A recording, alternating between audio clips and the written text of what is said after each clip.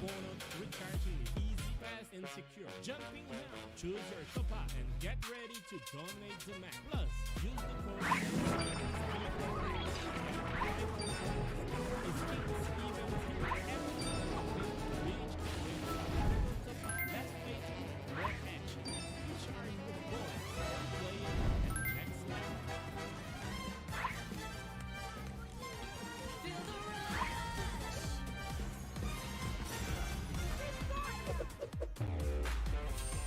We go higher. Poco X8 Pro.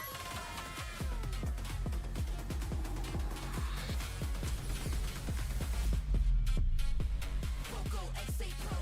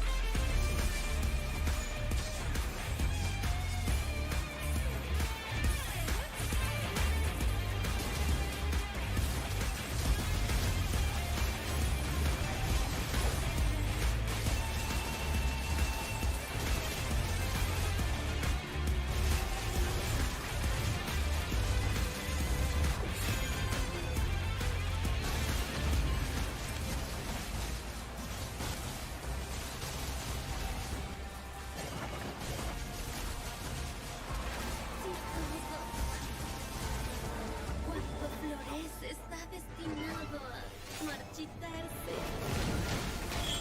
Entonces, inmortalizaré tu momento más radiante nunca. ¡Esplendor carmesí! Incluso algo tan burdo puede verse agraciado por una salpicadura de belleza.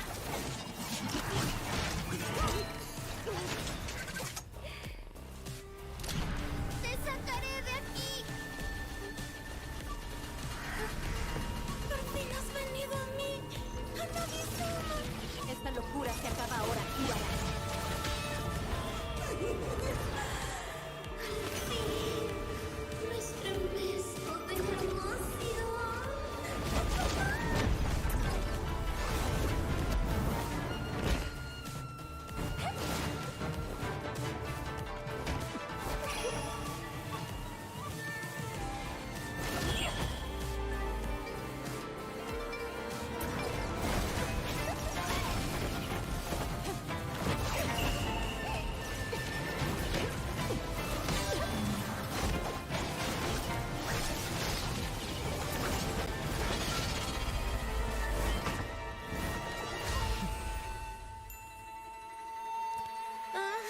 Tanta sed de sangre. ¿Acaso significa que Hanabi-sama por fin comprende a Hirana?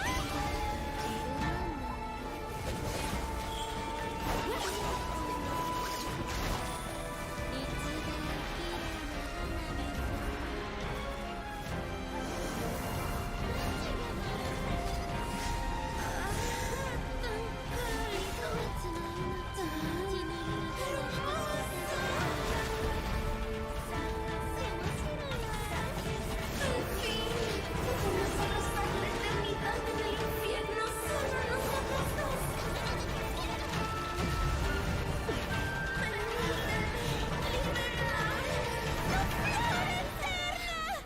格をつけよう。キララ。嬉しいな。ずっと夢見てたんよ。列車に落ちてけるこの瞬間。よう来てくれはったな。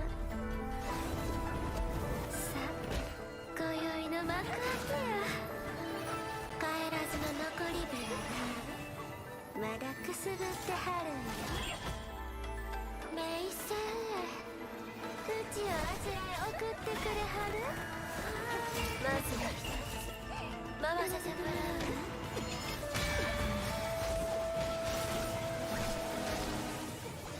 綺麗やろ。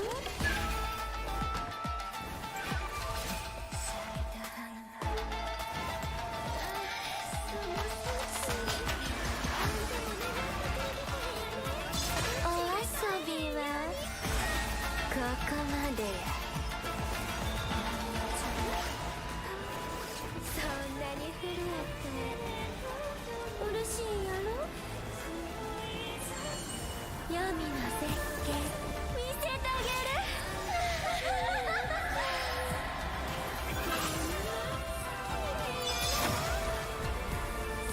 このセンスの中でずーっと咲いておくれやす。美しゅうてたまらんわ。咲かせてるさかい。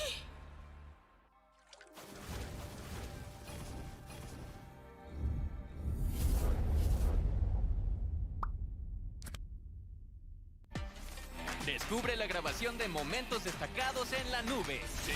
Comparte automáticamente tus momentos épicos al terminar la partida. Puedes usar el clip original de momentos destacados o elegir una plantilla para crear un corto de momentos destacados. También puedes generar un video de momentos destacados con un solo toque, como se muestra.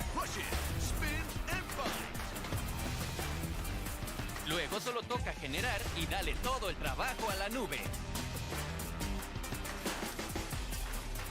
Una vez listo, podrás ver o compartir tus momentos destacados como se muestra, pero date prisa o caducarán.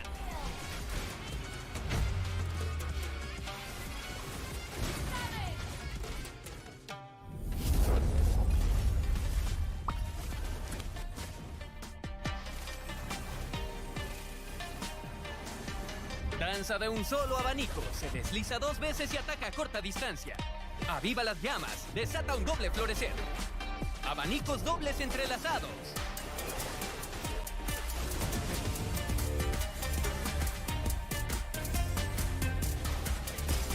Arremete, gira e inmoviliza.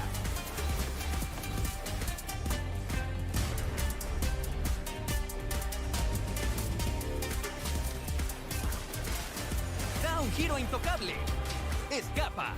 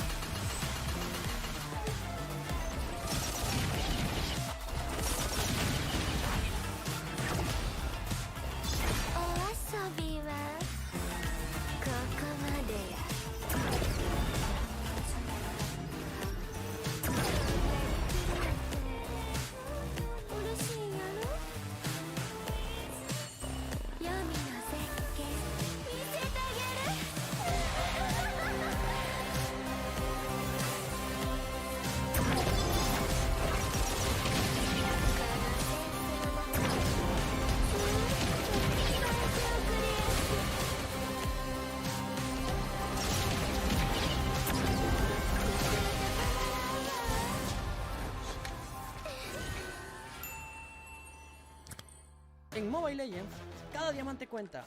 Y en Bonox, recargar es fácil, rápido y seguro. Entra ahora, elige tu recarga y prepárate para dominar la partida. Además, usa el código MCTMX para conseguir 5% de descuento. Skins, eventos, héroes, todo más cerca con una sola recarga. Menos vueltas, más acción. Recarga en Bonox y juega al siguiente nivel.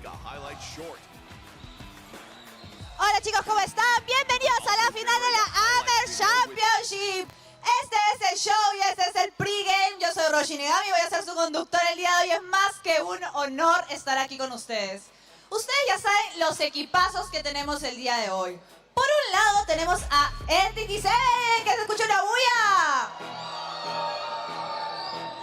Y por el otro, que se escucha el cariño latino para su oponente. Ustedes ya los conocen, son los chicos de ALPHA7 Norte.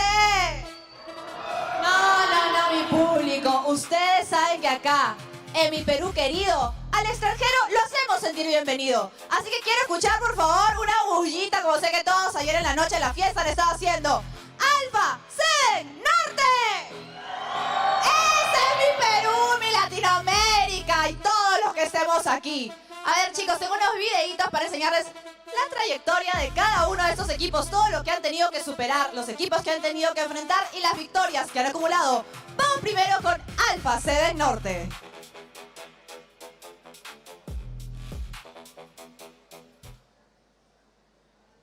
And obviously I have the best sub in the world too, with the best coach as well.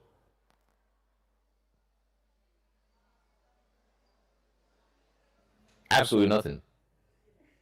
Well, yeah, they're from the south, so you know we had never been wrestling. So yeah, nothing so far.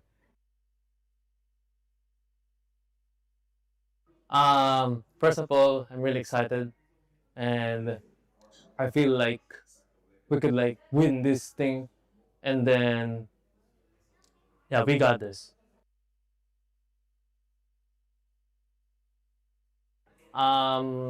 Actually, no teams, bro. Like, no one really scared us. No, I'm really not afraid of any teams right now, but I'm really excited to fight them all, and I respect those kids. Everything, because we don't know anything about them. Nothing. Nothing too, because we're kind of okay, a team. They'll be okay. I think we displayed it in our match against BTA when we were under pressure, but we managed to stay composed and adapt. Just better communication, trusting each other's calls, adjusting our approach, and that's it. Y esos fueron los chicos de ALPHA7 Norte. Esas respuestas nos han dejado mucho que pensar. Ahora vamos a ver un video del recorrido de algunas palabras y una entrevista de los chicos de ENTITY7. Vamos a ver. No sé, normal, no sentí nada, tipo, me da igual. Tipo, ya estuve mucho tiempo acá en el competitivo, me di cuenta de muchas cosas, muchas realidades y me di cuenta que no son tan buenos. Yo creo que para ser los mejores tuvimos que entrenar bastante, tuvimos mucha disciplina. Cada uno tuvo que poner de su parte y bueno, los resultados hablaron por sí solos. De ALPHA7 Norte no conozco mucho porque yo soy nuevo en el competitivo, en realidad entré el año pasado, entonces no sé nada de ellos, pero supongo que son buenos. En la partida donde fui Granger, recuerdo que me había empezado mal porque fue muy confiado y agresivo. Y nada, creo que después me concentré y no dejé que eso me bajara el ánimo y nada, después pude remontar la partida con mi equipo. Creo que, o sea, se nota claramente que empecé mal porque fue muy agresivo, me morí como 2 veces y ya después pude como, claramente no dejé que eso me afectara el mental y fui muy objetivo con la partida y bueno, pude remontarlo.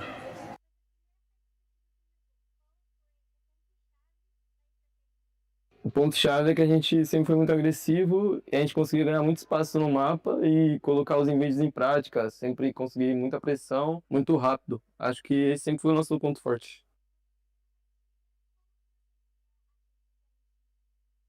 Acho que desde o início a gente já via a gente sendo finalista, mas a primeira partida foi contra a Influência e a gente saiu no 2-1. Mesmo com o resultado sendo bom e a gente estando muito confiante, a gente colocou mais tempo de treino porque não era o resultado mesmo que a gente esperava. A gente esperava um 2-0 e foi um resultado não muito esperado.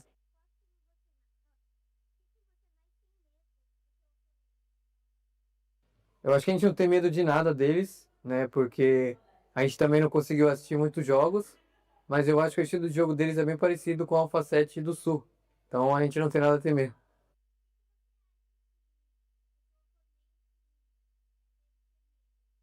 Eu acho que, como eles também não sabem como a gente joga, a nossa agressividade no começo do jogo, nosso estilo de composição é muito forte no early game. Então eu acho que eles deveriam tomar cuidado nessa parte. Y esas fueron las palabras de los chicos de ENTITY7. Quiero decirle a todo el público que en breves momentos vamos a iniciar con el show, se van a apagar las luces, así que por favor manténganse en su lugar, no empujen a nadie. Yo sé que hay gente muy bonita en el público el día de hoy, claro que sí. Por favor, tampoco estén coqueteando, no se estén pasando su user, no se estén poniendo relaciones en el juego todavía, que después es difícil de cambiar, se los digo yo. Así que, por favor, su ID al bolsillo, para después.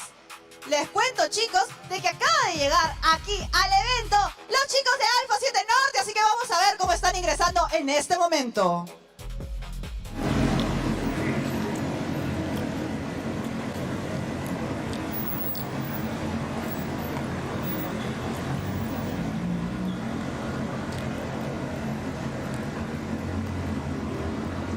Y ahora... That's it? A7 for the win. A7 for the win.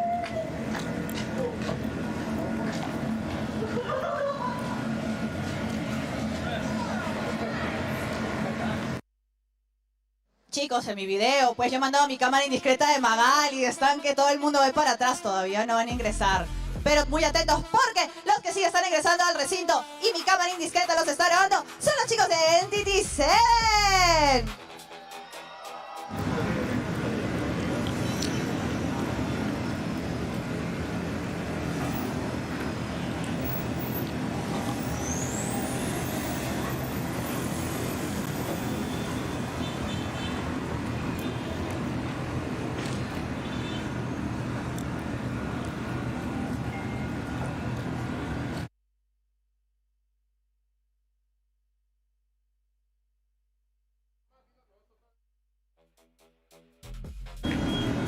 Tá vendo? Assim, venha dar certo segunda vez. Ajá, había más y no me dijeron. ¿Qué tal estuvo? ¿Bueno? ¿Malo? ¿Los vieron entrar calmados? ¿Sí? ¿Ustedes qué dicen? ¿La gente de ENTITY7 entró calmada con la mente en el juego? No los escucho. Yo creo que no quieren diamantes de premio. ¿Entraron calmados los chicos de ENTITY7? ¡Queremos diamantes! ¡Queremos skins! ¡Queremos jugar con Main Nana! Bueno, chicos, en breve vamos a comenzar este magno evento. De nuevo les voy a comentar que se van a apagar las luces. Por eso les pido, no se muevan de su lugar, no queremos ningún problema. ¿Está bien? Todo el mundo atento, todos somos adultos. Todo el mundo listo. Producción, dime si ya comenzamos con la cuenta regresiva. Y estamos listos para la cuenta regresiva y cuando se acabe habremos comenzado nuestra AMER Championship Show, la final. Ajá, nos hacen esperar, dicen. ¿Todavía falta algo, producción? Ya estamos, todo el mundo preparado.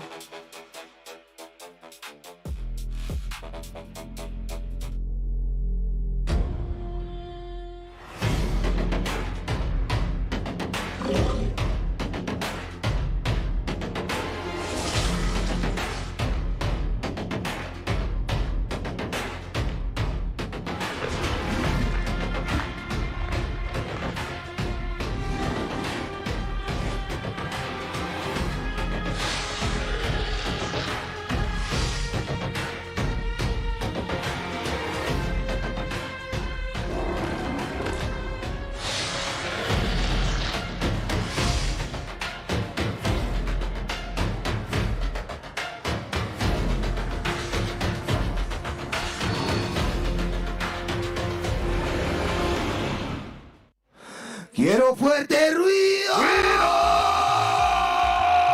¡Hola Perú! ¿Cómo estás? ¿Cómo estamos, gente? Hermano! Start no game, eu tô da vida só backline. Isso que te fica bravo se eu te pego. Eu vou te guardar com meu time, me avançar. DPS muito alto no estilo off-tech. Eita, dá um TP. A hitbox da jungle eu já vi. Esse som nunca vai subir. Ele sentimento do meu age. O MVP tá aqui, preciso de todo seu F. Você vai chegar do só esperar eu te carregar. Me deram um puff, então não vai ter como você ganhar. Número 1 no draft, é isso, Dash. GG, eu não jogo com o KS.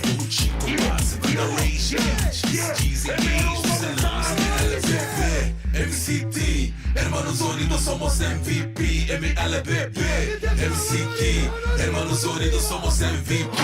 MLBB, MCT, hermanos unidos somos MVP. MLBB, MCT, hermanos unidos somos MVP.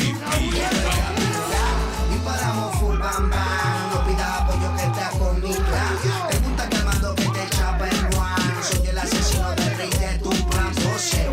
No me traigas un arquero que mi A10 que vi lo dejamos en cero. Estamos bajo cero mirando el puntero. Te mismo con blanco dominando el juego. Ok, respeta al rey, métele 100. Yo soy el counter del game, oh man. Use TP para volver y defender bien tu play. Usted no puede quedarse FK. Tiene que estar bien pesado para el combate. Si pierde su torre se quede en ya. Vamos por la lateral. El resto del equipo va granjeando Smash. Llegó el MVP del mundo virtual. Mi equipo está tranquilo, lo pienso callar. MCT, hermanos unidos somos MVP. MLBB, MCT, hermanos unidos somos MVP. MLBB, MCT, hermanos unidos somos MVP. MLBB, MCT, hermanos unidos somos MVP. Quiero ver puro ruido. Esta es la energía del Brasil. Ok, mano ruido para eso. Bienvenidos, gente. Aló, ahí estamos. Muchas gracias a mis raperos que han calentado los motores. Chicos, un aplauso para ellos. Uy. Nos vemos, hermanos.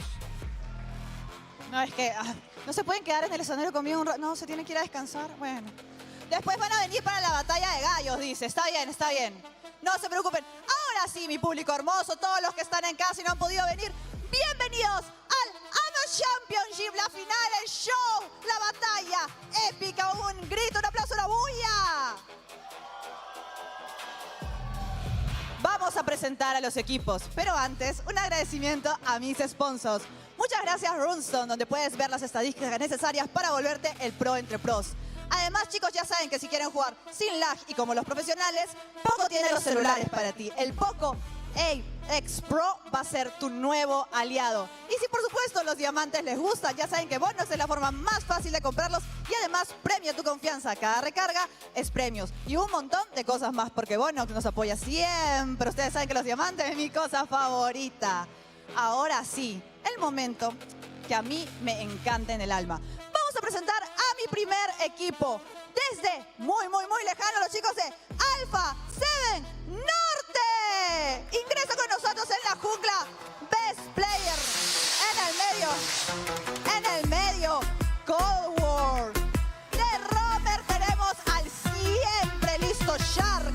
En el oro al preciso decía. Y en experiencia, Nats. Hello, my guys. Hello.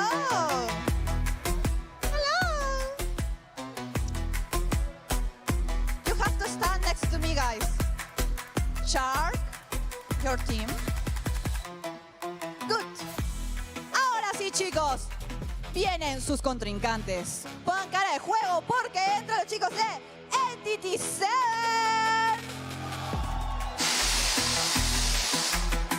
Ingresando en la jungla, Hayo Bush en el medio, Shin. Romer Bagin, lo aman y lo conocen en el oro, Doom. Y de experiencia, Akashi. Un grito para ellos.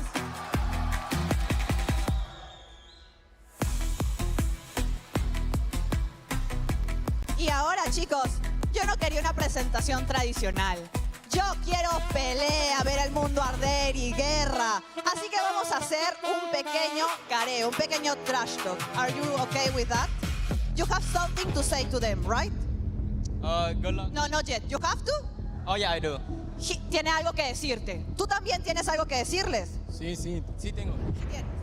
Pero como yo no voy a estar así, necesito que alguien me ayude con el micrófono. La conocen, la aman, su reportera y mi reportera favorita, Mapa.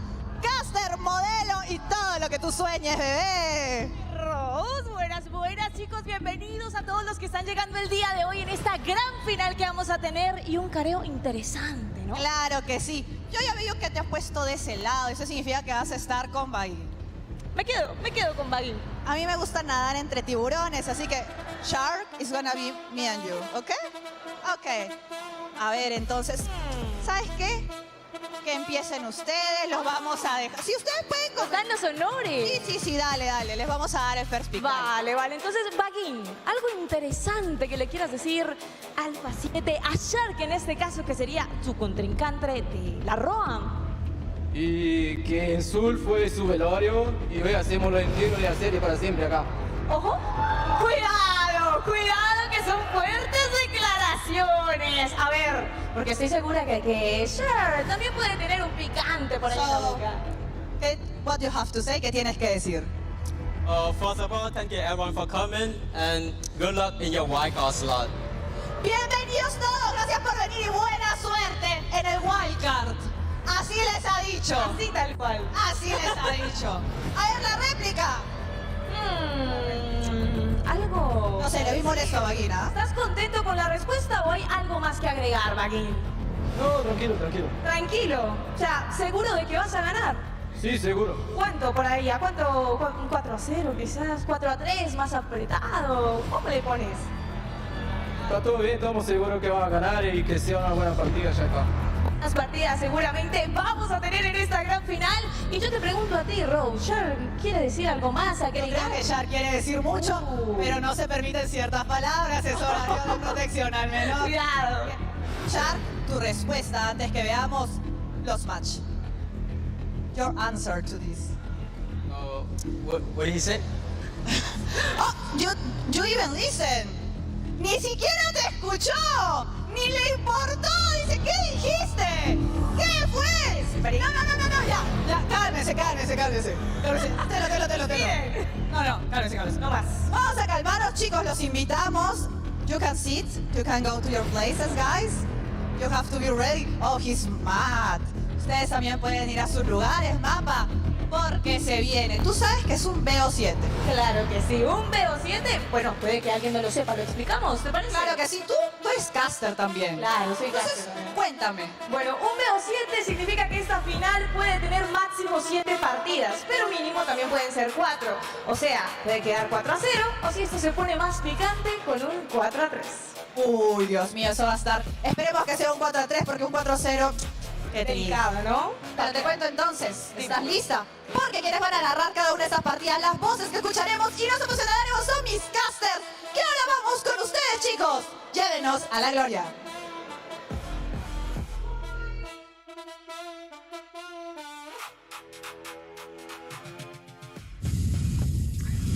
Welcome everybody to MCT AMER Grand Finals. We are finally on. Today, all eyes are on Peru as our finalists prepared for the battle for the championship.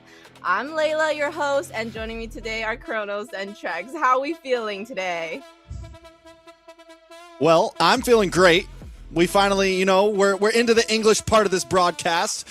No translations needed here. I'm hype about it. Shark, the boys from ALPHA7 are looking great. ENTITY7 looking great. It's the MCT America's Grand Finals. Kronos, are you ready for this? I'm doing fantastic. I'm hyped. I'm excited to see what's going on. Of course, for those of you who are waiting the entire time for the English broadcast to come up, don't worry, we're here. We're ready to bring you the action. But right now, if you ask me, with things going all around, I bet what Best Player and Z are thinking about all of that just for us to come from the north and take away the trophy. But ENTITY7 have a home crowd on their hands and they want to make things happen for themselves. So Layla, Trex is hype. I'm hype. The question is, are you?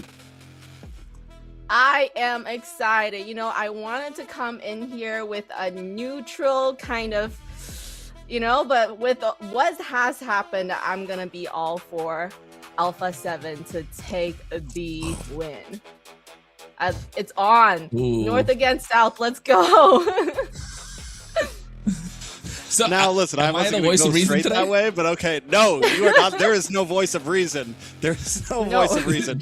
No, we're going to keep it clean. Obviously, we're obviously going to keep it clean. May the best team win today.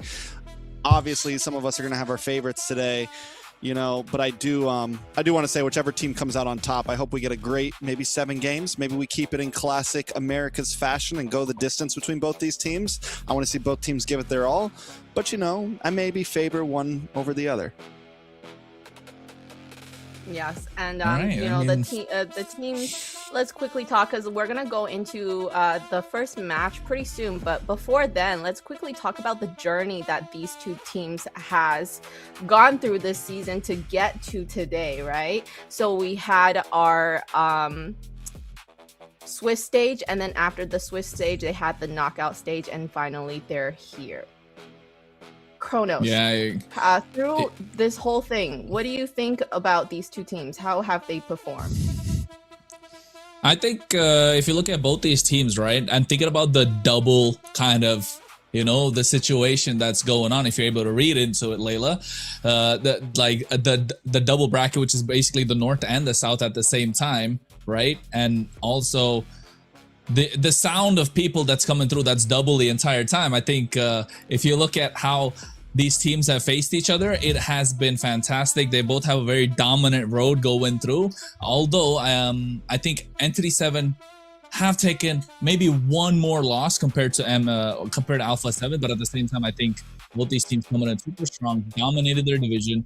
I think now when you put two giants head to head, it is going to be North versus South. I'm pretty excited because I think the only time it's ever happened is on like an international stage, but for the MCT Americas to come in and this is the first season ever, and we're already seeing the hype when it comes to what ALPHA7 versus ENTITY7. Yeah, I think ENTITY7 having the home crowd advantage, but I think ALPHA7 boys are there to dominate as well through in-game statistics, in-game play. You know, just show off what you can do in the game. It's not the crowd, white noise probably at the end of the day. Yeah, I mean, this isn't going to be the first time that the players on ALPHA7 have been in a foreign land with another team's crowd in front of them. You know, whether it's booing, cheering, whatever it is, this isn't any of their first experiences of that. So I don't think that's going to be too heavy of an effect. Obviously, there is a lot on the line for both teams here. One could even say that maybe ENTITY7 has it a bit harder because they have to show up today. They're the ones with the fans there. They're the ones that if they fail here, there's a lot more eyes watching in person. To whereas on the other side of things for ALPHA7, you walk in, you know there's no one to impress in that crowd. It's just you and your boys trying to pull this off. So I definitely think there's no way to really get into either team's heads, but ENTITY7 as well, right? Kronos, both of these teams have been there, done this in terms of live stage performances. Yeah, I agree. I think been there, done that, and not just that. Both these teams have international experience. I think that's the key factor, right? Every single member on both these teams have international experience, and I think that speaks volumes when it comes to kind of dominating the north side of MCT as well as the south side of the MCT. So I think both of them come with international experience. Of course, ENTITY7. Most of the players from ENTITY7 right now were the representatives for Latam in M7, Black Sentence Esports, right? And they formed a new team. The core remains the same. Shin, Hide on Bush, as well as Doom. These three have been playing together for the better half of 8 years, I'd say. About 6 to 8 years from what I know. And I think when you bring synergy that's been there for such a long time, it will translate into trophies. And usually when it comes to the south side of things, these are players that never go in as favorites, right? They don't have the hype behind them.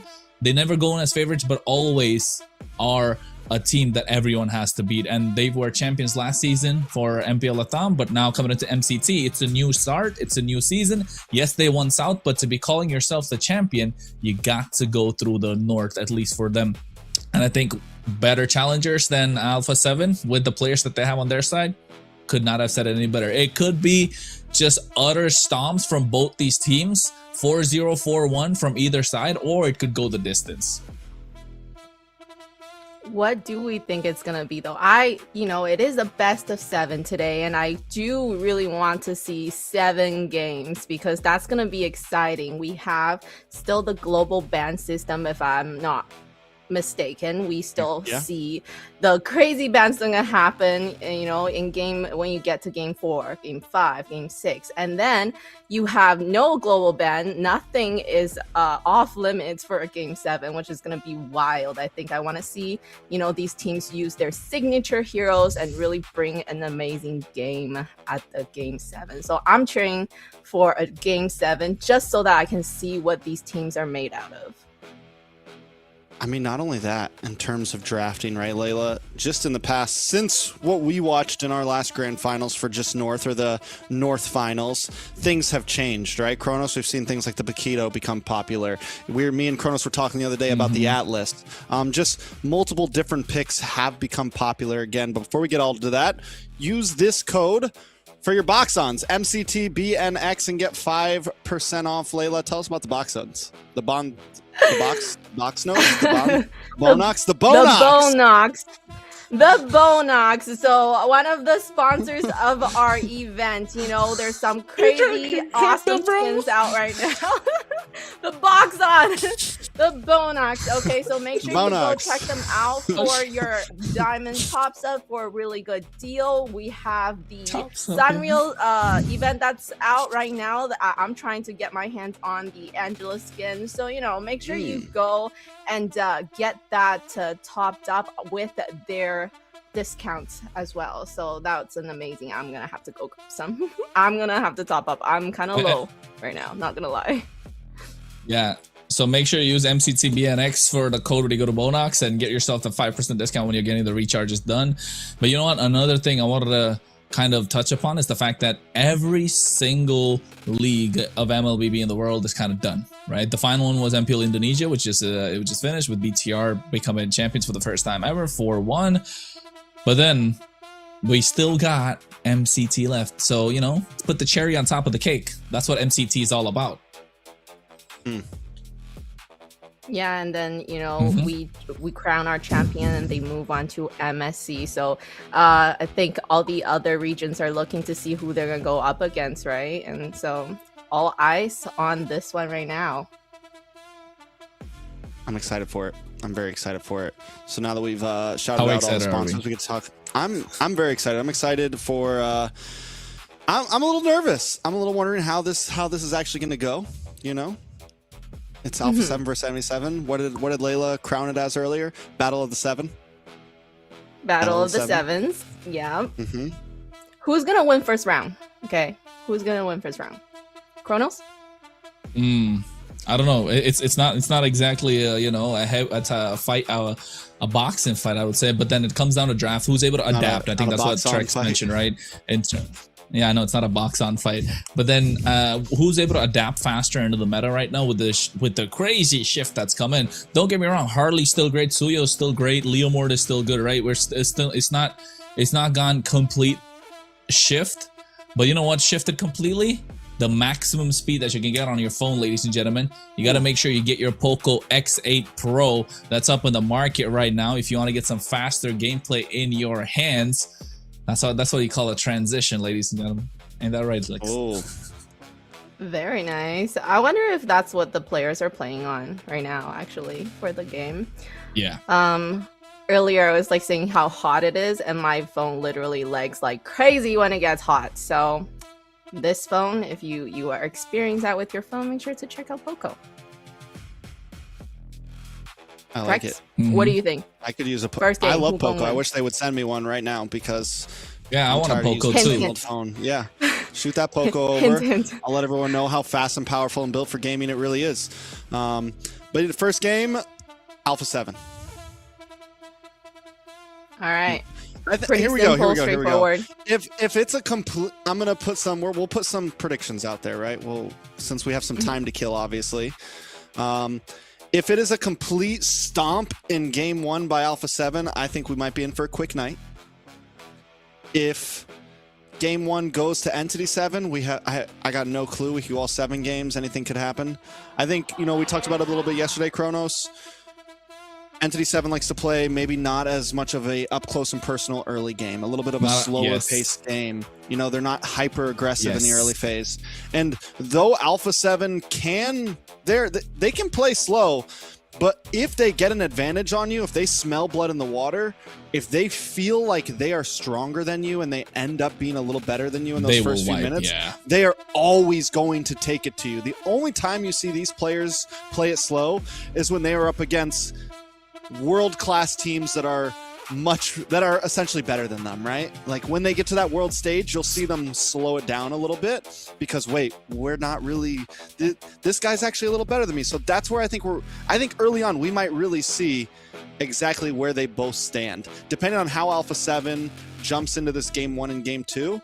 If they take it slow, maybe they'll respect them and it's like, okay, maybe we are at a 50-50 here. If they just jump in swinging and get the better of them, we might be in for an early night. Speaking of how they will enter the first match, because in the beginning we've heard, I think it was Shark saying that they've never played against them, right? So, you know, it's always been they're playing against the North teams and the South team, and this is going to be the first time they play against them. So I feel like for ALPHA7, they will kind of still test the water a little, not go like crazy insane, just to see what they're going up against. So for me, I feel like the first game is going to be a bit of a longer one just to see what they each other can do and then test it out. And then we'll see what happens in game 2, because I think then that's when they know, okay, who we're going up against. I think game 1's gonna be fast. Game 1's gonna be fast paced, right? It's got to be fast paced with the way that the meta is kind of changed. Hopefully, if teams are have already adapted. But hey, folks, you know what? Before we get onto it, I think we've got the teams up and ready in the arena, and they're ready to rock and roll. We're probably heading into draft soon. But to double down on what Trek said earlier, ENTITY7, it's not like they don't play fast play, it's not like they don't play high tempo, but they're not as high tempo as ALPHA7. So if ALPHA7 can play a very high tempo, get mid priority, I think that's gonna be the key factor here for ENTITY7 for them to take this series against ALPHA7. You want to get mid priority, right? You want to make sure Shin has a good game if you're ENTITY7, and you put the pressure onto Cold World, take away his Gore, which is a comfort pick, and then you can work something out, right? That's the idea ENTITY7 will have. But apart from that, I think ALPHA7 looking to apply pressure through Shark onto Vagin. Those are the two matchups I'm really interested in for the rest of the series. Because apart from that, I think Hide on Bush and Best Player, I think that's a 50-50 if you ask me. In terms of retribution, in terms of the way that they play, their style of play as well, it is pretty 50-50. Yes, Best Player has more advantage on the assassins, but Hide on Bush is clean. He rarely makes mistakes, and that's what's so good about him in being in the jungle, right, Trex? I can definitely agree with that. I think in terms of jungle, I don't see Best Player exactly having a extravagant advantage over Hide on Bush. Like, I don't think that there is a huge gap there. I think that could definitely be the spot that maybe ENTITY7 look for the advantage in. EXP lane, I want to see if Akashi can actually keep up with Nats. Obviously, you know, we've seen North American players get the better of Nats before. It's not like he is this invincible superstar in the Americas. He definitely has lost his lane before. The question is, can Akashi do that? You mentioned gold lane. I think for me, the major people to watch are going to be these off lanes: gold lane, EXP lane. Yes. If ENTITY7 can't keep up in that place, if we see Nats getting quicker rotations, if we see Zia getting quicker rotations, then there's going to be some problems for ENTITY7. Now, if Doom can get the advantage, if Akashi can do that, then they're going to be able to support that mid and make sure that Hide on Bush does get the better of Best Player, right? Because we feel like these junglers are at a 50-50, it's going to come down to the support of these off lanes to make sure that when they're in that turtle pit, when they're in that Lord pit, the jungler can actually have the advantage on that 50-50.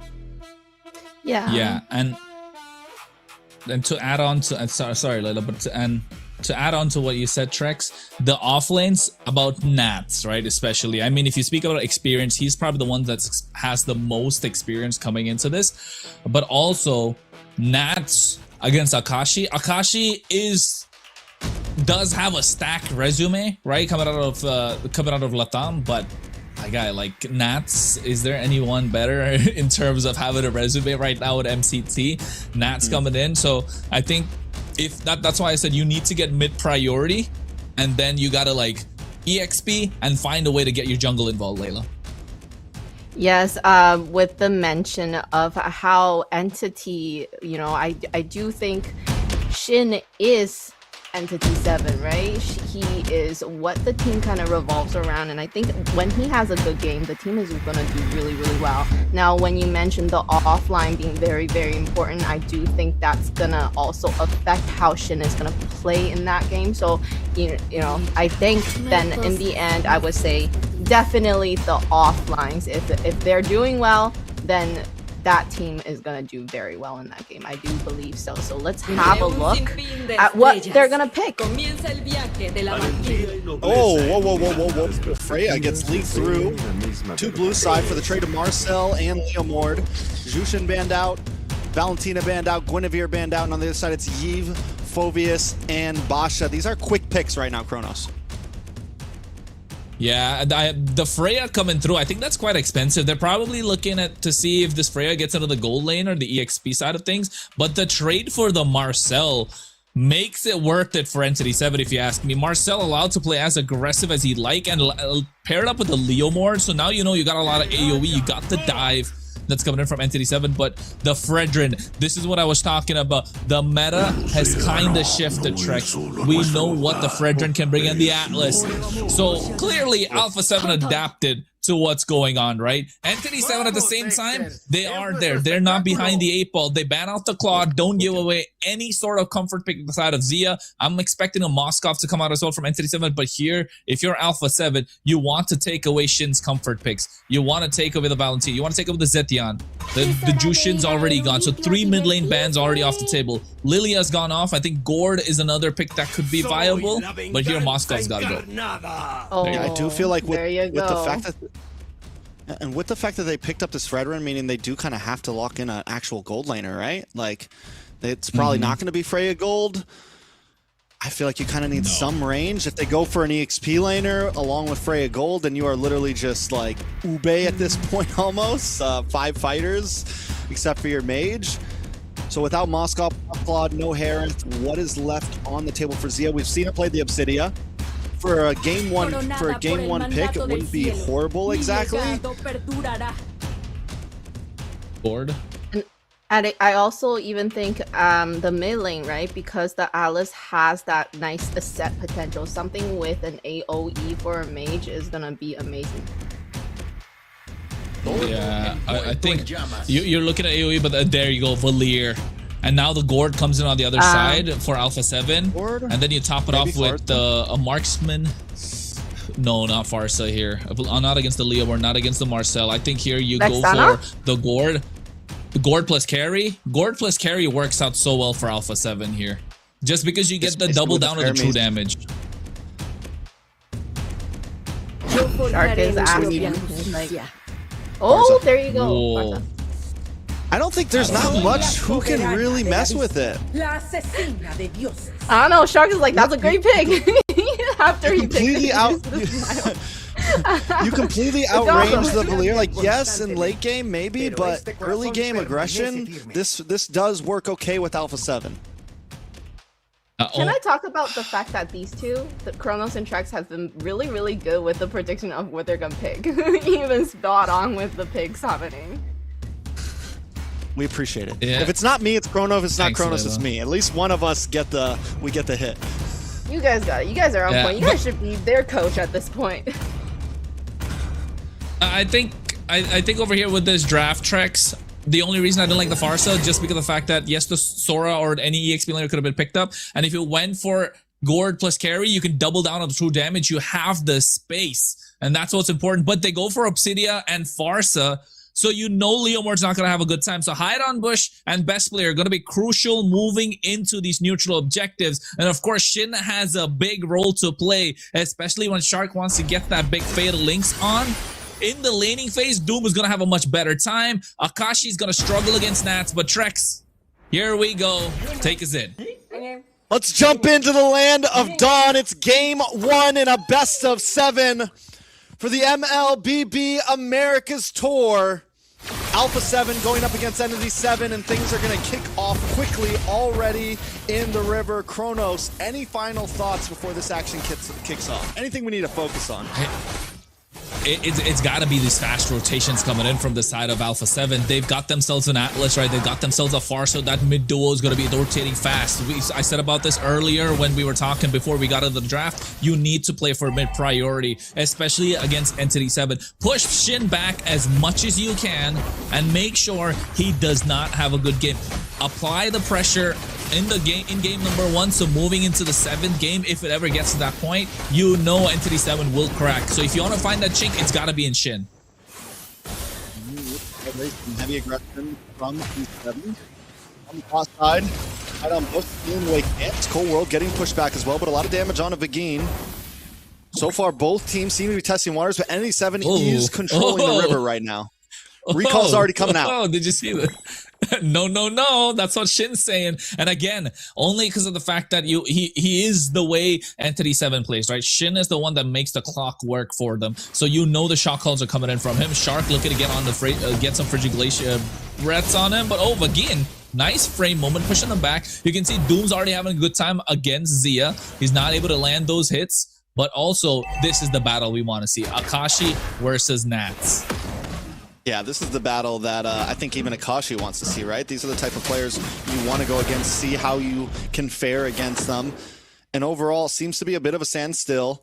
On the bot side as well, it's going to be Doom up against Zia, and these are the offlanes we're kind of excited to see play out. Nats does hit level 4 a little bit early, able to get some nice poke damage onto Akashi. Turtle is up as Nats makes his way down. Shin will hit level 4 as well soon. Vagine, not quite there yet, and Shark still sitting at level 2. Yeah, just hit level 3 right now. And another important thing to kind of point out here, Trex, is the fact that he's running Vengeance on this Freya. But Steed. Steed comes out. Shark brought very low, taking out Akashi, able to get first blood as Nats jumps in. Best player able to take the turtle though. Nats trying to get away from that airstrike, comes down, big damage onto Akashi. Behind on Bush is locked onto Cold World, and now a little more damage onto Nats. Nats finally falls. Vagine able to get the kill. Best player able to find Hide on Bush though, looking for more, trying to find another target. It's a double kill, make it a triple. Best player with the Maniac. Only 3 minutes in. Oh my god, 3 minutes in, he's already got 4 kills. It's not even 3 minutes, it's still 2:55. That's what I was talking about. A slight mistake coming from ENTITY7. Shin was not positioned correctly in that fight. Shark finding enough time, and Cold World with a feathered airstrike being hit. They didn't have what it took to take him down. The Steed went down early, so Cold World positioning himself really well and getting the feather airstrike down on point. And another thing I wanted to point out before that fight is the fact that ALPHA7 have big ticket ultimates. Once those ultimates are used up, the fight cannot be extended. ENTITY7 wants to go in these extended fights, but as long as Nats is present for ALPHA7, extended fights mean ALPHA7 will win. So ENTITY7 took down Nats first, but by the time they took him down, it was too little too late. Bombardment from the skies. The airstrike took him out. 4-2, and ENTITY7 already behind, but they still do have ways to turn it around, right? For sure, it's not a huge gold. It's only 300 gold right now, but still, 4 kills going to the hands of best player will be helpful. Level ahead of Hide on Bush right now. Here's the thing about the Farza, right? For the past year or so, it's not like it's been the most meta mage. It hasn't really, but it can still work as long as you play it correctly, and the timing on the ults are going to be crucial for Cold World, but the same thing goes to ENTITY7. It's kind of a little bit of a game of cat and mouse, right? You're waiting for the other person to pop their ult so that you can strike on them. So who can bait out those big triggers first? Cold World was able to hold off until the right time, get the damage, best player takes the risk, and it pulls off. ENTITY7 now going to need to rethink the way they approach this next turtle if they even want to go for it.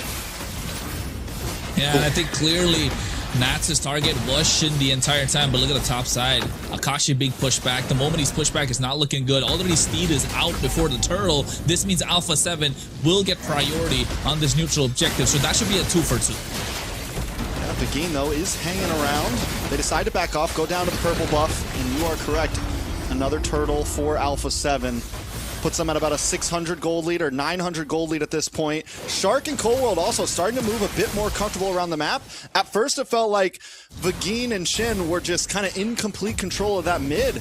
And even though ALPHA7 seems to be taking the long route around, Cold World takes some damage, but he's not, I mean, he's comfortable right now. We were worried about Cold World. We felt like he might be the weaker link, and he seems to really be willing to test the waters. Yeah, I think this is because of the fact that you got that range, right? The one thing you want the Pharsa to do is have range. You want to have the high ground. The moment you get the high ground, you're going to have a great time. You don't have anyone diving on top of you. And that's what the problem with this Valir is. It's going to be awkward to position yourself against the Pharsa. And that's why you said you like the Pharsa in this case, right? But you got Vagine who can dive on top of him. So if he gets a good dive with that frame moment to cancel out the feathered airstrike, will work out. But also when Akashi makes his way into these fights, those big storm binds will start working for ENTITY7. They're not really that much behind in goals, just 1,000 ALPHA7 though. Shark hasn't popped off yet. Extended team fights again. ENTITY7 will have a good time. Ooh, best player getting a little bit of poke off. They're going to go for this camp here. Vagine getting pushed back. They're going to get the stun. Feathered Airstrike comes down, gets a quick shot onto Doom. Vagine taking a shot to his face as well. Best player gets to re-engage onto Shin. Looking for the poke. Zia takes a tower. Best player in a bad spot though. Caught between multiple members. Shark not there to help out. It's a shutdown for Hide on Bush. A nice bit of gold into his pocket. Now Shark trying to get away, but the damage just way too much. He's taken out Doom. Gets the kill with the Zaman's force. That's 2 members down on the side of ALPHA7 North. Yeah, this is what I was talking about. You push them back a little bit, make it a little difficult for them to breathe, and that's what happens. The Feather Airstrike came in a little too early, right? Vagine took the most of the hits, and that was go time. This is the game of cat and mouse we were talking about. Again, look, the Feather Airstrike comes in early, Vagine dives in, forces the cancel, and now for the turtle is not going to be available for the next 30 seconds or so. So they're doing everything that they can to get this third one and find advantage to go into the first lord. Ooh, Shark gets the grab, pulls him back, in comes Ian, getting some nice damage as well. Hide on Bush still able to get the turtle. Shark goes down.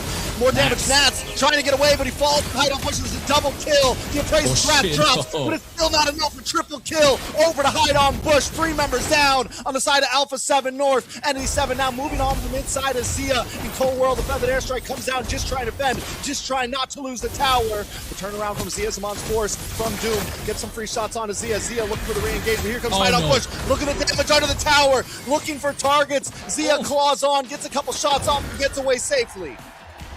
Yeah, the Hunt of Bone really crucial. Again, this is one of the most important factors if you're looking at Obsidian. That's why Zia is so good on this hero. It's been a great pocket pick for him. Because the moment he picks it up against a Leomord, that to Leomord does not have a good time, right? But folks, don't forget, it is still global ban. So if you're ENTITY7, you want the big W. You want to make sure this Leomord works out, the Harriet works out, the Marcel works out. You need to maximize what you can do. So the pressure this time is on ENTITY7, even though they have the lead. But same thing with ALPHA7, they won't get themselves this Atlas. They won't get themselves the Freya. So yes, there are expensive picks on both sides, but I think ENTITY7 are making it work right now. Mid-game slowly should be in their pocket. They need to find a way to shut down Nats. Otherwise, it's going to become a problem sooner or later. Yes, they've already taken them down early, but in terms of priority, river control, ALPHA7 have had that from the beginning of the game. It's just about when the Feather Airstrike pops, ENTITY7 go in hard. And the big question is too, when will Nats have the big moment? The Valkyrie's Ascent really hasn't been showing out. He keeps jumping in, just getting taken out quickly.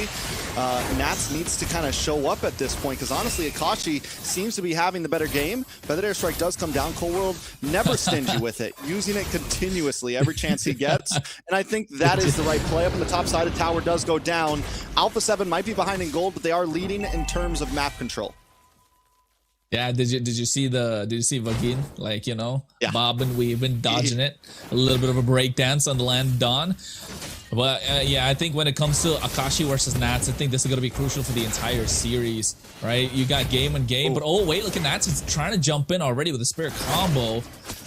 But on the other hand, ALPHA7 North get themselves control over the Lord after pushing out the long lane. Doom is giving it up, but it's okay to let go of the tier 2. They want this Lord. They want to contest. Vagine goes in. Frame moment. It's looking good for ALPHA7. Good airstrike. Comes down. ALPHA7 can slow play it though, right? Because bottom lane is pushing. Tower drops. A lot of damage from Shark, pushing Doom and Shin away as best player stays over at the Lord. Vagine watching Shin along with the Kashi as Nats hangs out in the top bush.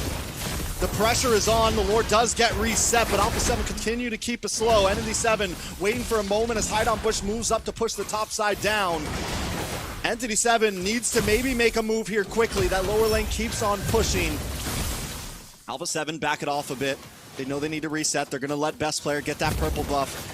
Does ENTITY7 make a call for the Lord pit here? Do they reset as well? Yeah, I think over here, ENTITY7 needs to go and get that long lane pushed in. The waves are piling, but slowly and surely, ENTITY7 have also got...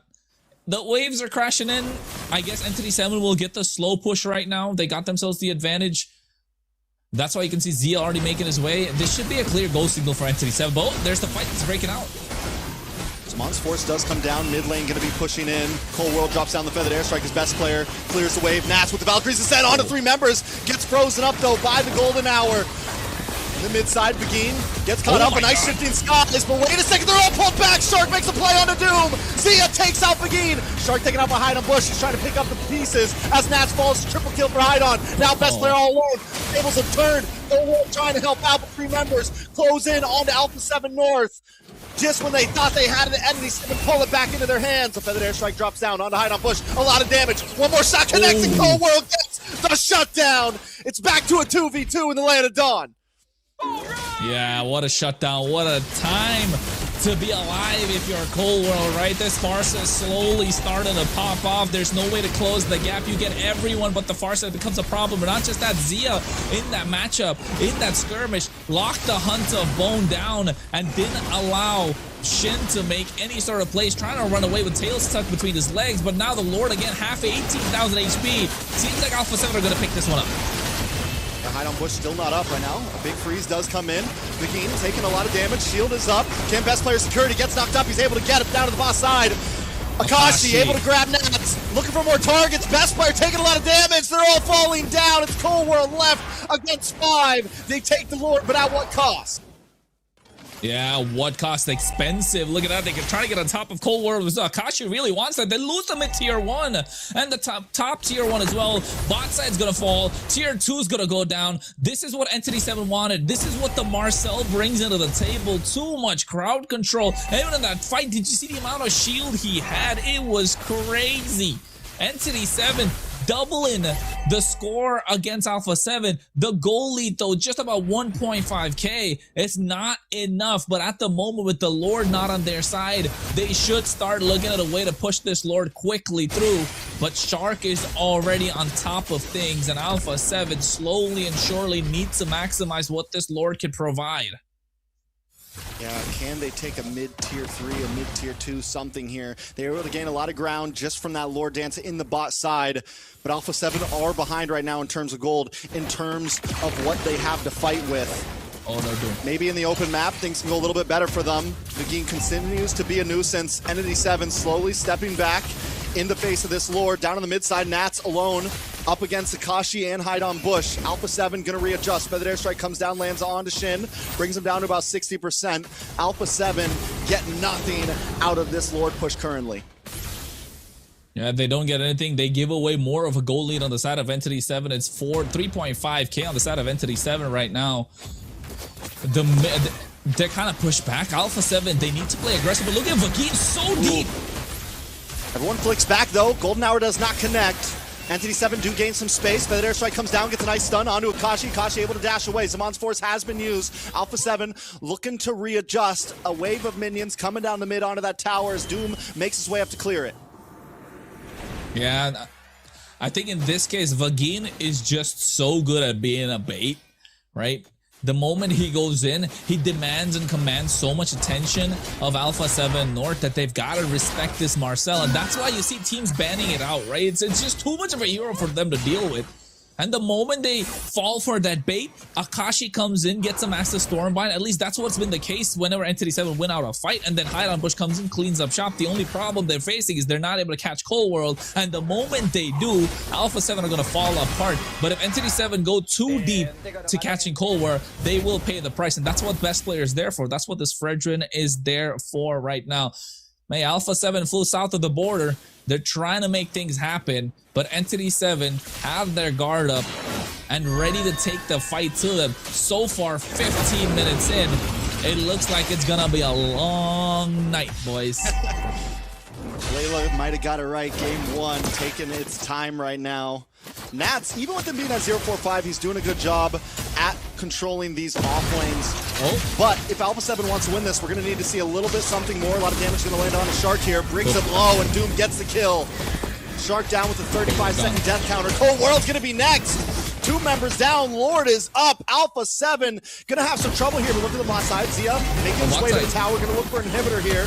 That is huge. Is he going to go for the steal? Best player looking to try to delay him. Nat's there as well. Don't know if he's going to be able to make a full push in as Akashi makes his way back, but still it's huge. Nat's now just trying to get away. Can he do it? Caught him between 4 members. No, finally taken out. The damage from Doom is just too much. Inhibitor drops, but ALPHA7's left with nothing but best player in Zia. Yeah, and I think, but the job is done right. They lose their inhibitor. They're able to alleviate some sort of pressure coming out from the side, from the long lane. But oh my God, best player's just taking too much damage at this point. Look at Doom. He's unstoppable. They're trying to delay as much as possible. Shark there in between multiple members as well. Lord will go to hide on Bush. Shark able to maybe just get away along with Cold World. Lord will be coming soon. They just need to clear these waves. They have lost an inhibitor. Minions are crashing in, but Entity7 definitely looking with a strong advantage right now. Yeah, Entity7 have the Lord in their favor. The longer the game goes, the stronger it becomes. It's not an evolved Lord, right? That's the thing. It's not an evolved Lord. It's going to be marching down the mid lane. It's coming in a little faster than Entity7 would like. They've not regrouped themselves. They've still got a wave pushing up on the top side. So this could be a little bit of a good news for ALPHA7. They need to find a way to blitz it down, but they don't have Zia, who's coming back up right now. So all 5 members going to be online for this defense. But Entity7 begin to get a massive golden hour, and that could trigger everything for Entity7 to work out. Their strike comes down. Shin takes a shot to the face. Best player bobs and weaves out. They're able to not lose the tower here. ALPHA7 hold on, defend. Entity7 move back to the jungle and back off. Can we talk about how Shark just went in and got a massive fatal links at the same time? But to his credit, if he wasn't able, if he didn't do that, then Entity7 would have jumped on top of him. The strike comes down once again. Begin able to get the golden hour onto 3 members, but Entity7 does not follow up. Oh, wait a second. Nats going way too deep. Is this the play to make, or is it a mistake? They respond quickly, taking out Nats. Best player in a little bit of trouble. Shark looking for the fatal links, able to walk on hide on Bush, but he just brings it back to Cold World, and now Cold World goes down. The Appraiser's Wrath connects to nothing. It connects to air. But Zia looking to find a new target, finds one, but falls for his misgivings. It's nothing but best player against 4, and a wave is crashing down the bot side. Entity7 looking to try to close this out. One mistake can throw ALPHA7 off of game 1, and that might just be what happens here as Entity7 close the distance. A big crash on a best player. He falls. They're onto the base. Entity7 take game number 1. In such a strong fashion, not like they just walked away with it. They gave ALPHA7 a run for their money. Yes, best player got a Maniac in the early game, but that's as good as it gets for them. After that, it was a slow chokehold coming from Entity7. Yes, they lost their grip a few times, but ALPHA7, hey man, feels like they're punching above their weight a little bit right now, but I might be speaking too soon. ALPHA7 will be coming in hard next game, because you know that could have been a wake-up call. Maybe all that talk and no bite, all that bark and no bite would have got to ALPHA7 right now, and they know they got to bring in their A game. But game number 1 dominated by Entity7. Apart from that Maniac that best player got in the early game, Layla. Yeah, let's just talk about the Maniac. It was great. We'll go back to that part only. No, entire team comp for ENTITY7, right? I mean, with the Shin, it's just anti-dive, and it's just disgusting with a Valier because you're slowing something like a Fredrin who's already so slow, and you just can't move with the skills that he's landing. And poor Shark, baby Shark right now. He's a baby Shark right now.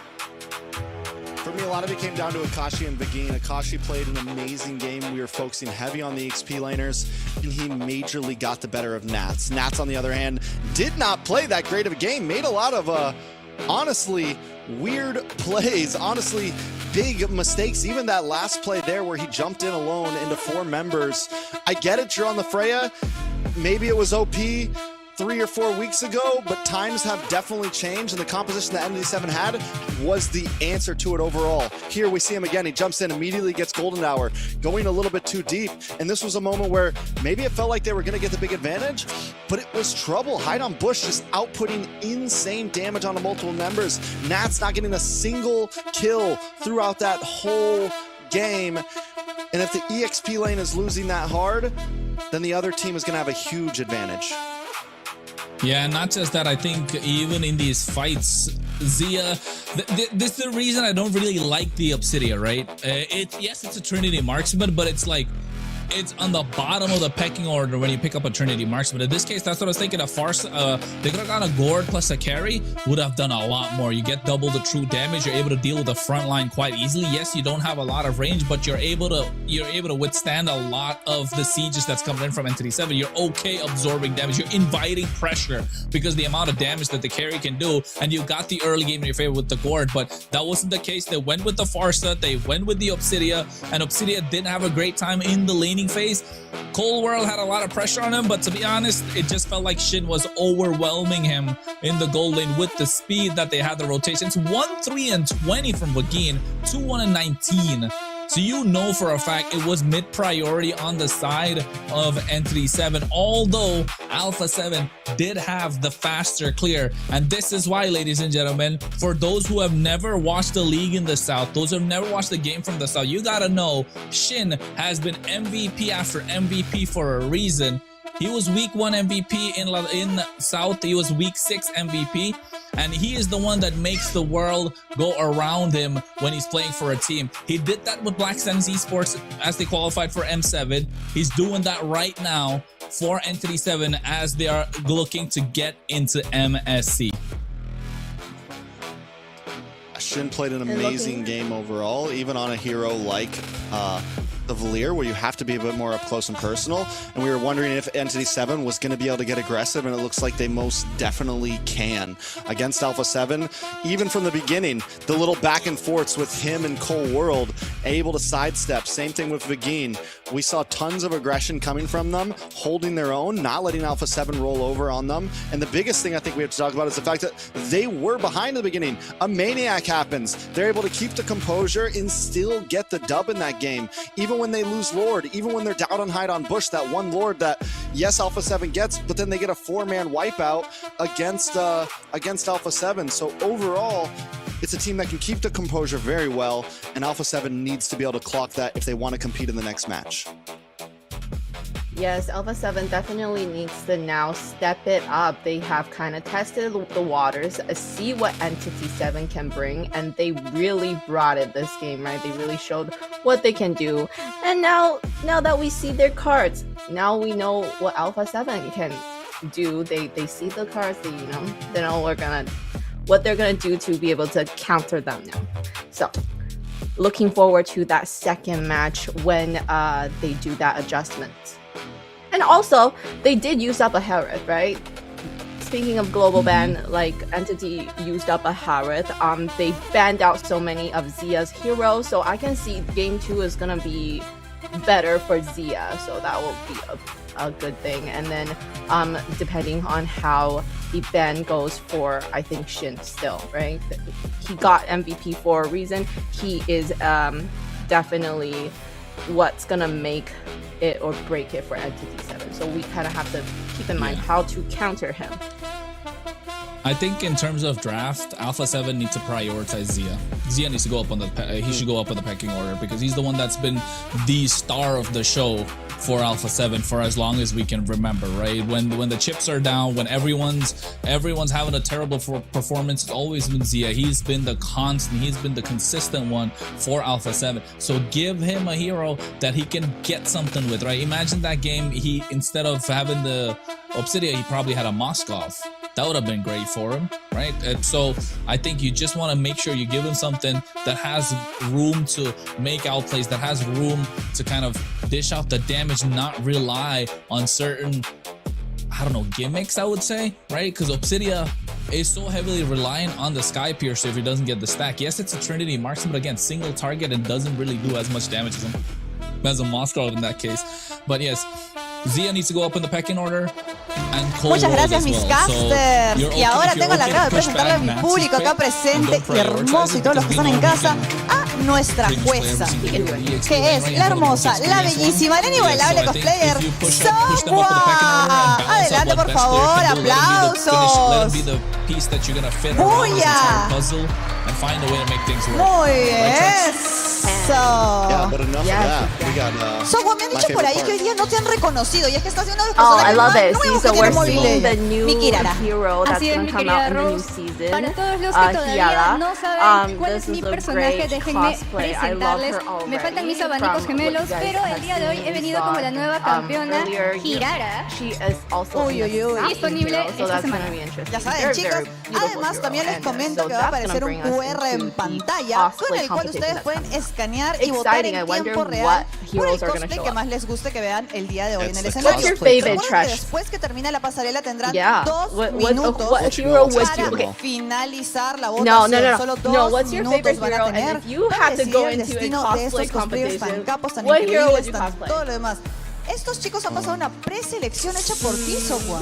Así es, mi querida Rose.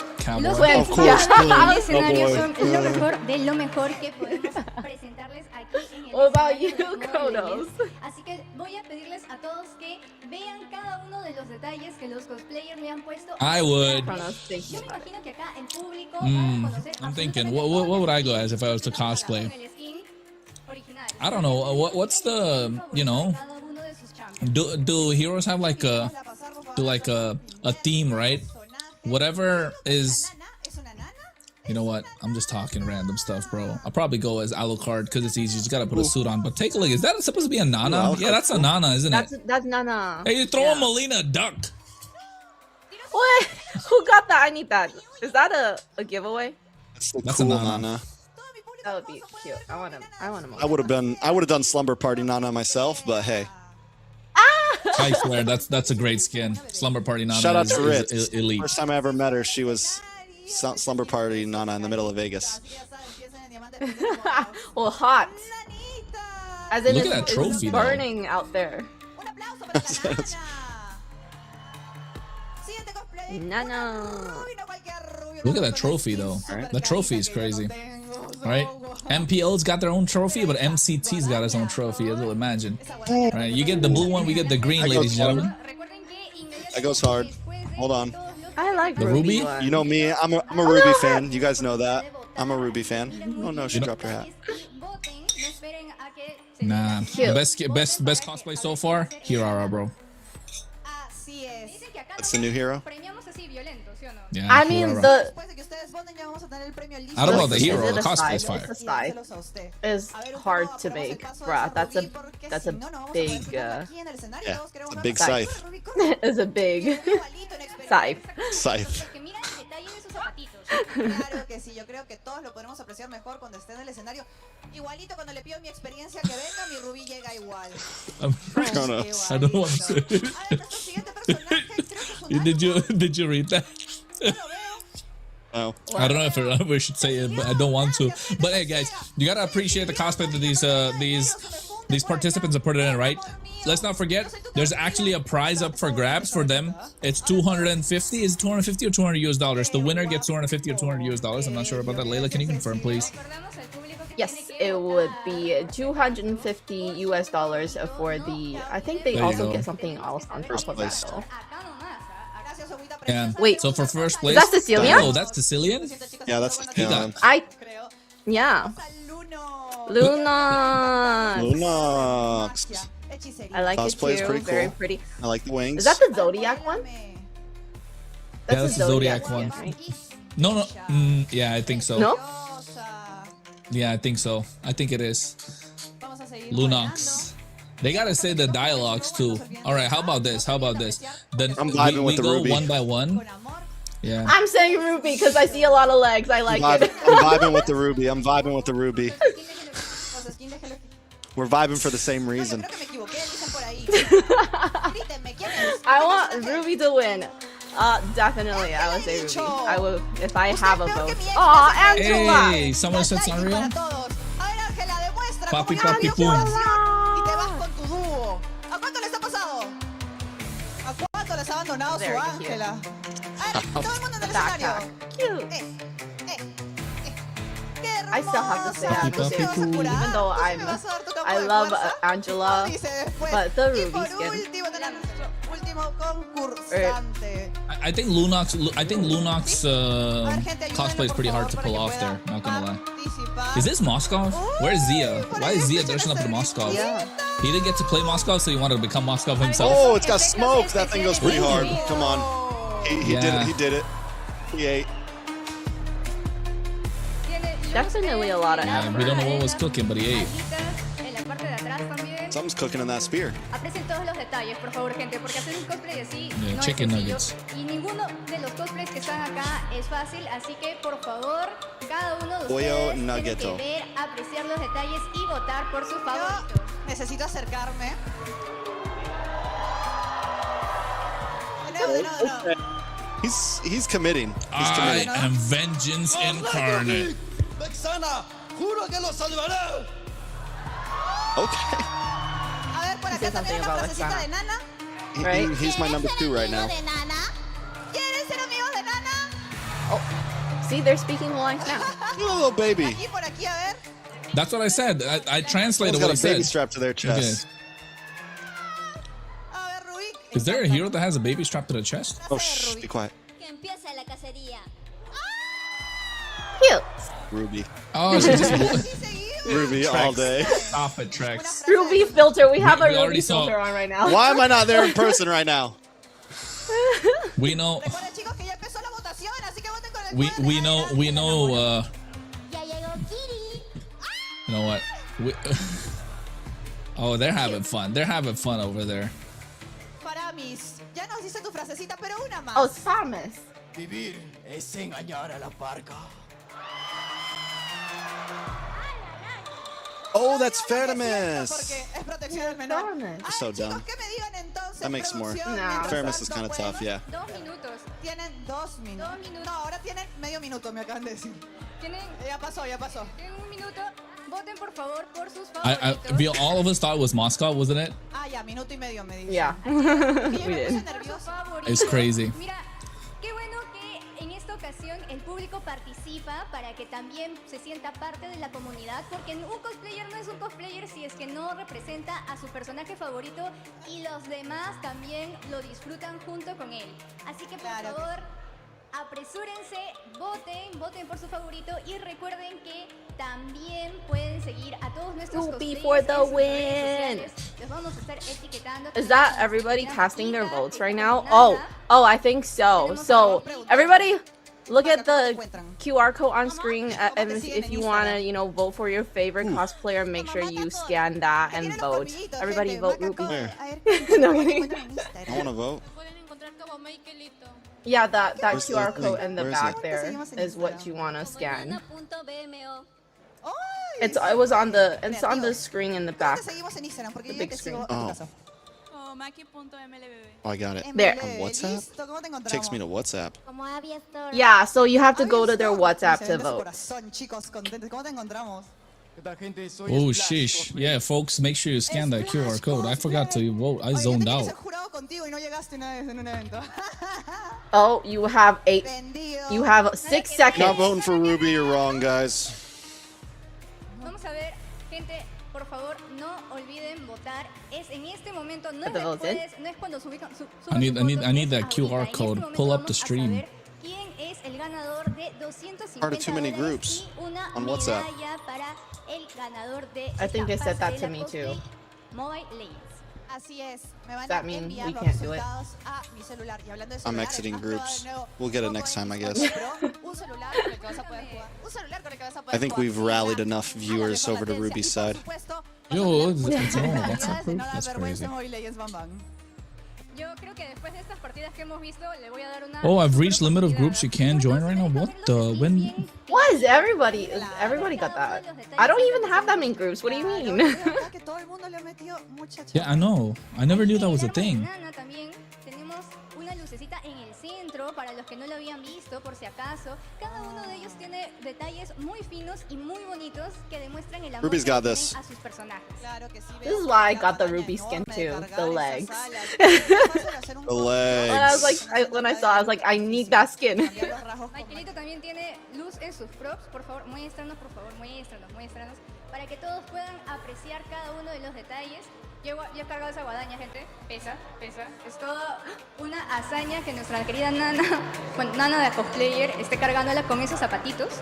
I think she's, I guess, making comments about. Whoa. A ver, chicos, producción. The me va a decir el legs. ganador. They heard you, Layla. The legs. Told you. A I ver, gotta- chicos, they entonces gotta ya tengo stop. el ganador que lo voy a mencionar. The eyes? The red eyes too? What? Wait, for the win? Faramis. For the win? Or is that like a runner-up? He got the dry I I mean, mean, you- smoking water, Yeah. Sogua, bro. dale cheque. Sogua, no te quedes Yeah. con el Yeah. cheque. Sogua, por favor. Sogua va a ser la entrega de el cheque que Faramis va a tener. Y porque en Mobile Legends Bam Bam nos encanta hacer extras y tener un extra. He won. También le haremos I mean, he deserved. He was my number de su 2. medalla. No quiere su medalla, gente, la rifamos. We ¿Ustedes just qué dicen? simping Para mí. for Ruby. Now we Trex. Win. Now we Trex Suéltalo, is. suéltalo. Sogua lo va a sostener por mí. Ahora tu medalla. To be honest, yeah, that's a fabulous Me and cosplay. Layla. Me too. We weren't talking about you, Unas Kronos. palabras del ganador para su Whatever. público. There is a Whatever. here. It's not just Trex. Bueno. I'm just being thrown under the bus right now. Pero Alta humildad. estuve. It's mira, okay, voy a we're a ni siquiera trio, dormido you porque travel estaba with terminando us. los últimos You can't- detalles you don't even have de que choice. me enteré. Yeah, I know that's what I'm saying. Voice of reason here, Y bueno, que iba a haber un Carlos. curso cosplay, ¿no? You're the voice of reason. Igual, gracias a los que me han apoyado y bueno. Gracias a todos. He actually Splash did well for that. Cosplay, el ganador He de did. la Yeah. There's a lot of pasarela detail on Mobile We that. didn't get it, then he deserved it. Así es. And I'm not gonna lie, like I the mean- way el ganador puede he acompañarme is like conmigo. composure and like Sogua, the way he terminamos el presents escenario himself, porque ya like kind of tenemos Faramis. aquí. No te preocupes, Sogua te va a ayudar con tu chequecito, ¿no es What? cierto, Like Soguita he was preciosa? just flying around with no Muchas legs? gracias, muchas gracias. No. Claro que sí, como ya ven en mi escenario, ya estamos This guy listos told para la you, siguiente bro. partida. No, he gave me Los that chicos like, están you sentados, know, like refrescados, han ido al it's baño, like han hecho nuevas the estrategias, death kind of han like. planeado, han hablado. Yeah, Yo veo que very- sus caras de Like juego he's ya about to están fucking, puestas. ooh, like he's about to bring it back to life. Sin más preámbulo, empieza la segunda partida y con ustedes, mis casters. Ooh, back to us. Yeah, we're gonna say hi again. Thanks for seeing our faces again, ladies and gentlemen. We're gonna be on soon as we get into game number 2. Draft should be underway pretty quickly. As game number 1 happened, you guys saw what happened with the cosplay. We mistook the Faramis for a Moskov, but it's all right. Things happen. Not the end of the world. It was the wings. It was the All right, wings. but also, it was the wings. Exactly, it was the wings that. And then honestly, we were so flabbergasted with all that smoke around the wand that I thought it was a spear. I just thought, he was radiating aura. Have you seen that skin? The epic skin on Moskov? It looked like that, didn't it? Yeah. Yeah, The Moskov so skin. I think the The players dragon are one. kind of getting ready Yeah. for game Fear of 2, dragon. right? I was with Speaking you. of Moskov, I'm hoping to see Zia on a Moskov in game 2. So Moskov, Harith, Claude, whatever. Any one of them will work. They've still got 3. The major thing is if they get one of those picks into his hands, they really got to win that game. I think what's going to be huge for ALPHA7 coming into this next series is they're probably not going to hold many punches in terms of draft. They will kind of do what Kronos was saying, where maybe we focus Zia, we focus some of these important picks, and that means it's going to be crucial on winning, because if they lose those picks, they already lost a game where maybe they had some prio. The Freya, I'm starting to put the Freya on fraud alert myself personally, but they had the Fredrin. Outside of that, nothing too major was lost, if I'm not wrong, right? I mean, it was just Farza, it was Obsidia, the Atlas. Yes, Atlas. But as you can see, there are answers to it, right? There are answers to it. Even there, if you have enough of a good front line, something like the Leomord, it can be hard to dive in and really pull a lot off. So we'll see how it pulls off. I think since it's global ban, right? I think ALPHA7 are probably okay letting it go. That's one of the important things I would say. For the fact that it's global ban, they're allowed to breathe. Even though the Atlas is gone, it's okay. Shark can still pick up the Grok that we know. There's still the Cho that he's really good at. So there are plenty of options. The Kaja is another great option if they want to go for a Guinevere, Kalea. So plethora of options to choose from. But my only thing is, again, coming back into the jungle side of things, how deep does best player's pocket go?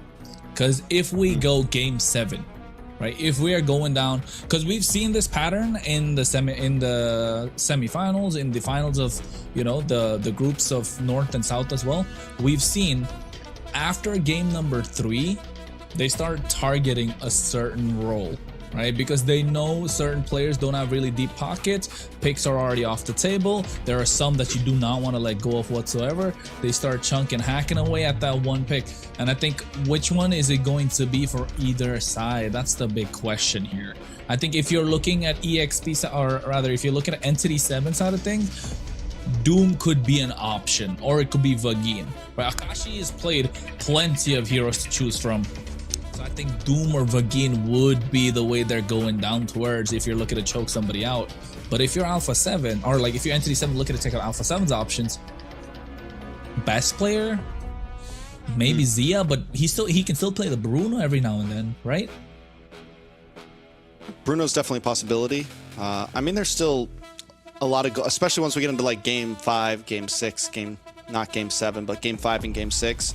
Yeah, there's definitely the possibility of seeing something like a Bruno or Beatrix. You know, there's some of those picks are still possible to pull up and work, especially when Harris and Claudes and all those things are gone. So we'll see how it goes. We'll see if we get to a game 5. You know, I mean, there's always a possibility that ENTITY7 could just keep this flow going. Can ALPHA7 actually, you know, catch themselves back together? And I think, are we going into the draft soon? I mean, like, speaking of the first match, you know, with the draft pick, they banned out a lot of Shin's mages. So, you know, for that first game, they really try to deny Shin some of the really OP heroes. And then for ENTITY7, they denied Zia. So for this second game, are they still going to be doing that?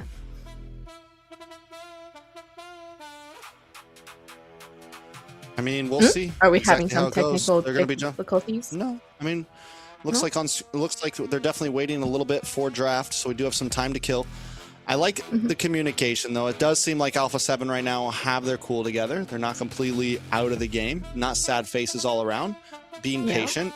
And this is what me and Kronos were talking about, is both teams seem to still be keeping their cool. Even after that first win, ENTITY7 didn't pop off, you know? They're like, okay, we got the win. It's not over yet. When they all stood up after the win, it wasn't like huge excitement over everyone. They know that there is still a road ahead of them, and both teams aren't letting excitement get in the way. They're not letting problems get in the way, and that's the type of composure you want to see. I don't want to see Nats with that yawn. We got to calm that down.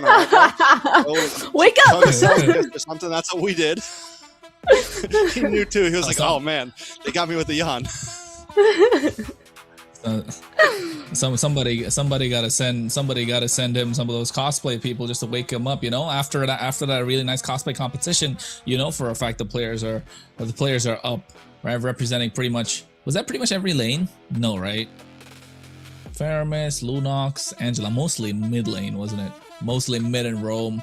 So yeah, I bet the players are definitely having a fun time, right? If they end up on the winning side or the losing side, of course they want to be on the winning side to get themselves the MSC slot, and the loser goes to the wild card. Regardless of who wins or loses, ladies and gentlemen, both these teams will be traveling to Paris, right? One for the wild card, one for the main stage slot. And at this point, after looking at the wild card, man, I don't want to be there. I think for the first time in a very long time, the wild card looks super stacked, right? When it comes down to an international, either M Series or MSC. I don't think I've ever seen the wild card being this stacked right now. So whoever ends up being in the wild card, they know they're going to have a really rough time getting to the main stage. But I think regardless of what happens, both these teams need to pull up in terms of what the draft has to offer. But because in the previous game, ALPHA7, the draft didn't really look too good.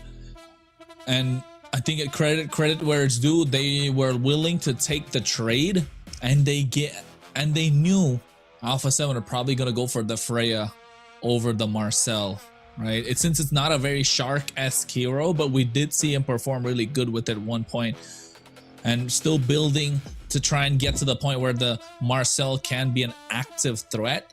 2 minutes to the draft, ladies and gentlemen. Both the teams are prepping up, getting their strategies on point, hydrating themselves. So yeah, I think in this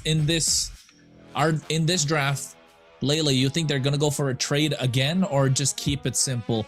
Don't try and reach too far. I like what you said about, giving Zia that prio pick is gonna do a lot for ALPHA7, but I still think they should be banning Shin. Don't ban any here, ban Shin, please.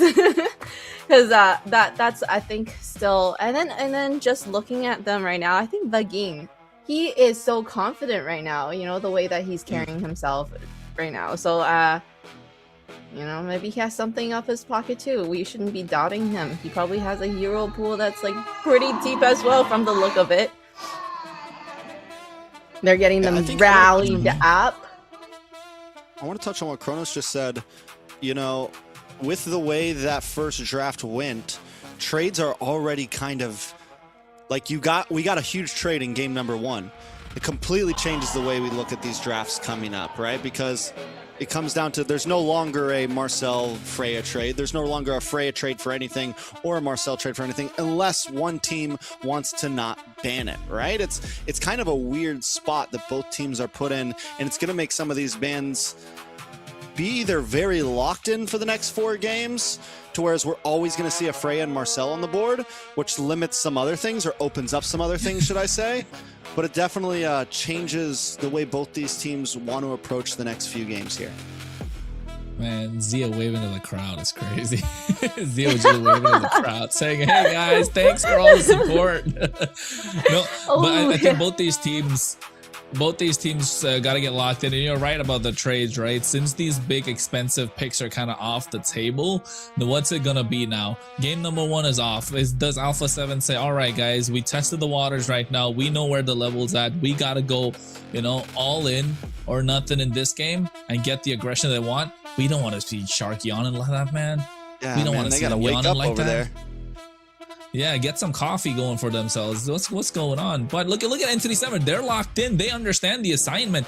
They got it on their jerseys. E for engage. That's a fabulous jersey, by the way. I want to get one of those. Need to DM Haram Bush and Shin like, yo guys, throw us a couple of those jerseys. Right. Just saying. Trex, you gotta pick it up, bro. I like ALPHA7's jersey. The holographic. It's not bad. Cool. Ooh, yeah, the shiny. It reminds me of Esther's skin. You got the reverse hollow. Right. Reminds the blacklist one for Estes holographic. Yeah. It's pretty good. Fair enough. We jump into the draft though. ALPHA7 get blue side again.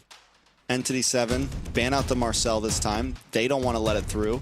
ALPHA7 no longer has to worry, or ALPHA7 are the ones that are going to have to worry about banning the Freya if that's something they don't want ENTITY7 to get their hands on. Yeah, they gotta ban it out. You gotta respect the Freya, right? Gonna have to replace the Eve ban that they banned in game 1. So and you don't want to give Shin a Eve, man. No, they banned that out, definitely. They should still ban that out, and the Lilia too, I think. But with ENTITY7, they played Marcel and they played Haworth, so they're banning those 2 heroes. So that they really brought it in the first game. They took 2 heroes that they thought was gonna be very important. They do give up the Freya here, though. There we go. Keto. Pack. I've seen a lot of Paquitos out there. It's meta. It's probably the it's probably the only pick right now that's justifiable as blue side pick 1. Right now, apart from Marcel. If there's a pick that Nat should do well on, it should be this too.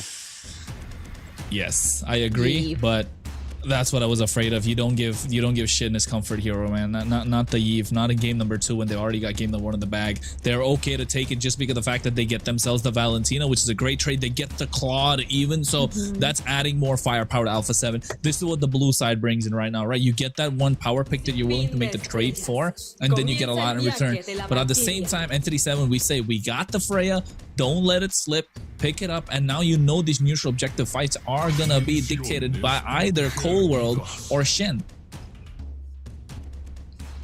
The Eve though and the Freya, I mean overall ENTITY7's draft works well together too, right? They get the Freya, this time they get it paired up with something that combos very well with it, and that is the Eve, something that can trap you in the box, something that can hold you in, and then the Freya keeps you in even longer if you're able to pair up those knockups around the RWM. On the side of ALPHA7 though, yes, it's aggression, it's comfort, it's exactly kind of what these players would want in their hands. If there's anyone that I want to see play the pack, it's definitely Nats, but I thought the same thing about the Freya, so at this point, I'm a little bit worried about Nats coming into this game on another very aggressive EXP laner. Can he be the one to, you know, start getting those kills on the board? You're right, because now they're missing that heavy front line. Yeah, Paquito does do really well under the Freya though. And they don't have a Basha, so what kind of jungle are they going to have that is gonna act as a front line for them, right? Well, we still have we still have Shark to pick a front line for them as well. The Hilda's gone. Trex, to double down on what you said, Pack does really well against the Freya. That's one of the ways that you kind of, you know, that's one way to kind of stop the Freya from getting out of control. Pack does have fast clear. You're a threat to the Eve, but here Marcel's already taken off. Hilda's gone. Gato Kacha comes in. So there's a couple of ways to deal with the Valentina, right? There are a couple of ways to deal with the Valentina. You either go too crazy in terms of the ultimates that you have, so you're confused on the Valentina, or you just don't give anything. But in this case, they've got a lot. They've got the Valkyrie Descent, the AOG, the Violet Requiem's also pretty decent. You get yourselves the RWM. I think that's the most favorable one if you're Cold World, but in this case, what do they go for? They got to get themselves a Roam, Khalid to get some mid prio. This is very strong. Valentina, Khalid. We know how the meta started when MCT started, with these two being prioritized high up the pecking order. But look how far they've fallen off in terms of what the meta has to offer right now, Trex. Yeah, I mean, Leo Mord, right now, this is the composition that ALPHA7, I think, really wants. This is the composition that if they're going to pull off a game, it's something aggressive like this. But ENTITY7 has already shown that in the face of aggression, they can hold strong. And with the composition they have, they also have some stiff arms. They have the ability to RWM best player. I've heard it out of your own lips, Kronos. You know, the Leo Mord sometimes doesn't have a good time against the Eve. Luckily for ALPHA7, they have Shark to answer that. It's a lot of, you know, rock, paper, scissors in this lineup, Layla.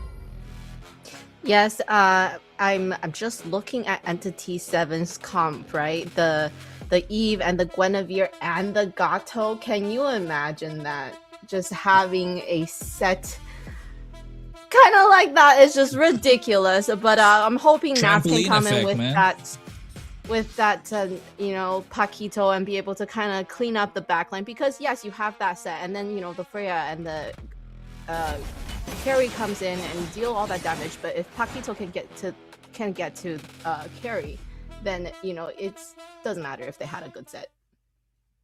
All right, it's game number 2. ENTITY7 takes it all in game 1 in this best of 7. Now Alpha looking for the revenge game. Can they do it to tie up the score, Kronos? Yeah, really good start though. If this is the way to tie up the score, it's a really good start for ALPHA7. 20 seconds in, already a lot of damage to Vagin. You force out the region early. So now you know for a fact that they're not able to get priority in terms of rotation. This is what the Valentina plus the Khalid offers, right? High damage output in the early game. You get yourself control of the river. And now along with the Leomord, you add more problems. You force Hiron Bush to make a rotation in the mid lane, free up a little bit of breathing room for Vagin. It could be first blood early. Ooh, Shark is forced to flicker back. Kind of stuck on best player right now. Little Wander, I think, does go to the side of ENTITY7 in the mid side. ENTITY7 now pushing in, looking to steal a camp from the side of ALPHA7 North, and down goes Cold World. First blood over to Shin right now. Shark Force back as well. This is what I was talking about, man. You don't want to give Shin his Eve. He's been a monster. But ALPHA7 did have a better start, though. It started going wrong when Hideout Bush made the rotation early into the mid lane, catching Cold World and Shark off guard. Shark biting more than he can chew, and then all of a sudden, force the flicker. You force Cold World back, and Shin is having a good time. He flickered forward for that kill, too. Right, so no flicker is going to be there for both these mid laners. Shark is not going to have his flicker on time as well for this turtle. Vagin should have the revitalize maybe just after the fight, but Doom has been the target. Need to slow down this carry as much as possible. Give Zia the advantage as they prioritize the Claude in the draft. And Zia did pick up the Purify. Vagin with the Revitalize, no Purifies on the side of ENTITY7, but they don't really need her, right? On the side of ALPHA7 North, Cold World, Shark, Nats are going to have to watch out for those big knockups. They are going to have to watch out for all of this crowd control. They went for the more aggressive flickers. They went for that aggressive play that they like to do, but it's already not really showing up for them. They're down a kill. They don't have control of this Lord right now. Best player going to make his way in. A lot of damage onto Vagin, but he's able to flicker back. Best player able to get the kill, though. Now, with the steed out, Zia goes down up at the top side. Best player falls to Akashi, and it's looking bad for the side of ALPHA7 North. More damage on a Cold World. He tries to dash away.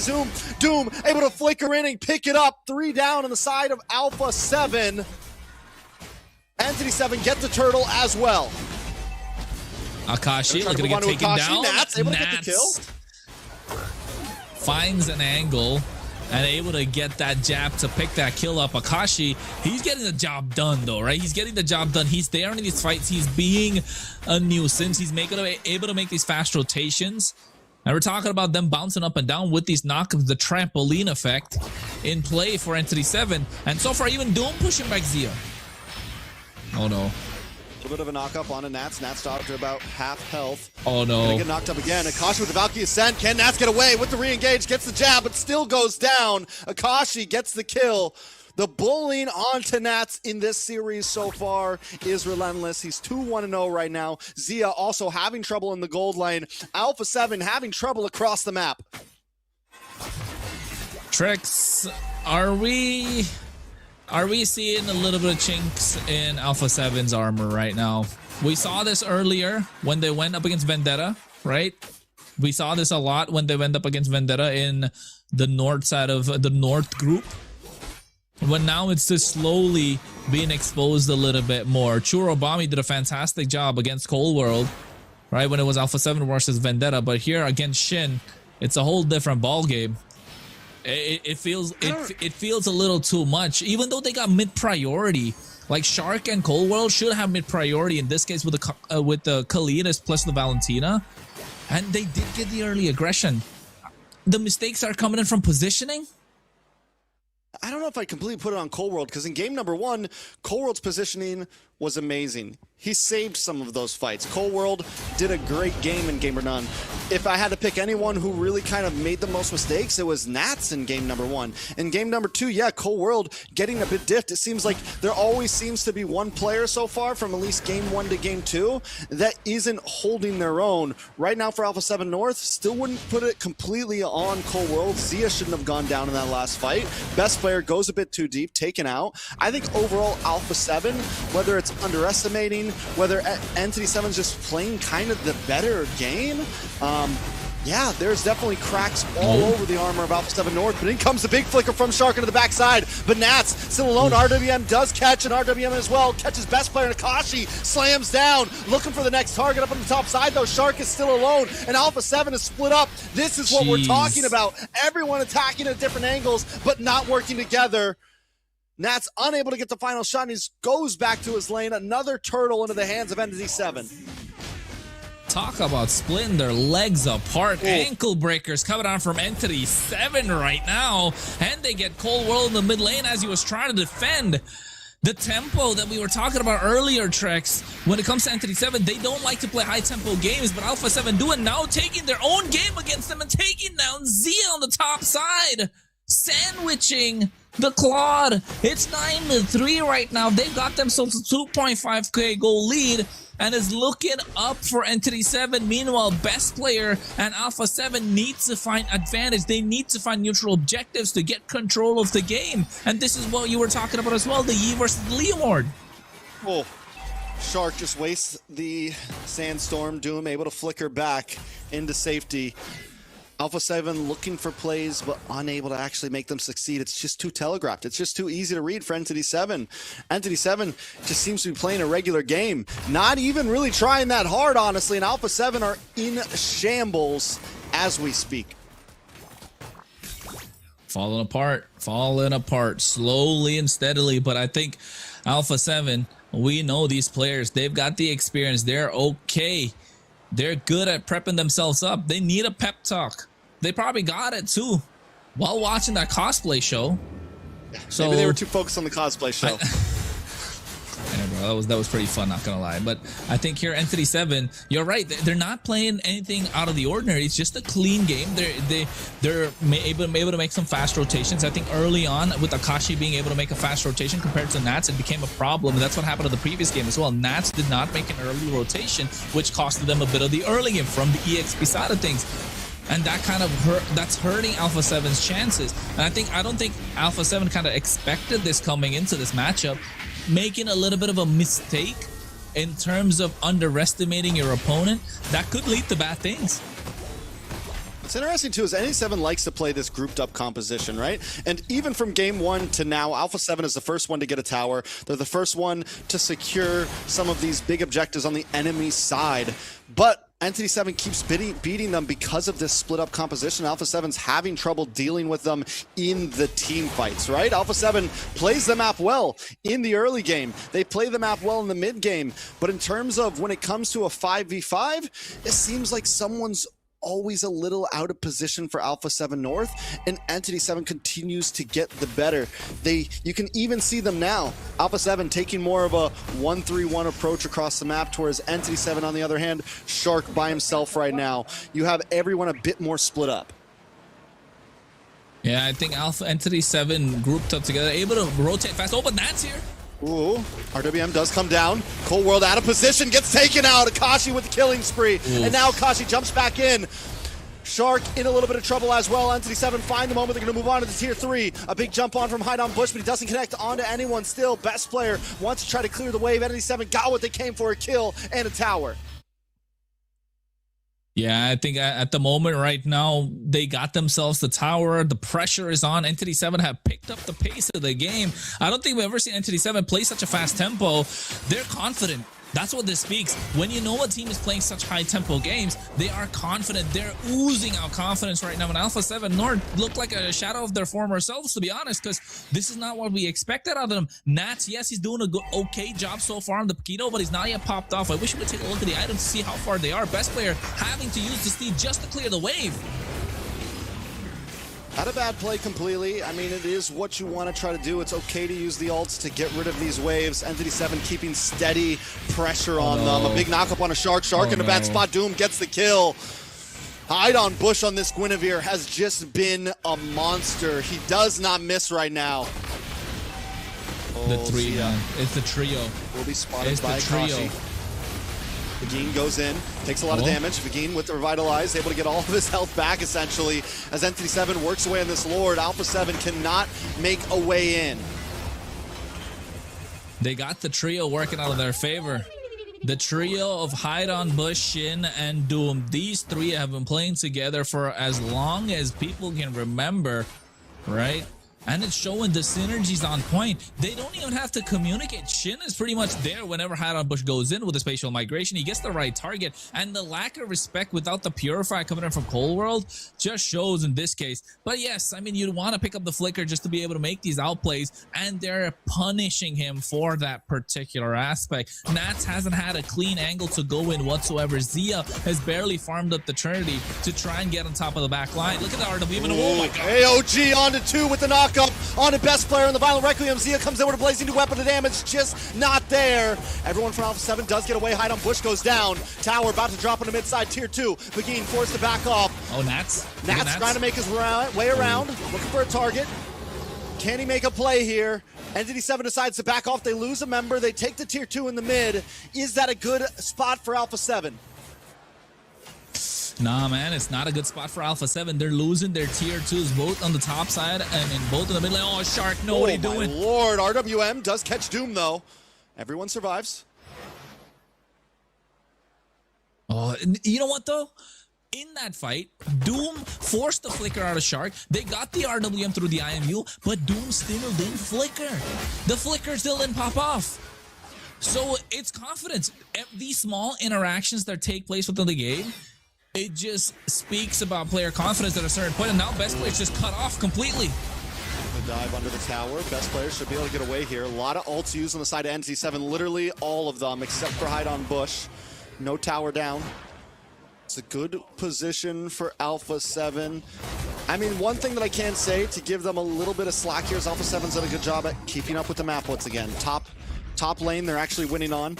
Mid lane is the problem, and it's going to cut off their rotations in terms of these Lord fights and trying to make it up to that top side, trying to make it up to that long lane quickly. Well, they need a way to work things out. If you're ALPHA7, on at least in the long lane, like you mentioned, they do need to work things out for ENTITY7, but they don't have their tier 2, so the waves are going to be pushing a little bit more. Vagin by himself is able to zone out 5 members of ALPHA7 right now. They're grouped up. They've got nowhere to go. They're too scared to be picked off right now. Only Purify stand in the hands of Zia, but Hide on Bush has been lethal with these spatial migrations. Akashi is 5-1-2. This is what we were kind of expecting out of Nats in the previous game, right? When he had the Freya in his hands, but Akashi 5-1-2 on the similar kind of a vengeance Freya, able to be the front line, but also dish out the damage. Just working out in terms of the composition, the tempo, the rotations. ENTITY7 are making it work like clockwork, but ALPHA7 needs to find advantage. He's got to come with the hands of Zia. He's got to make that split work. He's got to push through. Oh no, Nats here might get caught though. Fighter record already expended. Nats forced to use the flicker. Hide on Bush can chase him down. He gets the shield, trying to get to safety. A minion blocks the ball. ENTITY7 back to Lord now. ALPHA7 maybe looking to try to contest this. Shark gets vision. Will get caught up. Force the flicker back. Zia continues to work on the mid side. RWM does come out. Ooh. A lot of damage on Best Player. Best Player may not be able to get away from this. Re-engage though. RWM from Cold World as well. Can they make the play here? Vagin brought low. Zia able to get the kill. And now finally ALPHA7 is trying to make the turnaround, but ENTITY7 continues back as Doom takes out one. Nats finds Akashi, but a double kill over to Doom. Make it a triple. ENTITY7, most mainly Doom, will not stop. It's 5-0-1 on this carry. It spells doom for ALPHA7. That's what it is at this point. He's putting up the 3 fingers as well. He's got triple in his pocket. 5-0-1 on a carry right now. It's only 14 minutes, Tricks, and we're already starting to see Doom is becoming a problem. We saw it earlier against Shark, forcing the flicker, even with a quicksand guard. But I think right now they're oozing out confidence. Again, I cannot say it enough. ENTITY7 taking it to ALPHA7 right now. They've got no answers for it. He got the Trinity, got himself the Window of Nature. That's why he wasn't able to go down after the winner, after the BMI Blazing Duet play. Now building in towards a Malefic Gun. There's no way that ALPHA7 are going to be able to reach him apart from maybe a flicker from Shark. Oh. AOG doesn't connect, but it does open up space. RWM comes down from Shin. Able to get the knock-up. Down goes Best Player once again. Tower falls as well. ENTITY7 looking to end this early. Blazing Duet jumps in. Cold World, double knock-up from Hide on Bush. They're going to move on to the base. Shark tries to get the stun, but it's still just not enough. Everyone's wiped. And it's 2 games in the books for ENTITY7. It's 2 games in the book for ENTITY7. It's a wipe towards the end as well, taking no prisoners whatsoever. And oh my goodness, it was absolutely insane with this game that it went about, because you know for a fact that ENTITY7 are looking to wipe the floor with ALPHA7 North. And the rest of the North that's watching right now, you must be baffled, because nobody really expected this coming into the series, right, Layla? Right, exactly. Everybody, I think, all had that. We had that in mind that, you know, ALPHA7 is the team to beat, and it doesn't seem like that. I do still think that there is a possibility that these teams are flying in you know, from US, from wherever, they need to kind of get settled. I do have I think something to do with that maybe. And then just being in a environment where, you know, they're in an environment when nobody's speaking English. They're like kind of in a environment that's not nice for them. I think. Listen here. Layla. Listen here. I can about come to into say this. you're reaching. I will come into this saying I am a fan of ALPHA7, but there are no excuses. We do not hold punches I'm about to say, on yeah, this desk. you're I can reaching be right now, biased, Layla. but I'm also not going to hold punches against the team that I am cheering for. ALPHA7 needs to tighten up if they want to win this. ENTITY7 has their number right now. Look at the KDA. Cold World 0-5-4, Shark 0-4-6.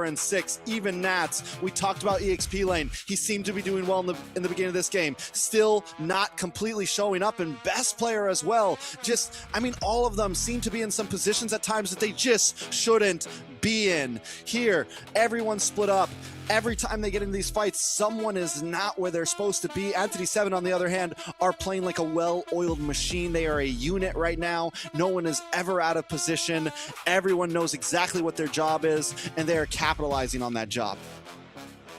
And you know what? Speaking about how Nats and Akashi have been taking this lineup, we've been talking about Nats for a while, right? Everyone knows the resume of Nats. For those of you who don't know Akashi, he was the representative for Latam before. He played with RRQ Akira, right? He's one of those players from RRQ Akira when they were dominating the Latam League. And he had a bad couple of seasons, but now found his way into this lineup of ENTITY7 with Doom, Shin, and Hide on Bush. And they clicked, and they've clicked, and it's working to perfection. This is what I was talking about. Look, Shark forced the flicker, and look at Doom. Use the Phantom Step preemptively, so he doesn't have to use the flicker when the RW is dropped down.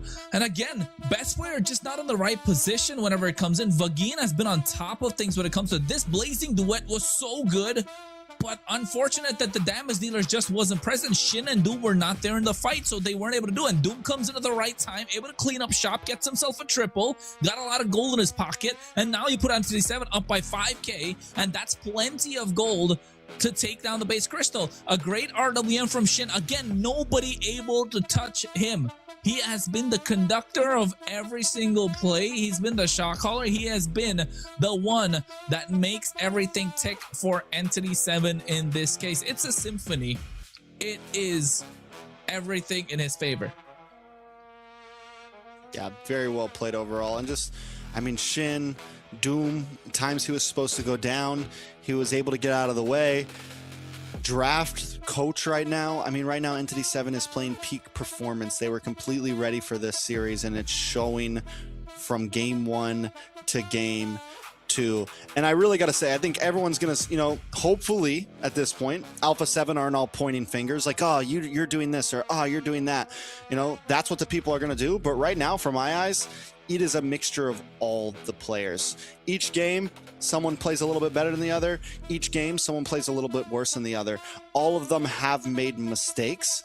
Zia, on the other hand, maybe not too out of place. We haven't seen anything huge from him, but he can't pop off if not given the time. And even there, in coach's hands, why do we let that carry come in so late? That was what, a 4th, 5th pick carry?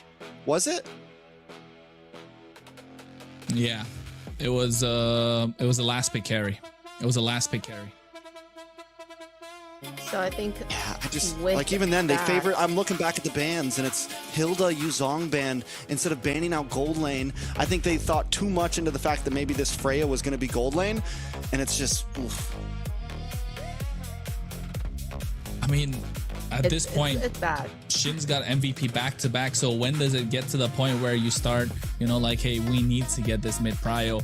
I know a lot of people were not, like, you know, a lot of people don't watch the MCT South group, right? And people don't really expect a lot come from him, but I've been telling you, Trex, I've been telling you for a long time, like, if it was ALPHA7 South, I'd be like, okay, ALPHA7 North can do it. ALPHA7 South are very prone to making mistakes. They get heated up in the moment, and I mean, shout out to Paquito. He's one of my guys in terms of what he does in Rome, but you know, he makes these mistakes that are crucial in these crucial moments, and that's one of the reasons why ENTITY7 were able to get this big dub in the South group.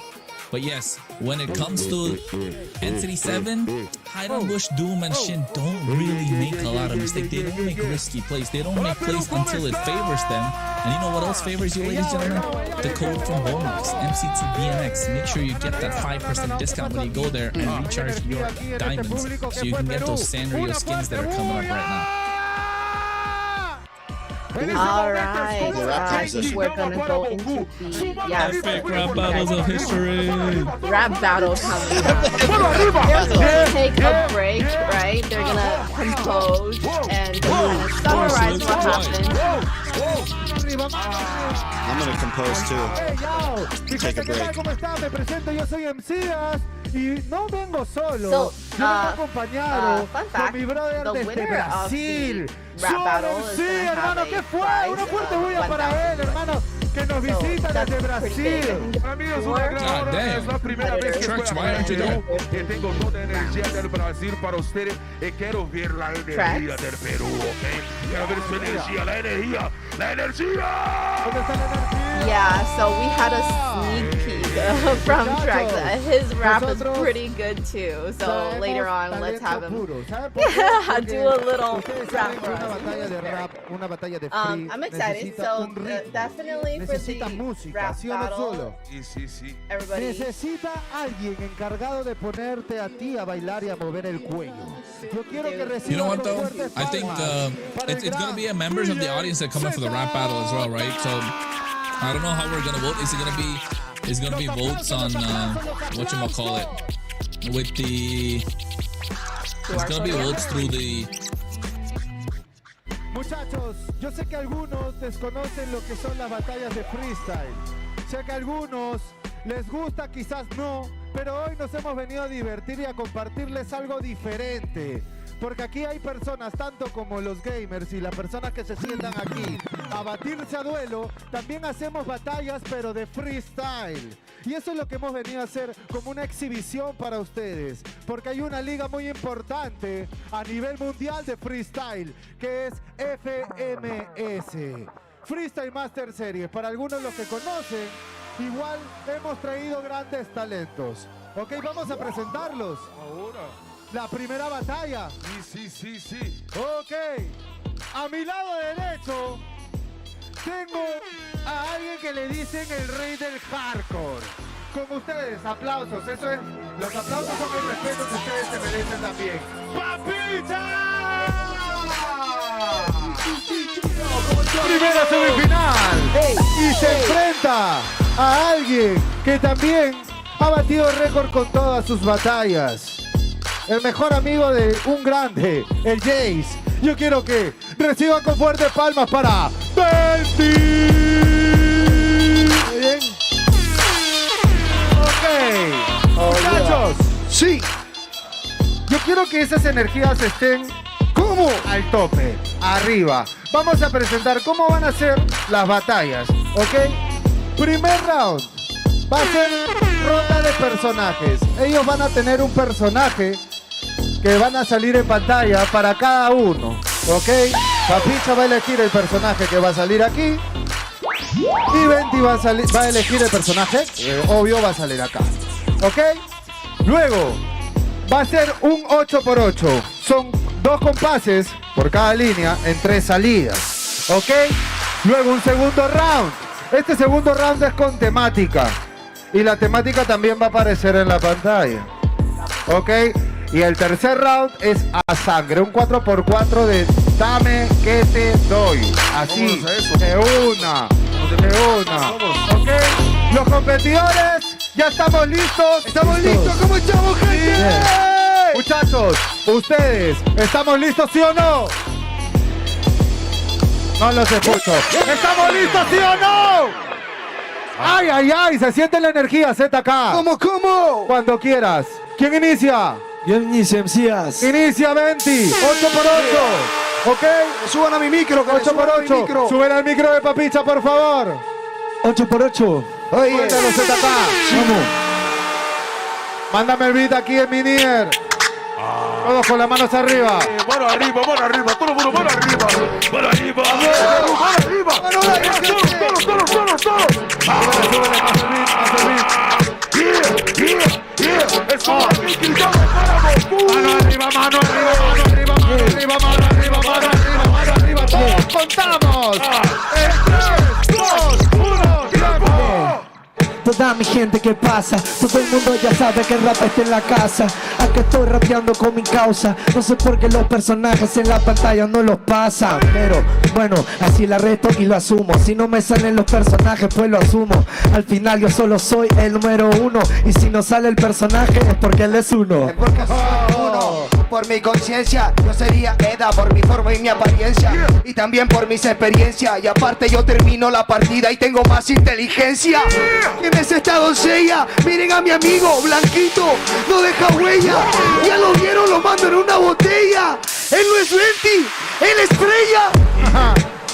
Era 8x8 y sigo, porque igual yo le gano a mi amigo. Al final esto lo apago. En la partida yo soy el mid porque me desarrollo como los magos. Ok, hermano, eso es lo que pasa. Vente a raza, yo soy el más duro de la plaza. Sabes cómo todas estas palabras se enlazan. Soy al medio porque tengo todo el control de las masas. Tiene el control de las masas, por eso es que siempre te reemplaza, chico. Tú no juegas bien, te lo explico. Él es el único que para fedeando a su equipo. ¿No lo entiendes? Demasiado bueno, mi rima sí te ayuda. Pero solo y sin ayuda, yo solo me bajo a la tortuga. Eso puede ser verdad. Papicha, la tortuga le quiere pegar. Pero es el típico que cuando empecé a fidear, en vez de ayudar, insulta a la gente por el chat.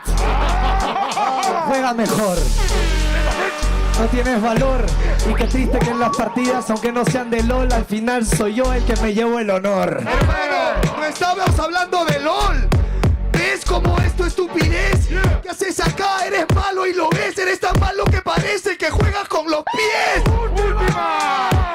Y lo peor es que no sabes nada de rap. No eres bueno ni constante. A los 30 años tu madre te compra diamantes.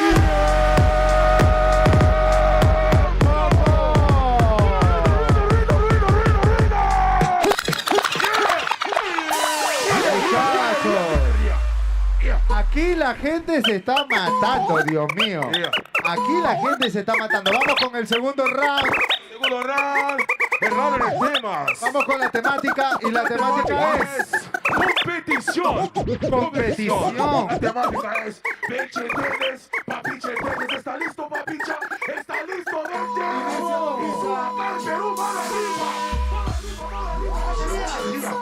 Vamos ahí. Sus manos arriba.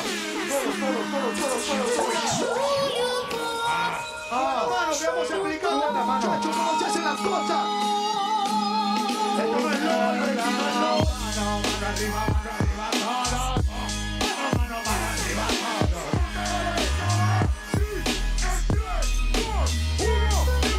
malo por tus apariencias. No tienes nivel, te estoy dejando en evidencia. Malo por tu apariencia. Cuéntales que yo te paro carriendo en la competencia. Eres malo. Venti, no tienes enlace. Te dijeron que la mano en la clase. Nunca dejes sola tu base. Ey, de verdad que esto me parece ilógico. Con lo que me insulta siendo su prójimo, me confesó que Papiche es un tóxico. Estoy afuera del juego, por eso manito cuando rapeo te pego. Papicha su único juego nunca va a ser Mobile Legends. Lo único que sabe hacer es armar lejos. Ay, hermano, trabaste mi hermano. Te trabaste, por eso es que sano. Cuéntales que te banearon la cuenta por mecano y porque parabas pulseándote a niñas de 15 años. Eres tan malo. Venti, corre. Mira la puerta, corre. Venti, te acabo de romper la torre. No me hagas molestarme, mongol, porque de verdad que este es un huevón. Papicha, ¿qué te pasó? Que yo le hablé a una menor. Hermano, te estás confundiendo de rol. Ese era el tuyo. Por eso tu nexo lo hago y lo destruyo. Papicha, yo ya soy el campeón más grande del juego y tú sigues siendo un capullo. ¿Un capullo? Se trató de nuevo, andando por Javi. Eres el parásito y no lo sabes. Eres un vago y quieres jugar de carry. ¡Oh! ¡Dale! No eres nada. Hermano, es el pasado. Venti, eres un fracasado. Tu madre, tu abuela y tu tía te reportaron. Hermano, yo no te insulto porque de verdad eso de rapear es mi gusto. No te voy a hacer ni un insulto, pero yo estoy carreando y papicha escondido en los arbustos. Último que decir en la jungla, así que papicha, porfa no te confundas. Porque así en la junta se pierde la primera partida y se gana la segunda.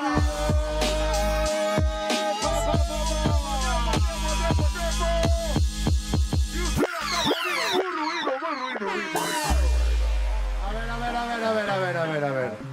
El ritual después de cada batalla son sus aplausos. ¿Dónde están los aplausos y las energías? Ok.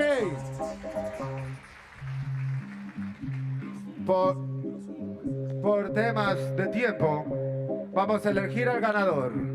Y el ganador lo eligen ustedes. Entonces, vamos a hacer el aplausómetro, ¿ok? Comenzamos con Betty. Primero, ¿cuántos eligen réplica aquí? Pocos, por ahí veo pocos. ¿Podemos hacer réplicas? Puede ser. De réplicas, producción. Aplausos para Venti.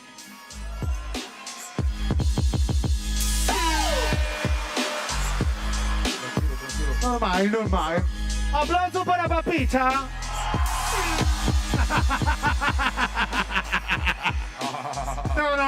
No me queda claro. Aplausos para Venti. Ahora. Para Papicha. Papicha es el ganador.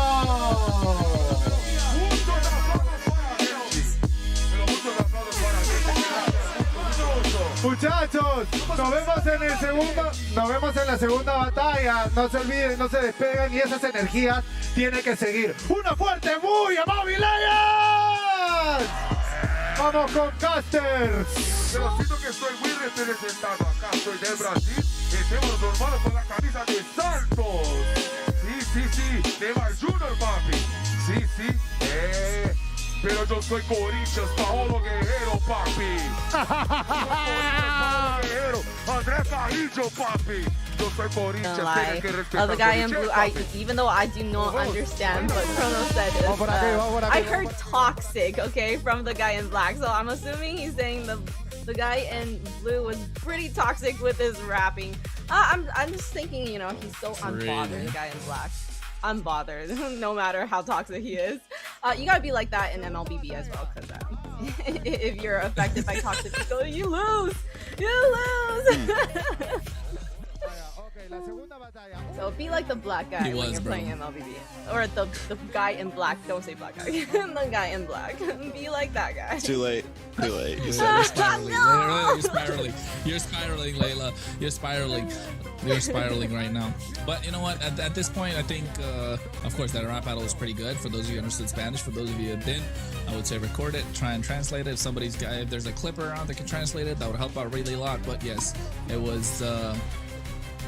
was absolutely insane. But you know what? At the same time, folks, don't go anywhere, because Trex, I think you got some news. We got a whole nother rap battle coming because we know you guys love it. We're going to bring another one in for you right here.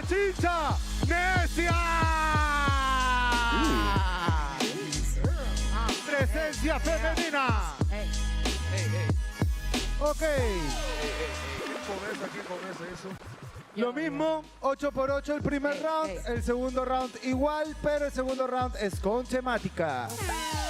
Ok. ¿Quién inicia? Arranca Necia. Ok. Vamos a darle ahí. Todos con las manos arriba. Bobby Legend, todos con las manos arriba. Todos. Vámonos. Mano arriba. Vamos, Este pasante que está al frente es un tonto y no es mi hermano, porque odia a todo ser humano. A diferencia de este gusano, si quiero que gane el equipo peruano. Cuando este solo vino por la paga, le dije Catacris, vamos a vender el mundial, y me dijo, ya estoy viendo, Mbappé metió penal. Mbappé no metió penal, sino que el equipo peruano se fue para el mundial.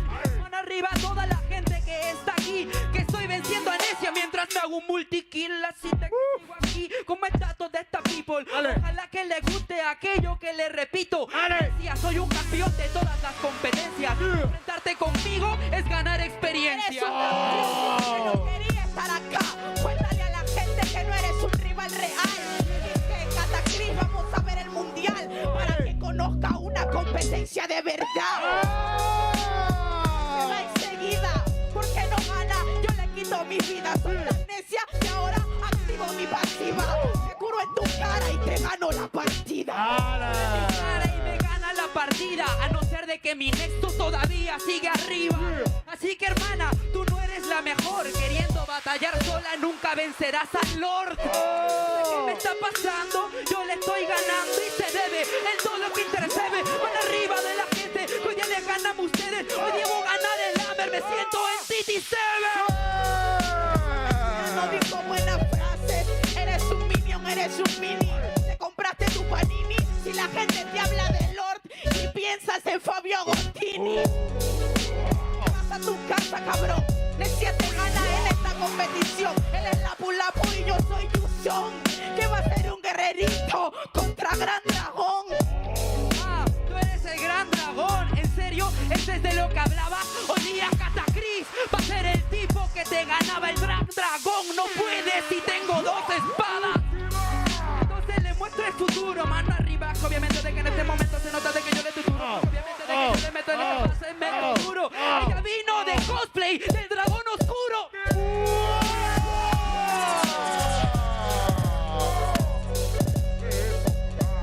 ¡Tiempo! Ok. Ahora solo. ¿Viste el nivel que hay aquí en Perú? ¿Viste el nivel que hay aquí en Perú? Hermano, ahora un segundo round y la temática es cooperación. Cooperación. Pero que fue público peruano, las manos arriba, las manos arriba, las manos arriba, las manos arriba, las manos arriba. Suelta la Z acá. ¡Oh! ¡Oh! ¡De arriba abajo! ¡Y ya! Y se lo damos en 3, 2, 1. ¿Por qué dices de que yo no rapeo bonito? Si sabes de que te valoro hasta el infinito. Ya sé muy bien, porque a ti no te necesito. No vas a ganar el AMER si flameas a tu equipo. ¿Y sigo? Realmente ya no lo había entendido. No te preocupes, esto es cooperación. Puedes vencer el nexo con la coordinación. No te necesitas porque nadie quiere tu visita. Arriba no viste la batalla por hacer tus escritas, pero bien que te paraste cuando modeló la señorita. Que falta el chico, que no compite, no reciclo. Yo a ti no te visito porque alguien que juega solo no sabe trabajar en equipo. No saben trabajar en equipo. Ellos son mi equipo. Mano arriba equipo. Eso es lo que necesito. No me importa el cosplay porque yo rapeo solito. Arriba de toda la people que está acá. Todas las personas que les gusta el rap. ¿De qué sirve ser una persona y ser individual si tus dedos cuando haces kill se van a lajear? De la cooperación porque no eres de la cooperativa del verdadero hip hop. Ves que no sigues el algoritmo y hoy día recién te enteraste que esto era 5 versus 5. Porque no sabes nada. Eres un tonto, eres una ensalada. Te mi salida, yo te quité tus entradas. Así como le hiciste a tu ex enamorada. Mi ex enamorada es que ya lo es y por eso me hablaba. El día de ayer me dijo de que me amaba. Hoy día no quiere cooperar, pues no me apoya para nada. Hermano, ¿qué debes? Mejor trata de hacer las cosas que atreven. Tienes que parecerte a ENTITY7 y apoyar a todas las personas que te quieren. Las que te quieren y te aterras. Tienes cara de que juegas bajo tierra. ¿No te das cuenta que parece sirve porque en medio se pone a jugar en la guerra? ¡Dale, última! No sabes nada del escenario. Este skin la quiere pegar de barrio. No eres un competidor, sino un licenciario que no sirve ni de mercenario.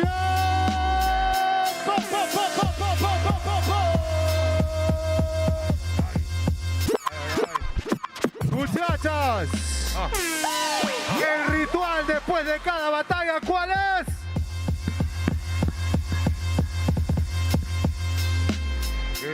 Eso se llama cooperación. Eso es cooperación. Eso es cooperación. Una fuerte bulla, móviles. La voy a.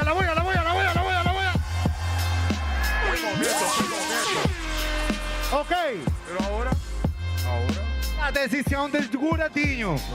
La decisión del juradiño y nos vamos a la cuenta de... No, mentira.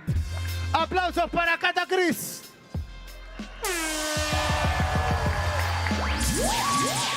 Pero ahora. Aplausos para Necia.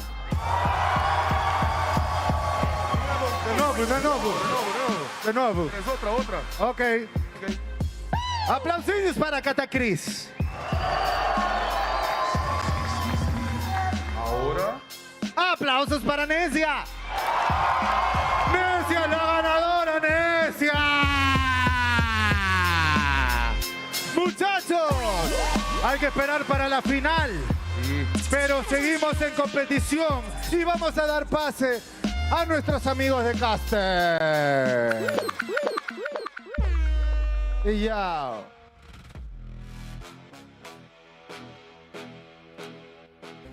Welcome back. That was a great rap battle there. We saw 4 competitors really rapping their heart out. Pretty cool. Not gonna lie, but now the players are back and they're getting ready for Game 3. Now, if you're just joining us, ENTITY7 has really brought it. They are now 2-0. They've won the 2 matches that already and going into this 3rd match. Trex, what do you think Alpha needs to do to be able to win this 3rd match? Play better. Play better. How? How is the Don't make question. mistakes. Honestly, I don't like. A lot of times, we would talk about this when we were casting ALPHA7 games. Sometimes there is just it's hard for me to like pinpoint anything exactly, but for me, a lot of these plays have been mistakes because, again, you look at these past games, they are playing the map well. They're not exactly losing in terms of map control or macro or anything like that. They're losing in these team fights when someone's just making kind of a bad move overall. They're either approaching them too split up. We saw it on, I think, the 3rd or 2nd turtle fight. Shark goes for a big backline dive. While the rest of the team is on the other side of the pit fighting, gets caught up by the RWM. Best player is alone. Nats is alone. There's just a lot of plays where there's a lot of miscommunication, it feels like, on their team. We saw it in game 1 from Nats. It's not exactly that they're losing in terms of just getting beat by a big diff.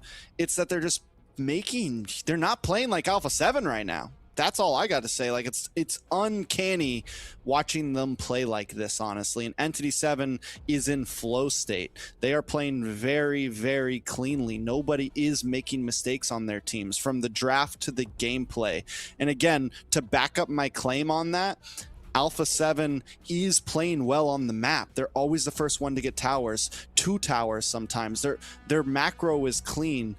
But where you see mistakes really start to shine from a team is in the micro, right? Is in those team fights. And that's where ALPHA7 is crumbling right now. Kronos, what do you think? Give me. It looks some, like it looks like Knicks against Spurs, bro. Like all of a sudden the Knicks are pulling up. Hey, at least Spurs got one game. Like Wemby no more. No, I'm about to say Wemby feels like Wemby no more in this case, right? Like Wemby made the mistake, and now all of a sudden things are falling apart. But you're right, at least Spurs got a game. But in this case, with the way that it's going, feels like it's gonna be a 4-0. Even Onyx got a game off of BTR early. Even Falcons got a game off of TLPH. Just saying, things are 4-1, 4-1. We didn't get to see a lot of 4-0s, but in this case, I don't know, man. Is it going down the road of being a 4-0, right? Because that's what it is. That's what it feels like right now. That was a draft that was the picks that were kind of picked up by both these teams. As we know, we are looking at global bans. It's valid until game number 6 and game number 7. All picks are available. That's the rule of the global ban. For those of you who don't know, the 1 pick used cannot be used for the rest of the series until game number 7. for either side. So yes, it depends on what pick you pick. It's not fearless where one pick from ENTITY7 can affect ALPHA7. No, it's not like that. It's about ALPHA7's picks. They can't use it for the next until game number 7. The same thing with ENTITY7. But you're right, Trex. I think in terms of decision making, it's been terrible from ALPHA7. I think it feels like, you know, ENTITY7 kind of broke their ankles while having the ball. It just feels like it's dunk after dunk. They're not able to do anything, and after a couple of dunks, he's just been shooting 3-pointers and just swishing the entire time, and there's no way for ALPHA7 to make any sort of comeback. They did get that maniac early on in game number 1, so spirits must have been really high, but it got shut down pretty quick after realizing that they did not have any good position around the map. They did not have any good position when it came to moving around, making rotations. You and I were kind of, you know, talking about it behind the scenes as well, looking at how the mid prio was definitely there on the side of ALPHA7, but they never capitalized on top of it. They were never able to convert that into a neutral objective. They weren't able to convert that into any other advantage across the map. And ENTITY7 were really good on applying pressure. In game number 1, they did it in the mid lane, although Cold World did put on a good performance. The rest didn't. Shark kind of crumbled under the pressure that Vagin and Shin were putting down. Nat's not able to make these fast rotations, making mistakes. But you know what, folks? ENTITY7, just like Runestone, never make mistakes when it comes to getting your data on point. So make sure, if you want to liven up your esports journey and line up broadcasts, look at runestone.gg because they light up esports. Ain't that right, Layla? Yes, we've really been able to analyze the game and be able to follow along these amazing actions in the game thanks to runestone.gg. Coming back to ENTITY7, you're right. You know, even with the mid lane prio, I need to see ALPHA7 play like a team right now, because I think that's the whole everybody's saying. They're not playing like a consistent team right now. Yeah, you're right when it comes to not playing like a team, but you know what? They're not even playing so brilliant individually as well. That's kind of the problem again. I don't know. I feel like every time we're seeing ALPHA7 lose, it's during a big team fight, right? That's where they are completely losing out. Even in game 1, they were playing long lane very well. When they lost, it was when they kind of put it all on the line for a big lord. They can't seem to get the better of them when it comes to the big 5v5 or the 4v5 or whatever you want to call it. That's when it seems like all of their comms just go out the window, right? And it's interesting because they do seem to be communicating well during the slow times of the game, and they can get the better of ENTITY7 during those slow times. But ENTITY7 has done great in draft in terms of making sure that they're ready for these team fights. The last draft, it was everything to make sure the hide on bush would be able to land those violent requiems from the knockup from the Valkyrie Descent to the Gato. Everything paired well in their draft, and it's something that ENTITY7 does do well. ALPHA7, on the other hand, it's true. Everyone seems to kind of, yes, they had comfort picks last game, but it was everyone meant to just kind of do their own big plays. It wasn't as cohesive as ENTITY7's draft, but we're coming into draft 3 now. ENTITY7 does get blue side. ALPHA7 this time opting for the red side. They ban out the Claude, and that means there's no longer any of the big 3 gold laners for ENTITY7. Is this the time that ALPHA7 can take advantage of that? I like the fact that they picked red team this time. I mean, we've seen ENTITY7 really able to kind of counter them with the picks when they were on the blue side for ALPHA7, so I do like that. And they let Juicing through, so that's really big. We haven't seen a Juicing in a while because it's always banned out.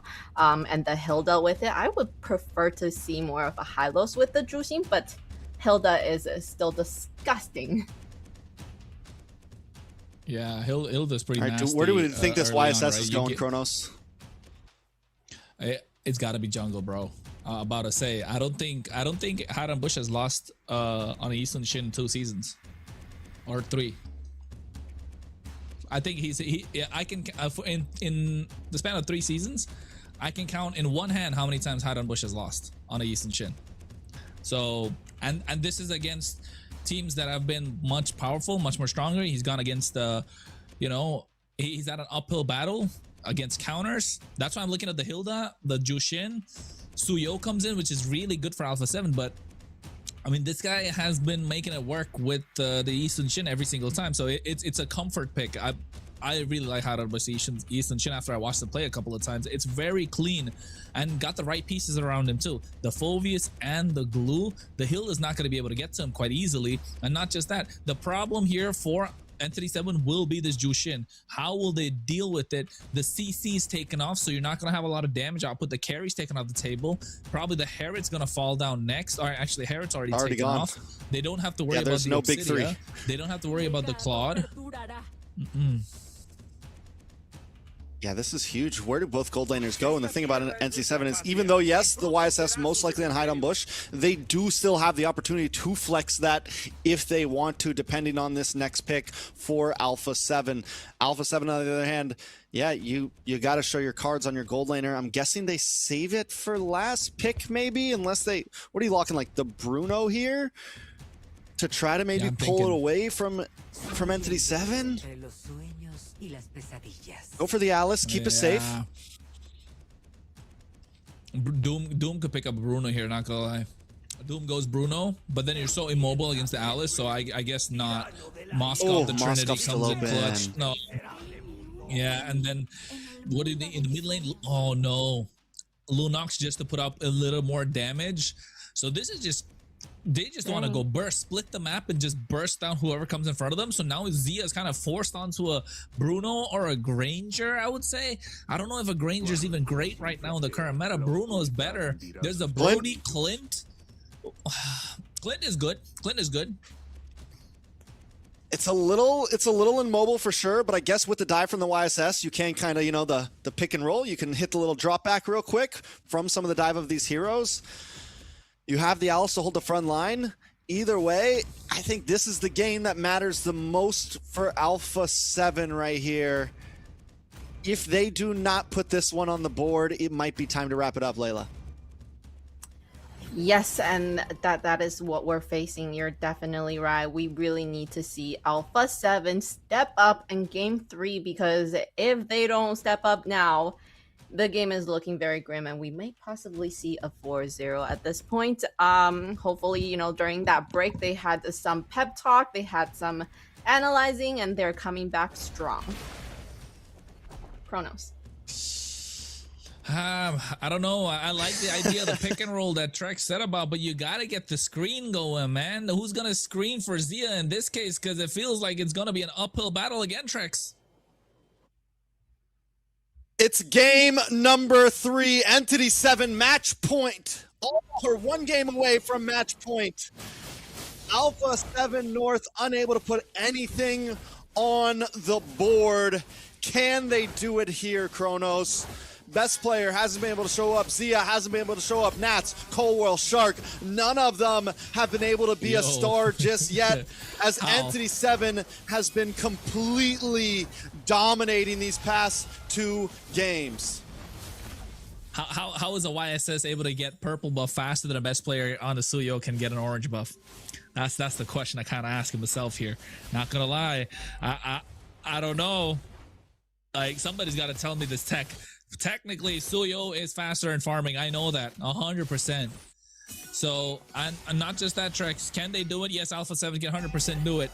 But hide on bush on his comfort pick, it does not. He does not get any more comfortable in the Eastern Shin, right? It's his comfort. It's his bread and butter at this point. That's what he's known for. But ALPHA7 here, they have aggressive composition. They've got Nats on the Alice. He's popped off on this in the entire MCT. We've seen it happen. Coldworld gets the Jushin in his favor, in his hands. Shark on this Hilda. They like to play aggressive, but they've got a little bit of front to back with Zia on this Clint. Nobody to dive onto him, so it is comfortable where ALPHA7 are sitting with their draft. Is it the best draft? I don't think so, but is it good enough for them to get the big dub? Yes, it is, for sure. So now ENTITY7 need to play this right. They've got double marksman. They basically got 3 cores in their department, but they've got to use it wisely. But ALPHA7, on the other hand, it's only Zia. It's Zia or nothing in this case. Best player also has Zia. Let's not call it up too. This is also a comfort pick for best player. There is some opportunity, a lot of damage though. The flip Cold World along with Beacon. Best player able to get the first turtle. ALPHA7 still keeping it safe, not pushing it out. Secure the first neutral objective. Yeah, they get themselves the first neutral objective quite clean. ALPHA7. We need, you know what? I kind of want to see ALPHA7 making rotations to favor Zia as much as possible, right? They've got to make that happen. You want to give Zia as much advantage as possible, just so that he ends up carrying the mid to late game. Early game, the Clint hurts. It hits like a truck, right? The gunslinger really does hurt. But you got to make sure you capitalize on that. You want to make sure you put pressure on Doom. You want to force ENTITY7 to make rotations on their weak side and prioritize that. Ooh, good damage on a Shark. Shark, I mean, for the first time in 3 games, I do think we're seeing Cold World and Shark play a bit cleaner in terms of river control. Vagine and Shin unable to really make that opening. But again, this isn't unusual for ALPHA7. Their off lanes, yeah, they're doing a good job. Nats, Zia holding their own. But in the end, how are they going to fare when it comes down to the big 5v5? Are these comms going to continue to do well, or will ENTITY7 get the better of them? Because once again, they have a nice lineup for a 5v5. They have the glue.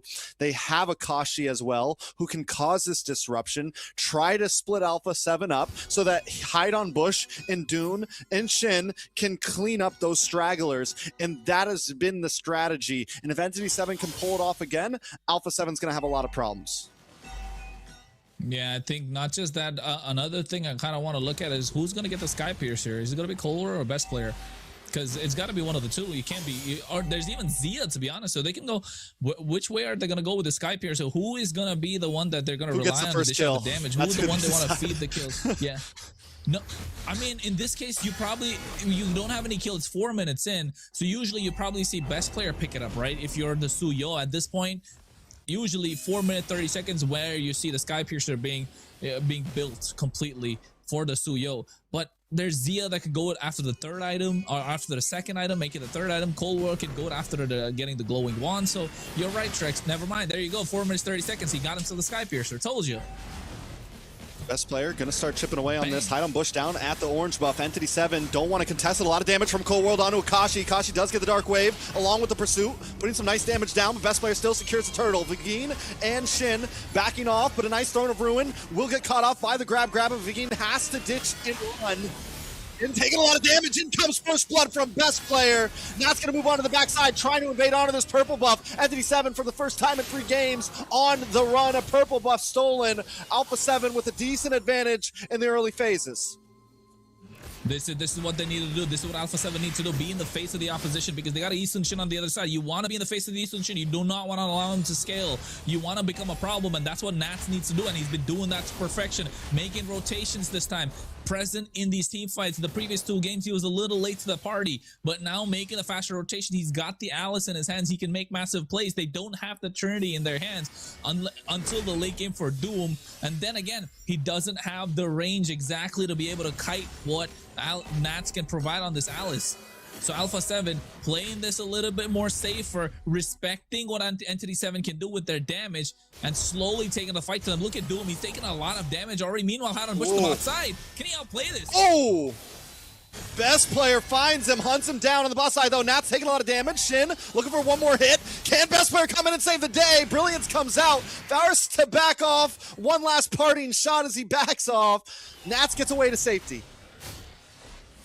Yeah, and I think right now 2 stacks in the Sky Piercer, this is what best player needs to do, right? This is what the Suyo is so good at. Put the pedal to the metal, and all of a sudden, ENTITY7 don't know what hit them. Vagine forced to clear, will be pushed back as well. This could go down. A lot of damage. Cold World continues to chip away, takes another one out, a double kill into the hands of Cold World. Kashi shows up a little bit too late to the party. ALPHA7 want to push in on this mid tower. They don't have the minions, though. ENTITY7 able to clear them and get back to their base safely. I got to say this game, Cold World are finally moving as a unit, where Cold World is at least sticking with someone throughout this game. In game number 1, he played good, but he was like a goalpost in the mid side. In game number 2, the same thing. This time he's moving around the map. Yeah, he's moving around the map, and not just that, best player following up too, right? Best players making rotations on point. It's clear they have cleared their head. ALPHA7 North are here to play. They're just not here to watch cosplay and rap battles. They want to get the trophy. They want to get to the MSC and hide on Bush. Yes, this Eastland shit, I've hyped it up. It's been great, but you need the space. You're not getting the advantage that you usually do get. You're being pushed back right now. They lost pretty much all their tier 1s. The mid lane hanging by a thread at this moment. And not just that, who's going to catch Zia after a certain time?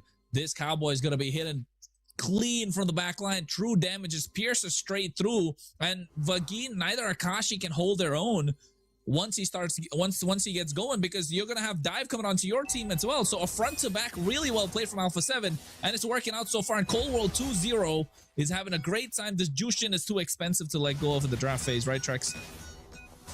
Yeah, definitely too much. Almost as bad as the Marcel give over.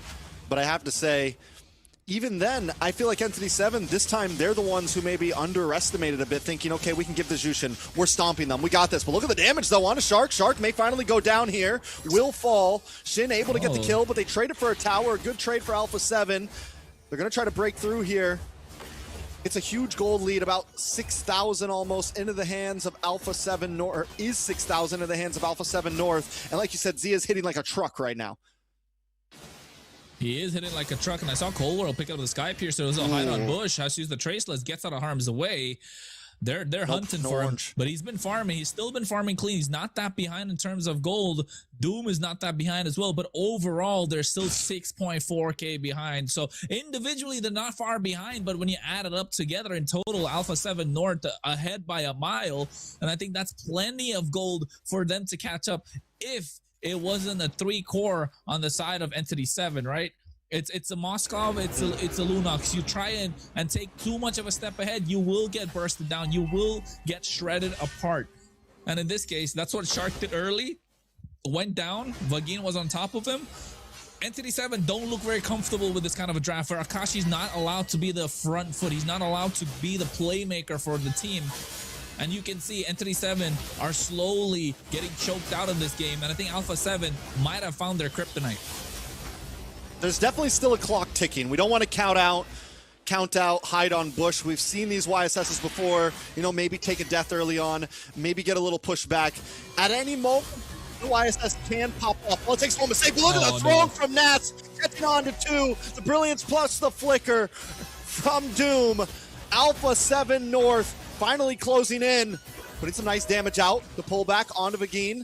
Lord coming soon down the top side. ALPHA7 North want to try to push in this wave, get this holy defense knocked out before the Lord connects. Yeah, they need to try and get it down. You can see Doom trying to delay that as much as possible. Brilliant comes out as well, but they do proc the holy defense in the mid lane. Top side's going to get procced as well, so they need to defend this Lord, but ALPHA7 putting up a good fight.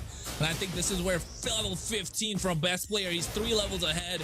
He's hungry. He needs these kills. It's going to be a clean game if ALPHA7 will be able to get these kills right now. They're going to move in. Tower about to drop as Cold World creates a screen for the team. Best player goes in along with Nats, and down goes Hide on Bush.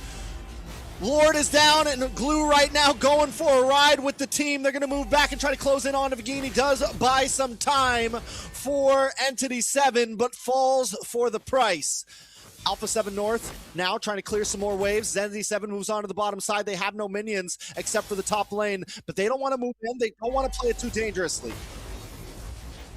They're headhunting, and they're headhunting Hide on Bush. He's not having a good game right now. This Eastland should kind of force them into the corner with this Alice pickup. It's getting difficult, but the core right now, shit, look, he goes in too deep.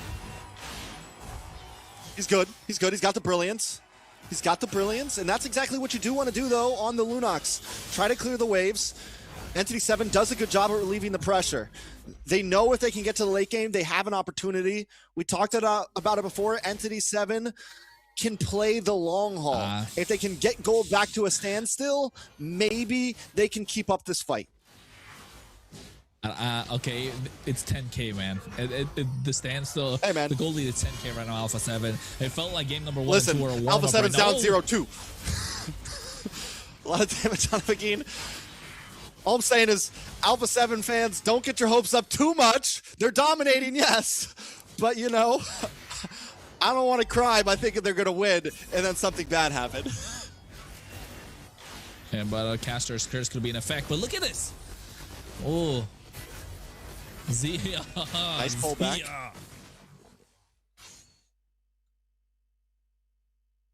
ALPHA7 though, do we think they're doing this right? Should they just be drilling at home? You're right, it's a 9K gold lead. I think at this point though, this Lord might be crucial to try to end things. Yeah, this Lord is 100% important for ENTITY7. I don't know if they'll be able to contest this even. Hide on Bush, not there yet, level 15. They don't really have to contest it. They can hold their own. They can just wait for the Lord to come in. The only problem that they're facing right now, if you're ENTITY7, is Nats on this Alice. He completely bypasses Vagine as well as Akashi and gets straight to the back line. So there's no way to stop him. And he demands attention with a Throne of Ruin. Enough time for best player to come in with that Blade Surge and able to find the Soul Sever and become a problem. Look at Doom. He's trying to get on top of Shark, but doesn't have the items, doesn't have the penetration. It's becoming a problem. They need to expend a lot of resources just to take down this Lord. And I think if ALPHA7 go for the jugular here, it could be a good way to get the win. If not, they're just they might be delaying the power spike of ENTITY7. Big stun from Vagine, gets brought back. He is on Zia right now, but it still might not be enough. Lord comes in. It does buy them some time. ALPHA7 forced to go back. They're going to take out Vagine, and then with Lord gone, they got to try to clear this with just a wave of minions. Zia down to about half health. In goes a big Throne of Ruin onto 2. Hide on Bush takes some damage. Akashi down. ALPHA7 trying to move out of the tower. That'll be it. ALPHA7 finally put a game on the board. They put a game on the board in a confident, dominating fashion. They found the answer, right? Make sure Nats gets straight into the back line. None of these Paquito shenanigans where he's got to go through front, where they see him coming from a mile away. Now all of a sudden, best player on his comfort pick, the Suyo, is starting to show up. Technically, the Suyo does do much better than the Isenshin in the jungle. And for that, they made sure they capitalized, didn't give Hide on Bush's comfort pick, and does wonders with that Suyo. 6-0-1 on the KDA. Got himself that Sky Piercer early, 4 minutes, 30 seconds in. And he made sure he stacked up pretty quick. That's 60 stacks on the Sky Piercer. And they made sure ENTITY7 felt the wrath of ALPHA7 North coming through, and 67% team fight participation from Nats was enough. Shark was able to zone the back line completely, be a menace. These are the picks that we're used to seeing ALPHA7 North comfortable with, Layla. Oh, they're looking very good right now. You know, when they were in the early game, they were doing so good. Like Drek said, don't get too excited, right? And that's what I was like too. I want to make sure that we're not celebrating too early, but hey, these guys pulled it together. You know, that break really did some wonders for them. They came back really strong, ending the game in 13 minutes with a dominating fashion. You know, I think my big question on this is going to be, how deep does Doom's pockets go here, right? Even on the Moskov, wasn't able to perform amazingly there. ALPHA7 did kind of control. I will say mid lane, Shark and Cold World finally put on a great game. Same thing with Nats. He was finally able to rotate and get some of these advantages. And we're starting to see where maybe the draft might start to be running thin as we creep into Game 3 and Game 4. Yeah, I think that's one of the most key factors as well, right? ENTITY7 kind of used up some of their comfort picks, used up the picks that could get them the dub early on. And this is why Global Ban is such a great thing, because now ALPHA7, they've still got a lot of picks to pick from. And in the MVP, of course, 6-0-1 on the KDA, best player looking to finish them off. You know, that pose, it's got to mean something at this point. Is this the last of what we will see from ENTITY7? Will it be a 4-2 from now? They've got momentum on their side, and we know how strong ALPHA7 can be when their momentum is on their side, Layla. I think you're right. You're spot on about the global ban. ENTITY7 did use up a lot of the heroes that are very expensive heroes. So from this point on, what do they have, right? Alpha, on the other hand, has still a lot of heroes that they haven't used up yet. So it's looking very good for them from this time, this game onwards, I would say. Yeah, to an extent, right? Yeah. Obviously, there's still some picks that they're lacking on, but I will say one thing that they've really kind of favored their foot, you know, is that gold lane. And Zia, we know, can win games, right? He's still got the Harith, he's still got the carry, he's still got the Moskov, he's got a lot of possibilities. And on the other hand, we take a look at the gold laner on the side of ENTITY7, Doom. And all he's really got left is the Claude in terms of like top 4 marksmen. It's going to have to start going into things like Clint. It's going to have to start going into things like Obsidia, Beatrix's, Bruno's. And you're going to be playing those up against Harris, Claude, etc. So that was an intense battle between these two teams. We're gonna go right back into another rap battle to see the semi-finalists for this rap battle, right? Where only 2 of them are gonna make it. So let's have a look at that. Bueno, que ENTITY7 tiene unas jerseys para ustedes. Entonces... Eso es para ellos. Sí, para ellos. Sí, sí. Ok, ¿cuántos hay, amigo? 1, 2, 3. Hay 6. Hay 6. 3 aquí, 3 allá. ¿Está bien? ¿Quién quiere su premio? ¡Oh! ¡Acá! Espera. Un toquecito Z acá. Cuando hay premio ahí sí apoyan. Cuando hay premio ahí sí. ¿No? No conveniencia. Pero no se preocupen, amigo. Igual vamos a jugar con ustedes. Ok, tú primero. Ok. ¿Cuál es el grupo que está más empilado? Más ochonga. ¡Está acá!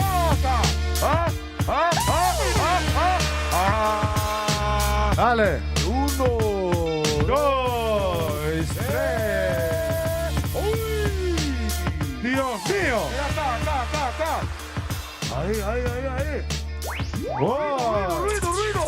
2, 3. ¡Ahí! No se peleen. No pelean, no fighting. Ok. Una más antes de la final. No, ¿dónde está la boya? 1, 2,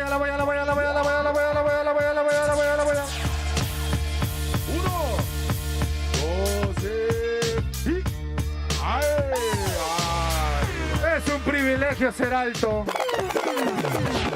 Y la otra. 3, 2, 1. Buena. Acabamos. A ver.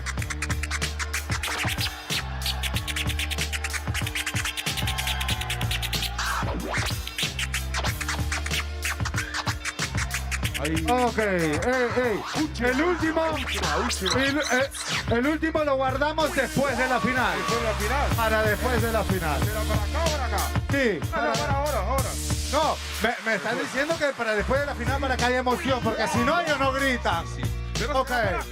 Ok. Si van a apoyar, se van a llevar su premio. Yo se los aseguro. Ok, bueno. Tenemos algo muy importante. Vamos a presentar acá a ese hombre. Todo ruido. Para lo mejor de los beats. El DJ. El mejor. El mejor. Yo quiero que reciba con fuerte para mi causa. DJ Z. Fuertes aplausos. Ay. ¿Será que puedo rapear em português? É uma grande realização, nego, eu tô aqui só fazendo free, solução, eu sou MC, sempre vou tá com ZK. Isso é mobile legend, você já sabe que 1, 2, e eu estou acá por atacar, nego, só faço free, milhão, não somos uno, por isso estou aqui. Em Brasil fazemos 20, pero estamos por la causa e eu quero ser 20. Certo? E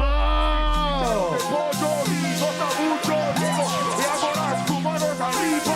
Esse é um momento muito bom e lá no Brasil a gente fala que isso é pra botar a mão pra cima. Ok, ahora le toca al peruano. Viste que mi flow es recontra insano. Yo quiero que todo el mundo eche la mano. apoyando con toda la energía que ella está rapeando. Este gran MC. Tengo rimas buenas para ahorita yo rapear. Quiero una bulla para DJ ZK. ¿Qué fue? ¿Qué fue? Síguete en la final. Tengo rimas muy buenas que reparten el instrumental. Porque sé que yo no lo estoy haciendo muy mal. Pero no interesa, hermano. ¡Una bulla más! ¡Hey, yo! Oye, yo también rapeaba. Yo también rapeaba. Muy bueno. Ok. Llegó el turno de la final. Ahora. A mi lado derecho voy a presentar al gran Papita. Pero no está solo. No. De nuevo. ¿Qué pasó con esas energías, público? Esas son las energías que tenemos los peruanos, ¿sí o no? ¿Dónde están las energías? Una fuerte bulla para Papita. Y a mi lado izquierdo. Pero mundo ruido para Necia. Ay, esta finalísima. Ok.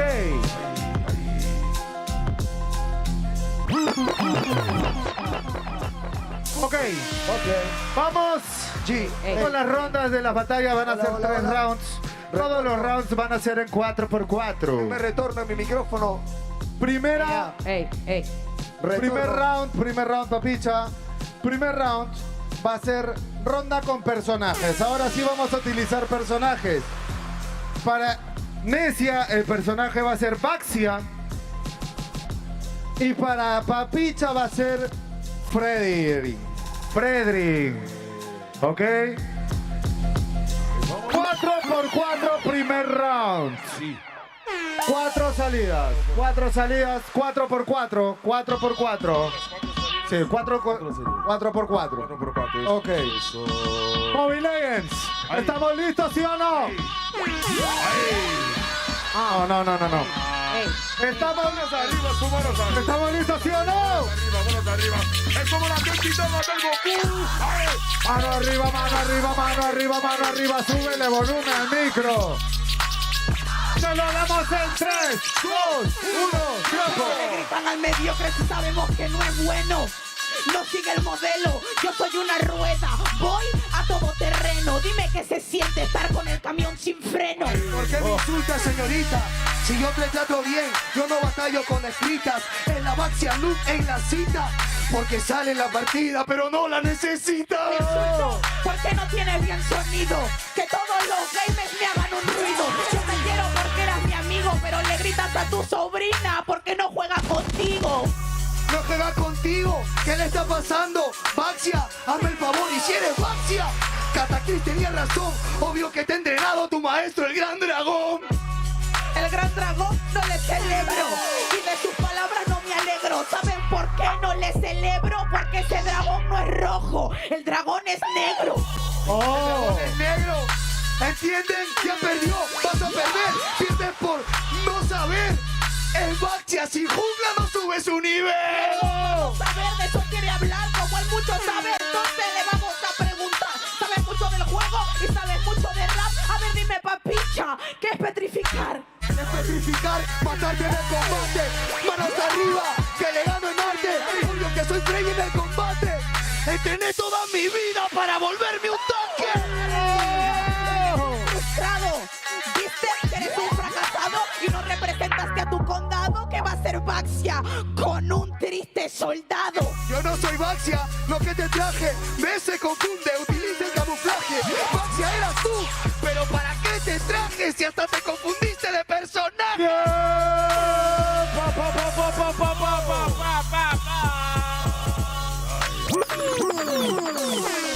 Aquí están las salas del Gran Dragón. ¿Cómo es el ritual después de cada round?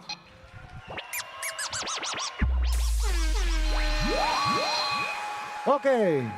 Segundo round, temática. ¿Y cuál es la temática? Mentalidad. Mentalidad. mentalidad. Venga acá, MC, vamos a tener una energía más próxima de la persona.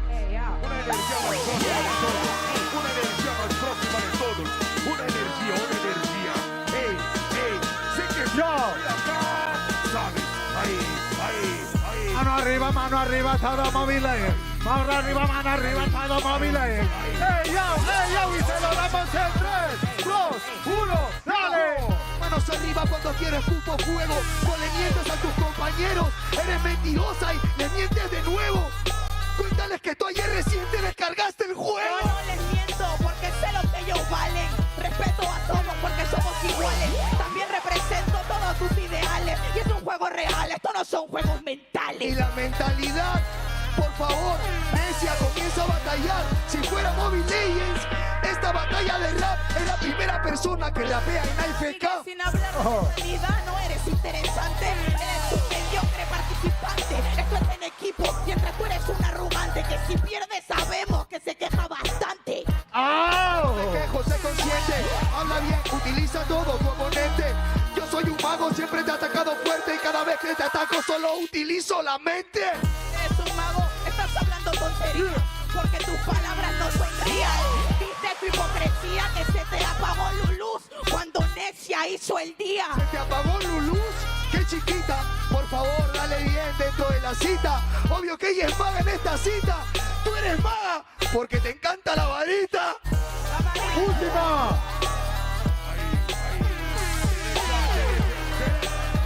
¡Se lo damos en 3, 2, 1! ¿Cómo le gritan si no tuvo ni un contraste? Y esta mujer te manda a lavar los trastes. Eres un desastre, ¿por qué no cuentas que el celular con el que juegas te lo robaste? ¡Tiempo!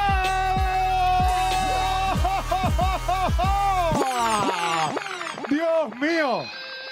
¿Dónde está esa bulla, esa energía de este público peruano? Ahora, último round y esto sí, es round libre, a sangre. Aquí va a haber matanza, pelea, batalla. El último round, sus manos arriba, todos, sus manos arriba, para este momento. ¡Ay! ¡Ahora sí se está! Suena el instrumental a Minier. Todos con la mano arriba, ¿qué fue? Todos con la mano arriba, ¿qué fue? ¡Hey, ya! Todos contamos a la cuenta de... Pero el papicha, este loco no mueve sus fichas. Está molesto porque Necia le gana la batalla, que lo pincha. Aquí nadie es su hincha, quiere parecerse a mí que se ponga pincha. Va a ser un gato con la negra de Papicha te enseña que cada vez que rima le pisa te lo entierra, ya ramea. Oye, te ganó en la primera. Si es mentiroso en la carrera, ¿por qué no le cuentas que tú eres doctera? Vaya la boca canalla en la improvisación. Este cabrón no tiene el don que yo tengo para hacer improvisación. Dicen que yo soy doctera, pero qué malo ese patrón. Prefiero ser doctera a jugar mi talking. Lo aceptó y no se enoja. Mano para arriba de toda la gente, papicha, la Necia la rocha. ¡Dale! Ya te gané, no tienes rocha. No veo tortugas donde tú ves a Roshan. Hace rato está que se raya el canalla yo. Estoy que lo saco tú, te vas a quedar sin las medallas. Necia está cubriendo toda la pantalla. ¿Por qué no aceptas que te gano todas tus batallas? No te trabes, fluye bien entre ellos. No quiero medallas, ya las tengo del cuello. Yo no quiero medallas, vengo a dejar mi sueño. Aparte todos juntos, ganamos con ellos. Ganamos con ellos siempre. Loco solo hace ruido. Se gana el público con su escaso contenido. No se dan cuenta que yo ya lo he vencido. La batalla no es con ellos, la batalla es conmigo. Es con ella. ¡Última! Ya le gané. Háganle favores. Necia, regresa a tu mundo de opresores. Te gano con el público y con los jugadores.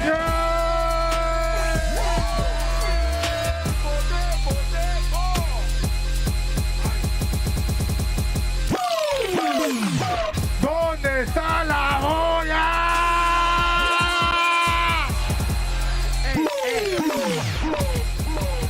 Esta es la gran final, muchachos.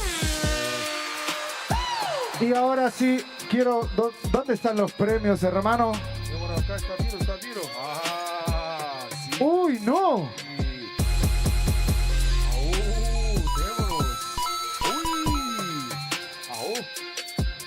Miren este medallón. El ganador se lleva esta medalla. Y miren el premio. El ganador se lleva $1000. ¿Dónde está la bulla por eso? El freestyle también se merece la energía.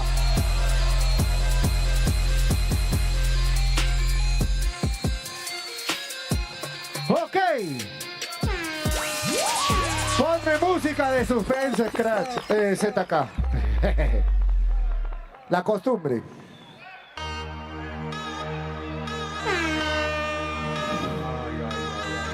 Quiero aplausos, aplausómetro. Pero primero para todos ustedes, para DJ ZK, para Suolo desde Brasil y para MCS. Ok. ¿Para quién será esta medalla? No lo sabemos. No lo sabemos. Aplausos para Necia.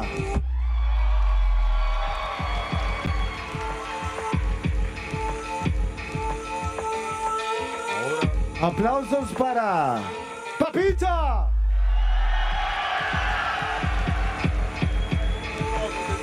De nuevo, Necia. Papita. El ganador es Papita.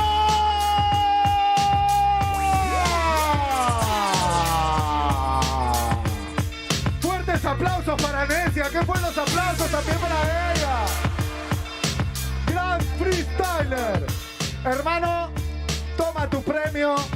Esconde el premio porque tengo deudas.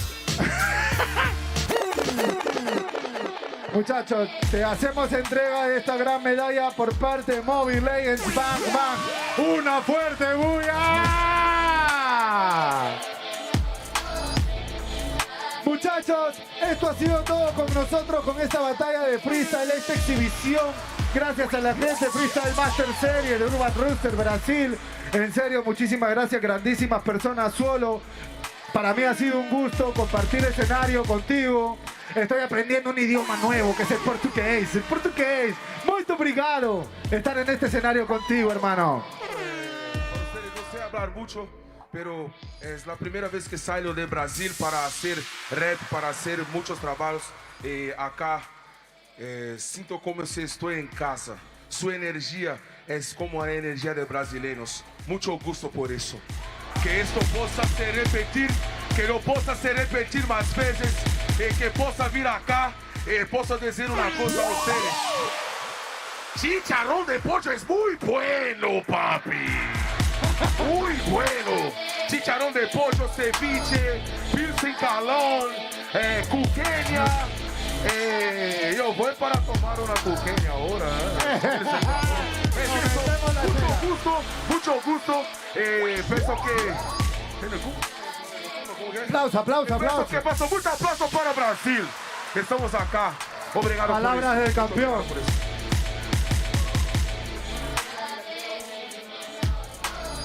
El freestyle del país. Lo único con lo que me pueden ayudar es en su Instagram pueden poner el papicha y si me siguen me ayuda más que todas estas competencias porque me siguen motivando a seguir adelante. ¡Ey, muchachos, para mí ha sido un gusto estar aquí también. MCS.01 en redes sociales para los que me quieran seguir. Sigan a Barra Libre Podcast, que es el primer proyecto con mis hermanos Fabio y César que estamos haciendo posible. Un gran proyecto de podcast para que ustedes puedan conocer a freestylers, músicos y también, ¿por qué no?, invitar a gente que hace este tipo de juegos, este tipo de competencias. Muchísimas gracias a la gente de Mobile Legends por unir el freestyle con los videojuegos. Muchas gracias, DJ ZK, también una fuerte bulla para DJ ZK. Muchísimas gracias, hermano. Nos vemos en la próxima. Esto es FMS Perú, FMS Brasil. Muchas gracias, Perú. Yeah. Mucha suerte, muchachos.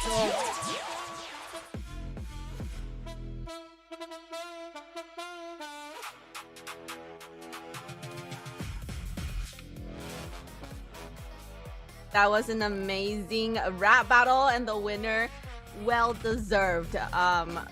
We are now waiting to get into game 4.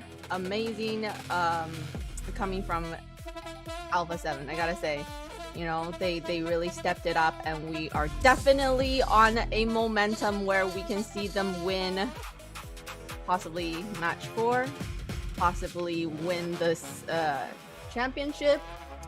How are we feeling?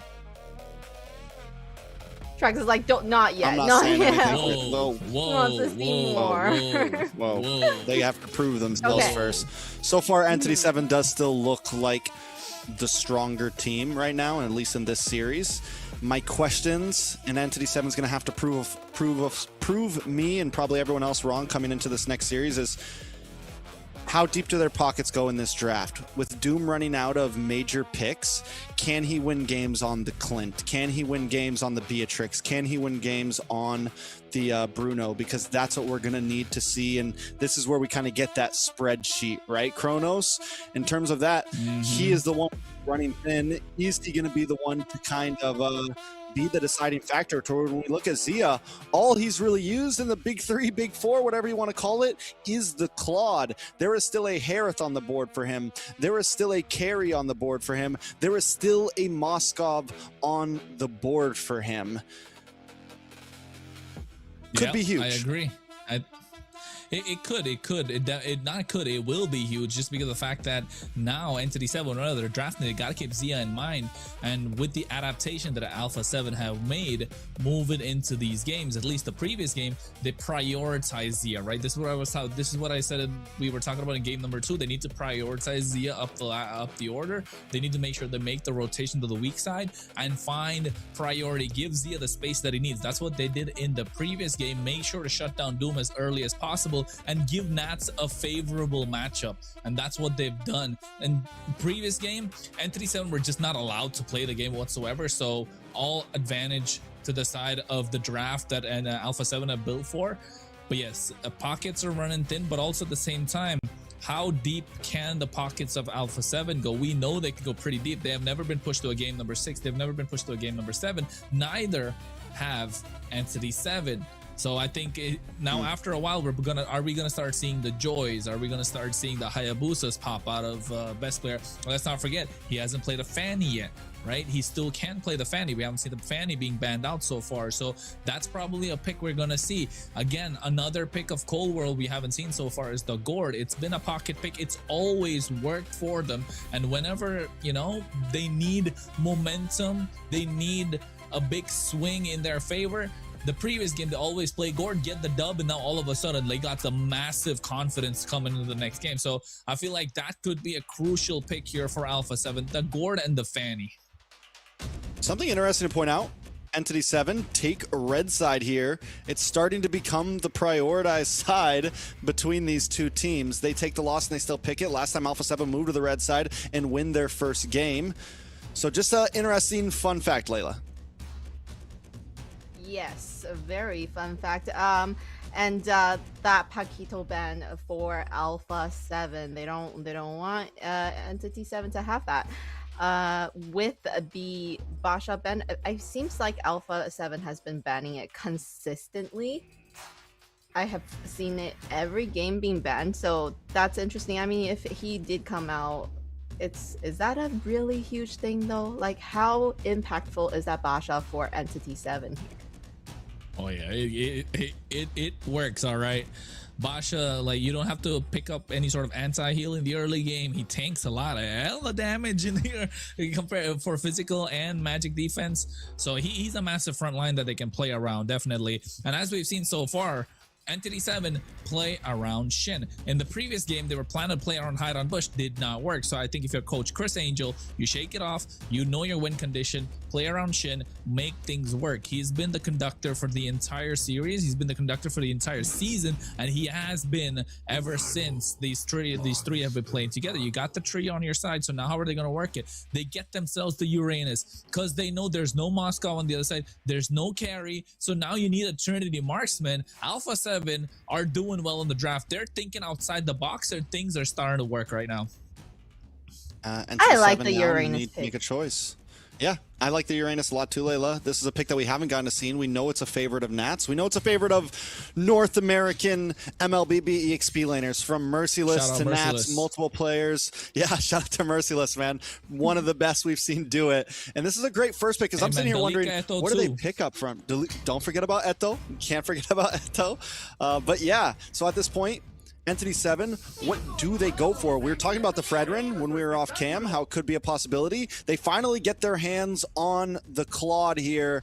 ALPHA7 North, I think you gotta lock in the carry. Don't let it get banned out. Use it this game to try to beat this Claude and not let ENTITY7 get ahead of you.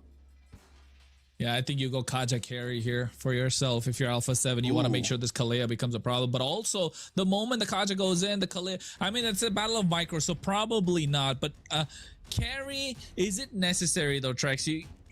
Do they want to pick up the goal lane right now? They could. I think they could save the goal lane until the end. Prioritize the jungle. There's not a lot of jungle heroes left too. You get yourself the Hylos and the Gwen. Okay, Belleric and Guinevere. It's still good. It works against the Claude a little bit.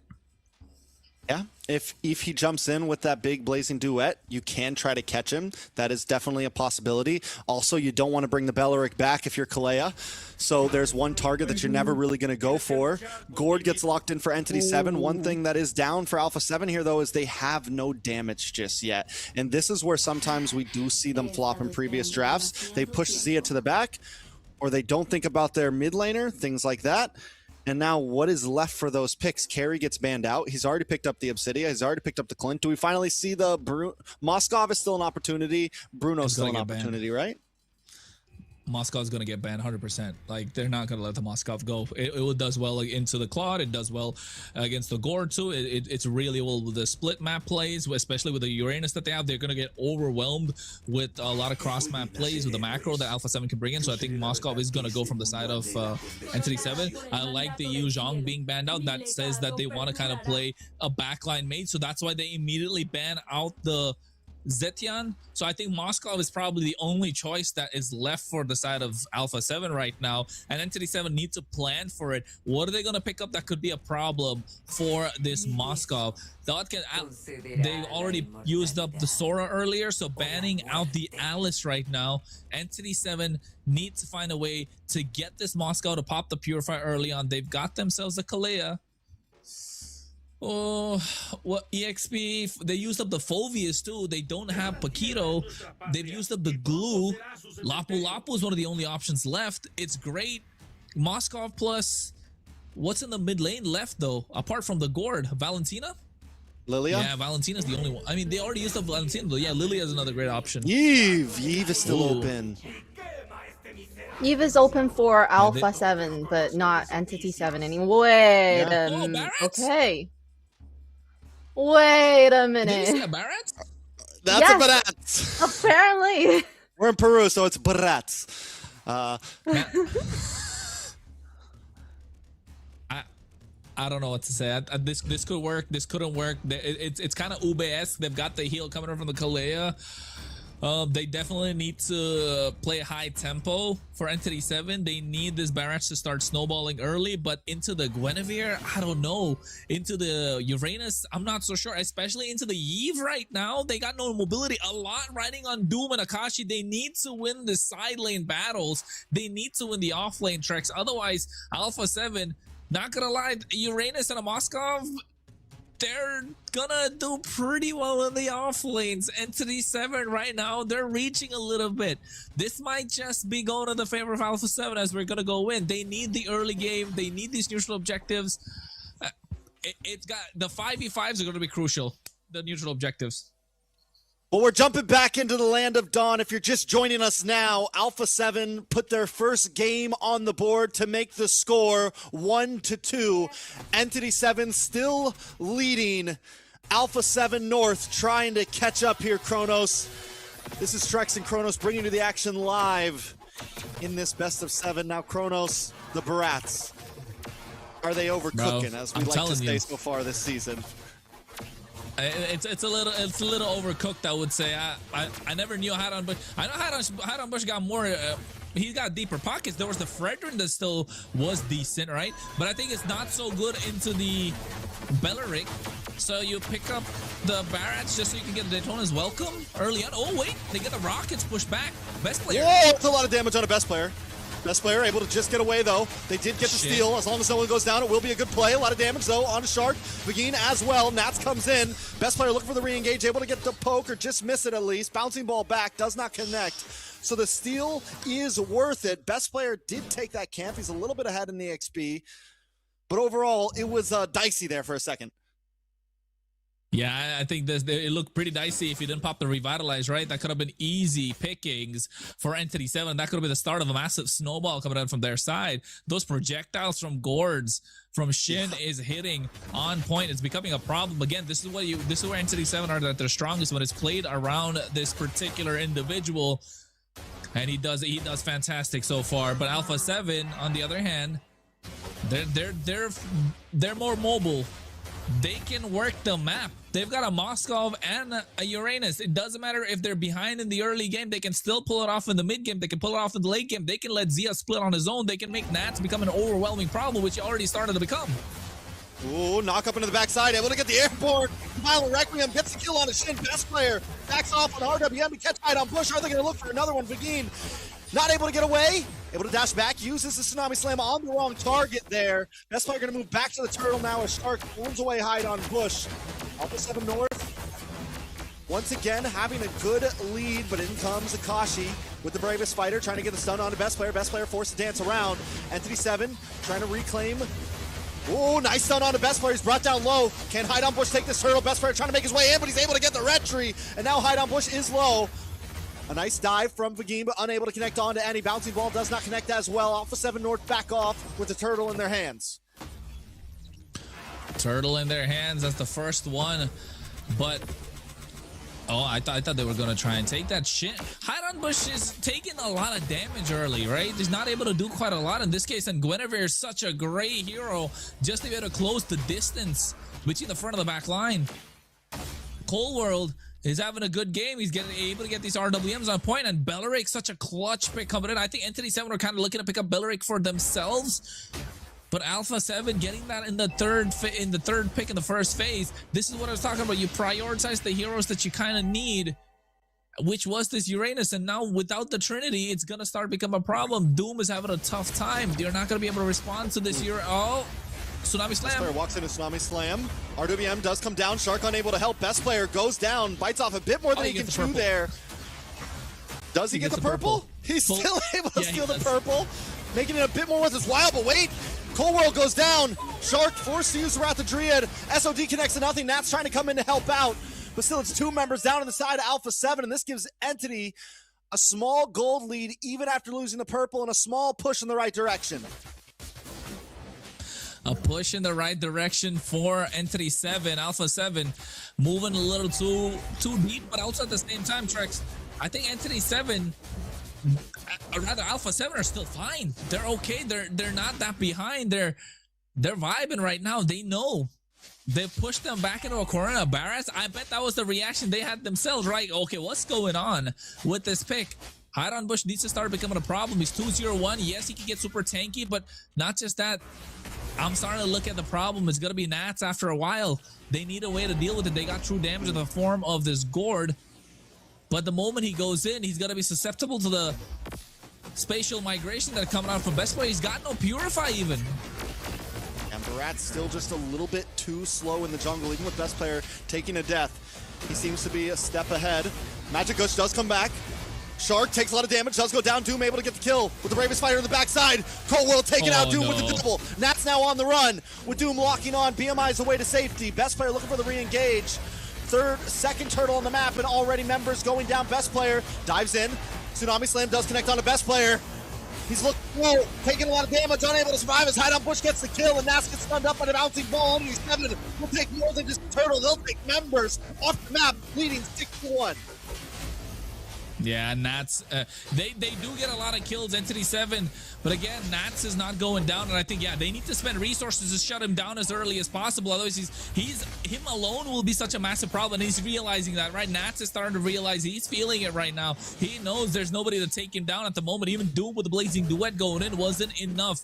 He's starting to get tankier. I want to take a look at the itemization. Does he have the Chassis Pauldron early on? Does he have the Silence Robe to slow down what Shin can do? After that, it's gonna be he's gonna be a walking tank. Nobody's gonna be able to take him down. Hide on Bush, on the other hand, same thing. Is he going for a hybrid? Is he going full tank right now? Though they don't necessarily need the damage. They need a front line, but also at the same time, what is he prioritizing? It's got to be a Radiant Armor with the Chastis Pauldron. The Chassis Pauldron is going to be such a crucial item for both these goal laners if going up against it. But in terms of tempo, ALPHA7 still have the tempo. ENTITY7 just have the kills. They've got a little bit of a goal lead, but it's not enough for them to be able to say that this game is already theirs. We're what, approaching the 6th, 7th minute mark right now? The third turtle is going to be up for grabs soon. And I think that will dictate the pace of how the next Lord will go. And I think ALPHA7 will be in a better position compared to ENTITY7 just because of how the draft is playing out. Honestly, though, Kashi has been doing an amazing job still. He's been the one to be able to zone away best player. He's been the one to be able to zone away Cold World. And if best player can't step up, it's going to be hard coming down to these big pits. Yes, Nats and Zia do have huge late game potential, right? But with Doom already being 2-0, Akashi being deathless, the damage is there for ENTITY7 to maybe have a mid-game pop-off and put a big stunt in ALPHA7 growth. And at that point, they have late-game potential as well. They have the Gourd, they have the Claude, their E-Shred possibility. It's third turtle now. Can ALPHA7 pull something off? Nats into the backside. Just bothering Shin right now. Shin might just go down. He's forced to use the flicker. Nat's still okay. Vagine unable to connect onto anyone. Nat's going to make his way back. He does get brought down to about 25% health. He has the Purify. Kashi going to try to move on to Cold World. Gets the Sun. Best player still able to get the turtle. A lot of damage. Lands on a hide on Bush. Is forced to use the Torna's Welcome just to get away. Vagine able to get the slam. Brings back Cold World. Cold World goes down. A lot of damage on the backside. Nats finds Shin. Nats looking for another target. Best player gets a double knockup. Hide on Bush, Bravo, and Nats and Zia are cleaning house right now. It's 3 members down on the side of ENTITY7. Just like you said, Kronos, 2 offlaners can carry the game. That's all, man. In this game, it's enough. That's on this Uranus becoming a problem, and he was becoming a problem. He knew it. He was feeling himself, and Shin was being bothered. They sent Vagine to help him deal with it, but still Shin couldn't do anything. Look at it. Doom is not able to do anything either. He needs that early Malefic gun to be able to dish out the damage after a while. That means Nats probably already has the Chastis Pauldron in his hands. He's got the Purify, so they're not going to be able to chain CC him down. And ENTITY7, yes, they got the early game, but in the mid game for that third turtle, they weren't able to get a grip. And now things are starting to slip from their hands through their fingers. And that's reminding ENTITY7 who Where he is. Comes from. Where he comes from. I love it. I love that he keeps that one in the clutch. Keeps the RSG logo in the clutch. One of the first teams I ever fell in love with. A little story time. RSG, Nats on the Esmeralda back when you could sprint Esmeralda. Glory days for my guy, and he's trying to bring him back, showing that he's not out of the picture just yet. ALPHA7 North trying to tie things up here. Annoying, Zia's man. already. Look at this guy. He's moving fast. He's a fast boy annoying. in the land of Dawn. And he knows Doom needs the items to kind of make it become a problem, right? And by then it might just be too little, too late. Oh, best player.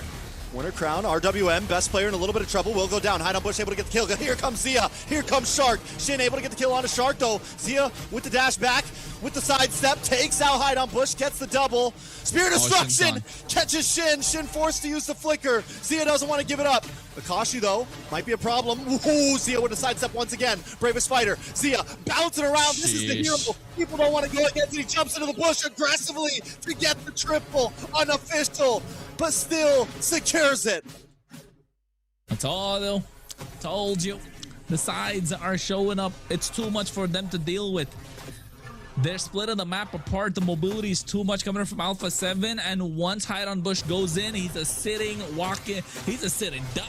He can't do anything at that point. They need to play around him, but they just don't have the tools to make this Barat shine right now. It's not Ube. It's not 2022. It's not. Was it 2022 or was it 2021? It's not 2022 anymore, right? We're 4 years past it. Barat hasn't seen the light of day in a very long time, and ALPHA7 knew what they were up against. We're biding their time. Now with a 5K goal lead, got the Lord in their hands too. The first Lord of the game. Probably looking to break down the Holy Shield, maybe take a couple of inhibitors. And now you put ENTITY7 back. And might even the score, and taking a look at the build as well. The chassis Pauldron early from Nats. The same thing. No, they got the silence rope, building into dominance ice. It started to become a problem. ENTITY7 are looking down the barrel of a shotgun. ALPHA7 holding the trigger. All right, Lord marching down the bot lane. Zia looking for the engage. Magic Gush does come out, try to clear the wave, doesn't want to lose this tier 2. As Nats holds down Doom on the top side. They're going to take the tier 2 on the mid. Wave coming down as well. Holy defenses are going to start to break. Nats going to charge to close in as well. Oh, no. Tsunami Slam tries to connect. Almost gets a knock up onto Akashi. CC immune, but not anymore. RWM connects. Akashi taking a lot of damage. Begin tries to come in. Nats able to use the consecration to get away. SOD. In goes Zia. Maybe he's biting off way too much, but he dashes back. Give me the cam on Zia. He gets shut down by Shin. Unable to get the kill. Maybe trying to perform a little too hard there. Shark down as well. ALPHA7 forced to back off. Begin doesn't want to let it up. Doesn't have the Tsunami Slam. Can't bring Nats back in, but he at least gets some damage. I think Zia going in was a risk, of course, but then it was a calculated risk, because if you take a look at the items on the side of ENTITY7, they didn't have a chance to slow him down. Yes, it was against a lot of members, but they were all lined up in the Spear of Misery. But yes, if he got at least one kill, he would have been happy. Was not able to get anything out of it. A good defense, but do you see the amount of resources they kind of expended just to take down Shark, right? They got themselves a rocket, along with that the Daytona's welcome, and then into the Tsunami Slam, take him to the base crystal. Might as well take him to the fountain at that point. And ENTITY7 were still able to defend this. So a good defense coming out from ENTITY7, but ALPHA7 are not letting up. They still have the tools to work things out in their favor. They've got the map. They can really bait out ENTITY7 on the top side, and they know ENTITY7 are kicking themselves. How do they take down this Uranus? They need Doom to dish out the damage, but they also need Doom to answer the waves, because there's no member that's fast enough or mobile enough to answer the split coming in from ALPHA7. All right, so with ENTITY7 getting themselves back in this a little bit, about a 3,000 gold deficit only. The gold spread is split up. It was about 300, 400. Nobody extremely leading completely on the side of ALPHA7 North. Zia did just get Malefic Gun in, going to have a bit more range, which is going to be helpful for him to be even more aggressive. But ENTITY7, I got to give it up to Akashi. Even in that last moment, he gets hit by a Violent Requiem, caught up in the RWM, and still gets away safely. If there's going to be someone that can save this game, it might just be in the hands of ENTITY7's own Akashi. Well, Akashi, at this point, he's 1-1-4. He's looking to dive in, but the kiting is just too much from ALPHA7 at this point. Hide on bushes. He's having a good game, no doubt. 5-2-4. The KDA says that, but is he really having a good game though? Like the fact that Hide on Bush is having a good game is starting to slowly become a problem for the rest of his teammates. They need to find a way to deal with Nats firstly before they get to the Lord. If they don't, it's going to become a problem. And even at the Purify, it doesn't even pop it. They use the Tsunami Slam. He doesn't use the Consecration or the Purify. Nat's still okay. RWM does come out, catches two, taunt lands onto Begin. Begin goes down. They try to move on to Cold World. Cold World taken out by Akashi. Up on the top side, Spear Destruction does connect. They're going to move on to Doom, and Doom goes down. No Cold Laner, but Shark falls as well. Akashi, once again, trying to save the day, but it's Shin all alone. The team is split up, and ENTITY7 falls to dust as ALPHA7 move down the mid lane, clear the waves. It's 3 members against Akashi. They're not going to go for the Lord. They're going to go for towers. The pressure is starting to pile. The pressure is starting to pile onto ENTITY7. They've got no answers. And now all of a sudden, 13-13. Yes, the kills are even, but the goal lead is 5,000. Too much. Zia with the sidestep. Begin trying to lock on. Zia's forced to back off. Nats trying to create space. ALPHA7 knows they can't finish things here. They have to move back to the Lord. They get a tower, almost 2. Are they going to try to rush this Lord with everyone on NT7 back on the map? Well, at this point, at least on the bright side, ENTITY7 have put a little bit of a chink in the armor of ALPHA7, right? They've cracked down onto Cold World. He's not been having a great game so far. The RWM's not really making that much of a difference. But into the Wrath of the Dryads, that's where it started to become a problem. And I think ENTITY7 are not able to deal with it. They need to be the ones to pull the trigger first. Ooh, SOD does connect. RWM comes down, catches multiple members, hide on bush low. Does finally fall. Shark able to get the kill. Doom takes out Shark though. Akashi looking for a target as well. Best player taken out. There's no retry on either side right now. It's Cold World and Nats up against Doom, Akashi, and Shin. ENTITY7 finally getting the win on this fight, but Nats is still unkillable. He's 3-0-8, and ENTITY7 knows they can't fight it.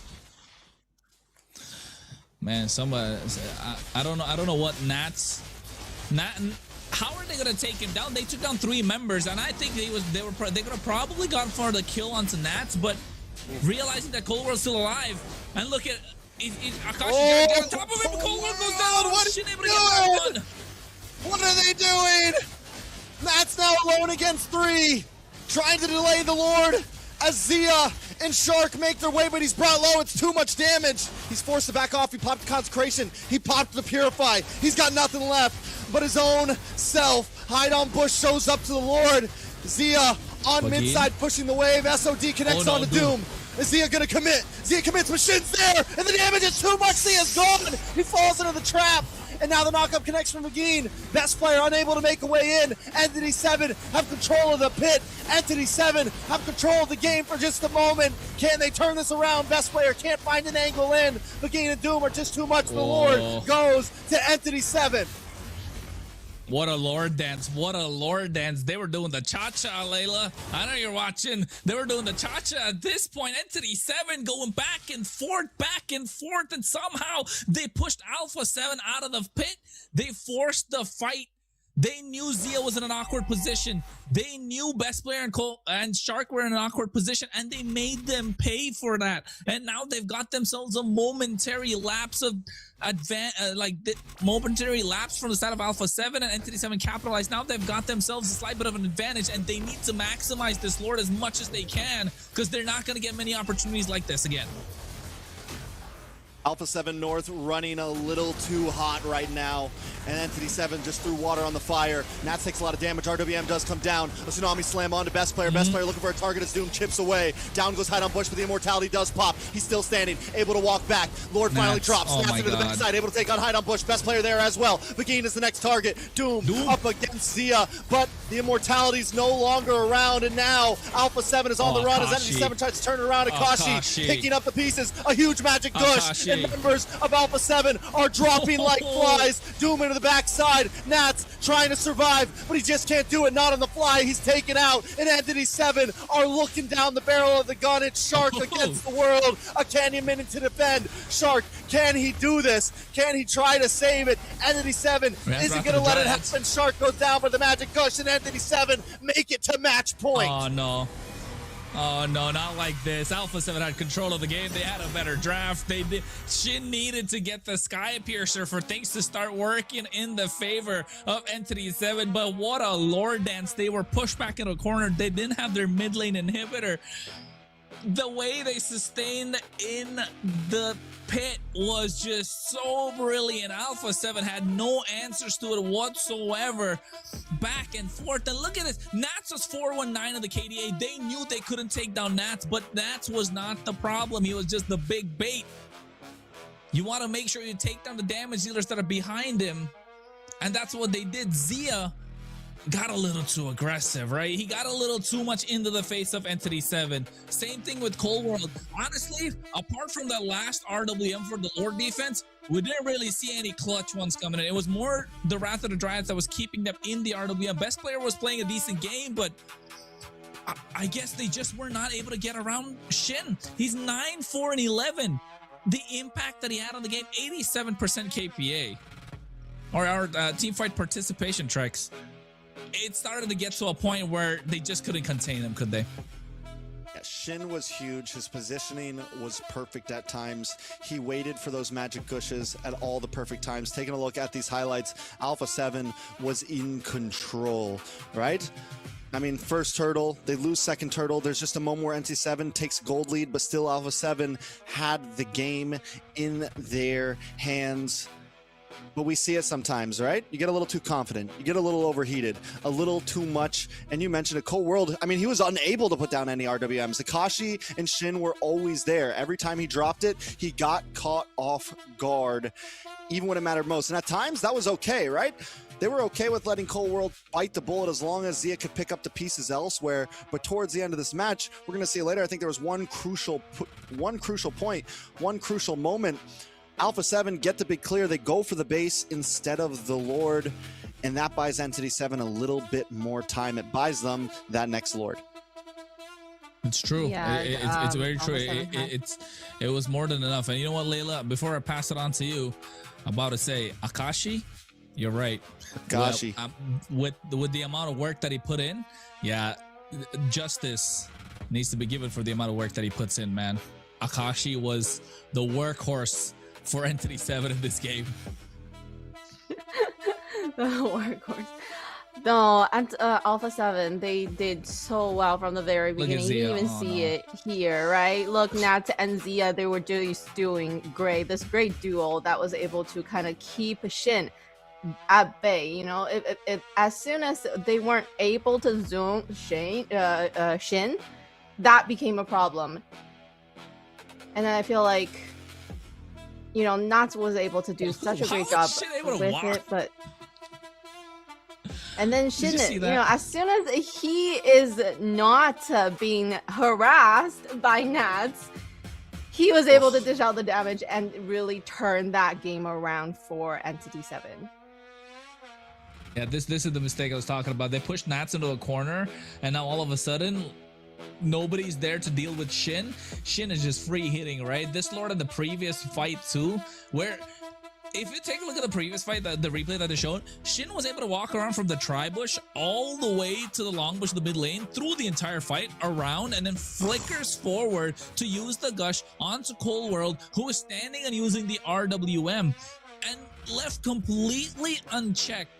I think ALPHA7, after getting the little bit of a lead, got too overconfident, overheated, like you mentioned, Trex, and then started tunnel visioning to what they wanted to do and forgot the main objective, which is got to shut down Shin for you to win the game against ENTITY7. Yeah, Akashi a monster, bro. They just couldn't do anything against him. Even there, I think that was another perfect example of them just going too far out. They were able to get 2 kills. They didn't have to chase there. They could have easily, they got their base defense. They still had a good advantage on the map with Nats and Zia. But once they go a little too deep, and this is, we saw it in that Lord fight, we saw it here in this defense twice. Just a little bit too much confidence, right? A little bit too much like, ooh, let's go for this. Let's finish this. We got this. We got this. We got this. And it completely, they overcommit. They split themselves up and they get taken out. Match point. You're right. This is why we were saying, Layla. This is why we were saying, whoa. This is why we were saying the whoa. You gotta calm down. You can't get too ahead. You know, the red light's still on. It's not green yet for ALPHA7. And with match point, I don't know, Layla. It's all you. You gotta talk what you gotta say. I don't know. We're done. Going into match point. I mean, we definitely would have preferred them to win match 4 so that going into it, they don't have that much pressure, right? Match point for ENTITY7. ALPHA7 has a lot to lose. If they lose this, that's it. No, well, yes, MSC, but they're definitely not that spot at the international stage. They're going into wildcard against these really big teams. You know what I'm gonna ask, Trex. You know what I'm gonna ask. But hey, MVP Shin highlights. Take a look at the position that he had. Right, like look at this final. The gush coming out. He's still able to get the kill on the best player. The stacks started racking up. Nats became a problem, and he knew Nats was gonna go down because he had the support. He had the Sky Piercer stacks, and it became a problem for them to deal with. Hey, that's Melita, right? The Spanish caster. Shout out Melita. Exactly. Shout out. Phew. What were you gonna ask, Kronos? So if ENTITY7 win this, how well do we think ALPHA7 will do in wildcard?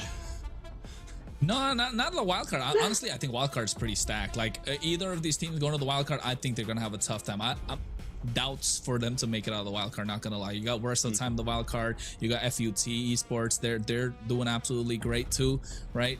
And then you got is it Guangzhou? If I'm not wrong, Guangzhou Gaming. That's there in the wildcard as well from the side of East Asia.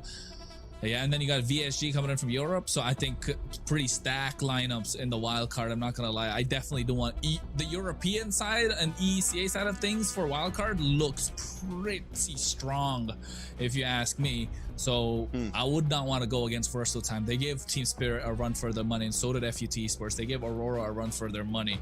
It wasn't a one-sided affair either, anyway. But I think at this point, what I was gonna ask Trex is, if ENTITY7 win this, are we finally gonna say the South toppled the North? You know, I just want to let everyone know, Bonox, use the code MCTBNX and get 5% out. Box-ons, Bonox, bonus box, whatever you want to call it. Either way, use that code right there, 5% off. I can't, after this little ad lib, I can't really remember what Kronos asked me. Anyways, there we go. Match point. I don't want to say it either, man. Match point.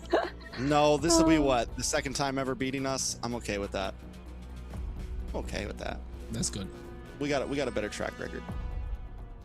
No, but hey, this sets up the heat for season 2, doesn't it? What is it? Hey. We're gonna be jumping into, what are we jumping into, Layla? We're jumping into freestyle rapping, so let's have a look at that. We got some nice performances coming up. Hola, se escucha. Sí. Sí.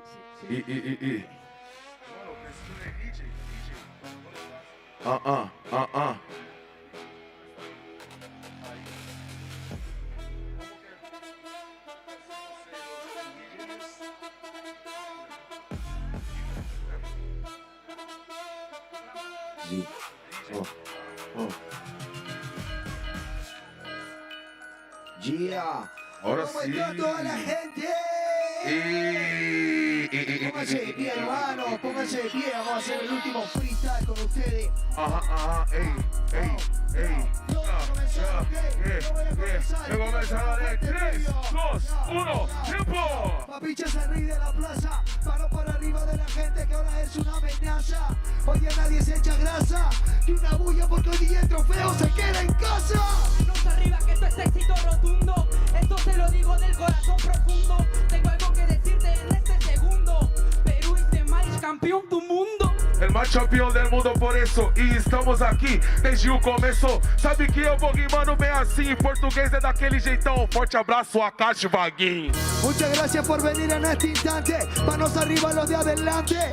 Y el que me haga la bulla más elegante se va recompensado con diamantes. Mano arriba acá la gente es elegante. Esto será recompensado con diamantes. Y recuerden seguir adelante, porque el esfuerzo es bien importante. É muito importante, então a gente vai fazendo o freestyle que segue. Daquele jeitaço, não sei se entendes do que hablo, pero estoy en Perú con ENTITY7. Tengo un mensaje, el organizador me dio pasaje y me acaba de decir que la gente que grita más le da un código de personaje. Sí, y eso se siente, obviamente, en el presente. Ven estos raperos exponentes, somos de Entity, solo que somos suplentes. Eso, no entiendo nada de lo que estás hablando, mano, até porque sabe que soy guerrero. Eso es acá, eso es Perú, brasileño. Perú brasilero, manos por arriba de la gente que sigue en guiña.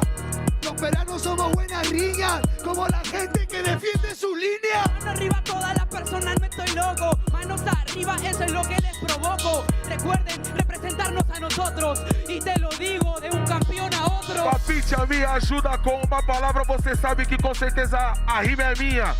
Será que eles conhecem uma bebida chamada? ¡Que viva la caipirinha!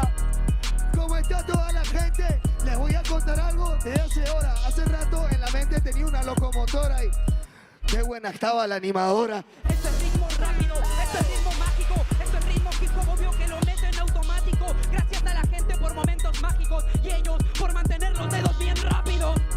por isso que hacemos isso. Cê sabe que é o Zulu com certeza no serviço. Tenho mais uma palavra que eu posso falar para todos. Manos arriba é ruído! Arriba, arriba, arriba, arriba. Cuando me levanto de la cama, Y seguimos. Ajá, ajá. Y... Ahí. Ahora, pa. perfectamente enunciado el fenómeno de la autodestrucción. Ahí.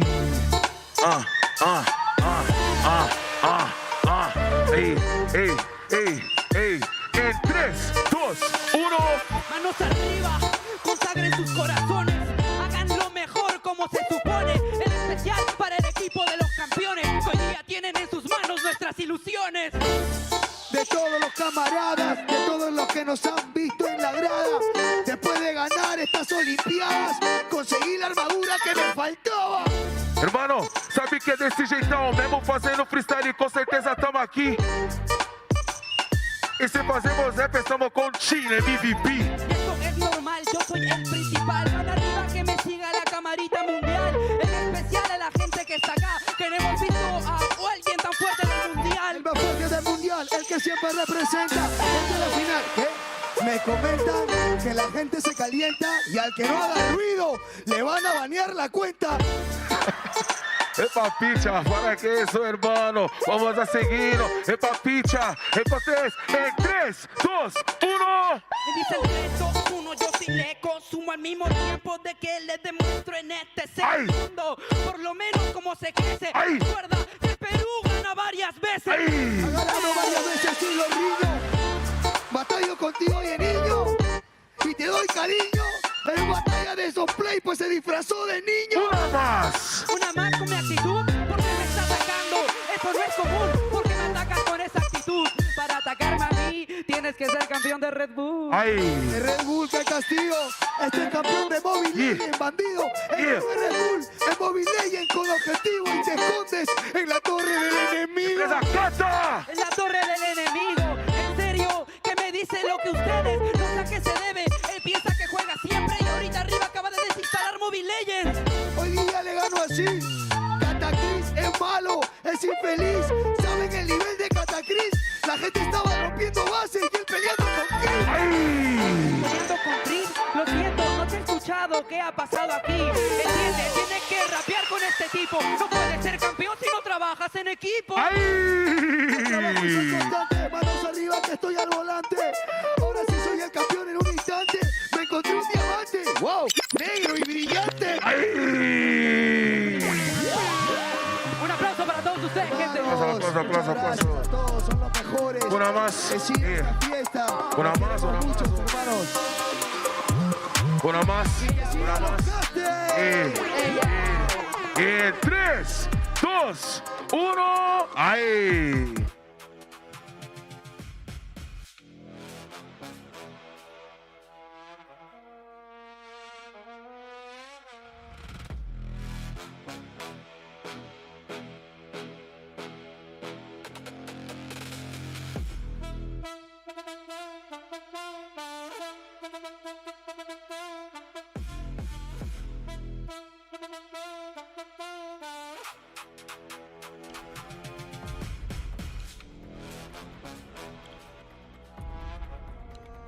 Great freestyling, lot said. Couldn't understand it, but the energy in the crowd was amazing. So I'm sure these rappers were really good. Going into match 5, match point for ENTITY7. Match point. Lots of pressure for ALPHA7. What do you think, Kronos? What's happening? What's gonna happen for match 5?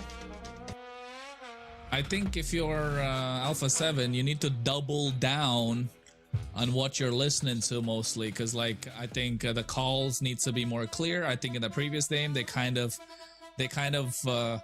I feel like there was miscommunication, right? Zia, he's been the most consistent one. I think this is the first ever mistake he's kind of made. What entire MCT tracks, correct me if I'm wrong, we haven't seen a lot of mistakes coming from Zia. He's the one usually that holds it together. He's the one that kind of keeps it sane. He's the one that kind of, is the one that they turn to. He's the rock in their corner. And when you know ENTITY7 are playing such a great game and the rest of your teammates are not able to pull up, it kind of, is it like Zia had to do a little too much for them to, and that's the reason he made a mistake? Shark and Zia got to get it together here. Look at their faces right now. They got Zia staring into the camera. The past matches, like, we got ENTITY7 over.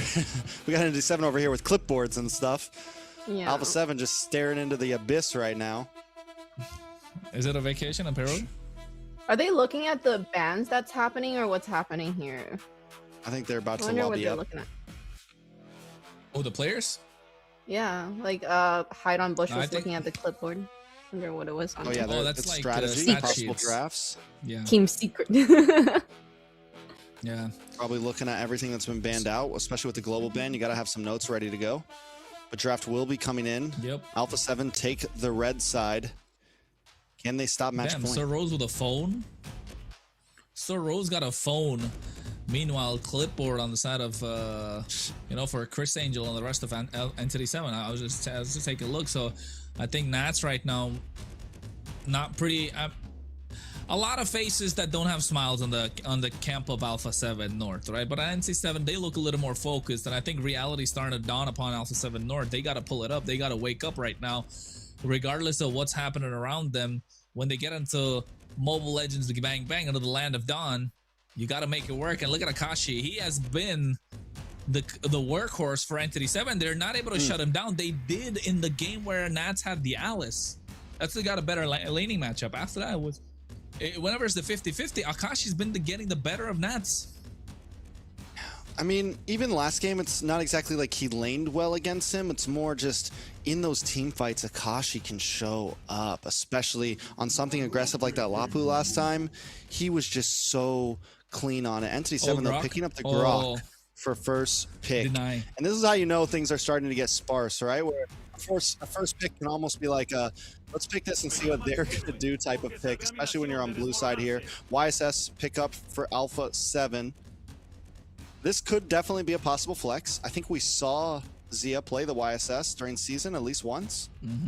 Yeah, we did. We did, and I think it didn't really work out great. It did get the win, but it was when they got themselves a Sky Piercer, if I'm not wrong, in the hands of the YSS.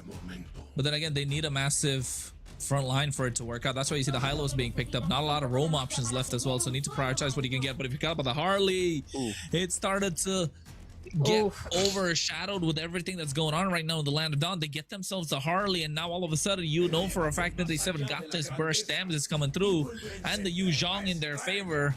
As the EXP laners are starting to wear thin, what is ALPHA7 going to prioritize? Are they going to prioritize the gold, the EXP? What could it be here? They don't got Belleric to flex to the EXP lane as well because they used it up in the previous game. No Uranus. They do have the glue that they can pick up for themselves, but is that going to be? I think open. Glue is one of the only options left. Lilia. Okay. Yeah, you got to go for the Lilia. Lilia Assault. It's Harley against the Yu Zhong. It's definitely an answer. It's definitely a solid pick. You lock in Cold World.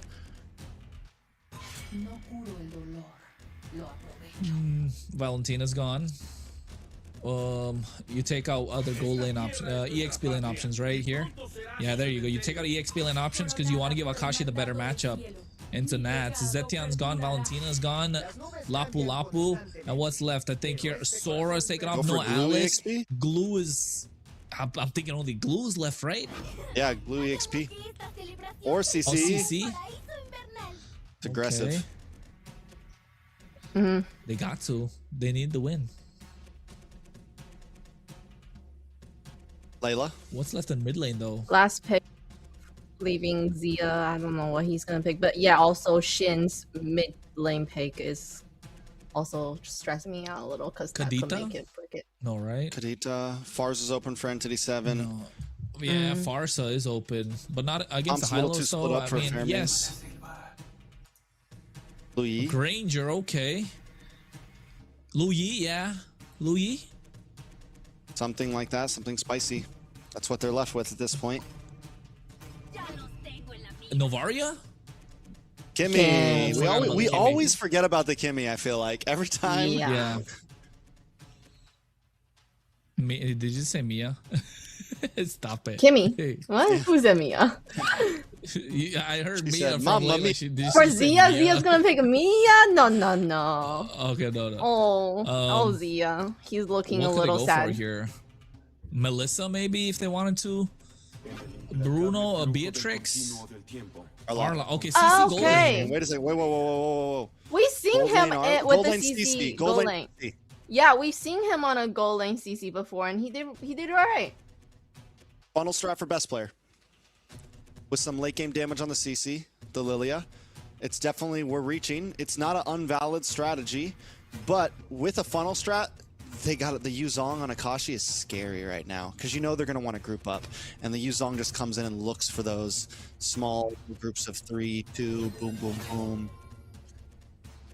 And he was having a good game as well in the previous game, right? He was definitely having a fun time. So I don't know, Akashi feels a little too much for them to handle, but also at the same time, Zia is looking to get that early snowball on the side of the goal lane. You want to stop Doom from scaling quick. You want to stop Doom from getting the Sky Piercer stacks. Nats is going to be a problem. They are looking to invade and to hide on Bush. Well, it's match point for ENTITY7 as we jump into the land of Dawn for possibly the final time of MLBB America's Grand Finals. ENTITY7 looking to close things out. ALPHA7 just looking to hang on for a few more games. Can they do it? Hey, we're gonna see gameplay coming out from both sides. You know, this kind of game, at least hopefully, as the draft is starting to wear thin from both these sides. Hide on Bush right now on this Harley definitely has pick-off priority and nobody there to really stop him. Cold World on this Lilia. We've seen the Black Shoes bait out a lot of these deadly magics early on. But you do not want, look at the rotation though. The rotation just to sneak in and take that away. No, not even allowing that to happen. Spotted out by Shark from ALPHA7. And Doom being pushed back by Z on the top side. They really need this early game to work out. And I think if best player goes down at least a couple of times, that's good. That should be good news for ENTITY7. And that's what ALPHA7 needs to avoid. Dominate the sides and make sure best player, the funnel strat that you spoke about, Trex, that the jungler is having a great time. Yeah, it's definitely going to be a slow pop-off as well. Probably won't see anything big from ALPHA7 till about the 6 or 7 minute mark possibly, unless Entity just makes a huge mistake. On the other hand, level 4, Hide on Bush comes in. The way they've already been moving around the map, definitely could see a possible deadly magic coming on to Nats early on, coming on to Zia early on, coming on to any target he deems fit early on. Kakashi looking for that level 4 where this turtle comes up. Not quite able to get it just yet. Oh, does, because he gets the crab. Nat's still a level behind. No. Back of the turtle, though. A little bit of action. Nice knock up on a best player. Best player. Akashi. Unable to find a way in. Akashi zones him away. They're unable to be able to fight for this turtle. And Hide on Bush is able to secure it. A big knockup, though, comes from Akashi once more. Not trying to find his way in. Akashi goes down. First blood in the hands of Shark. So a kill for a turtle. Not the greatest trade, but ALPHA7 is up in gold. Yeah, I think ALPHA7 get a lot of assists on the board, so that should be worth it in their eyes, even though they gave away the turtle. But the crucial factor is that you could see how Akashi knew who his target was. He's straight on top of best player, hunting him down, not allowing him to breathe whatsoever, waiting for him to use Dauntless Fleet as well there on the right time. But here, again on the wall. Black Shoes does pop, though. Cold World into a safe spot, taking a lot of damage. Finally goes down. Doom able to get the kill. First blood for ENTITY7 goes into the hands of Doom, which is the perfect spot for it to be. Yeah, I think at this point, Vagin didn't even have the tech charge, right? And that the fact that without the tech charge, your Purify got baited out, and also at the same time, the Black Shoes. Yeah, the positioning from Cold World hasn't really been the best this entire series. He's had his moments, but also, as long as the highs are high, his lows were pretty low as well in terms of positioning and with the performance that he's put out in this game, in this series. But also at the same time, if there's somebody you want to back in terms of what they can provide in the mid lane, is definitely Cold World at this point for ALPHA7 North. He's going to be the linchpin. He's going to be the focal point to melt down this frontline tanks, especially Vagin. So he's not going to be able to walk around quite a lot. And also at least bait out a couple of these skills, especially the black deadly magic. Oh! At least they get the kill, though. It's 2 for 1. A nice save by ALPHA7. It was close, but they made the commit happen. But now on the top, Zia in a lot of trouble between 3 members under the tower trying to survive. Shark comes in to help out. Zia does eventually drop for the price of a Vagin. A decent trade for ENTITY7 trying to even out the board. Yeah, they even out the board right now, but it's still 1K behind, though, almost in gold. I think on the bot side, I thought it was disastrous, not going to lie, but best player able to get that double really clutch things up. And this is where you want to be if you're YSS. You don't want to go down, but there, the Sky Piercer. This is what I was worried about. No. Well done, Akashi 0-3-1, and you mentioned earlier how he's going to be the one to be able to zone away best player, but if they can put him behind, it does help out a lot in these neutral objectives. Vagin taking a bit of damage.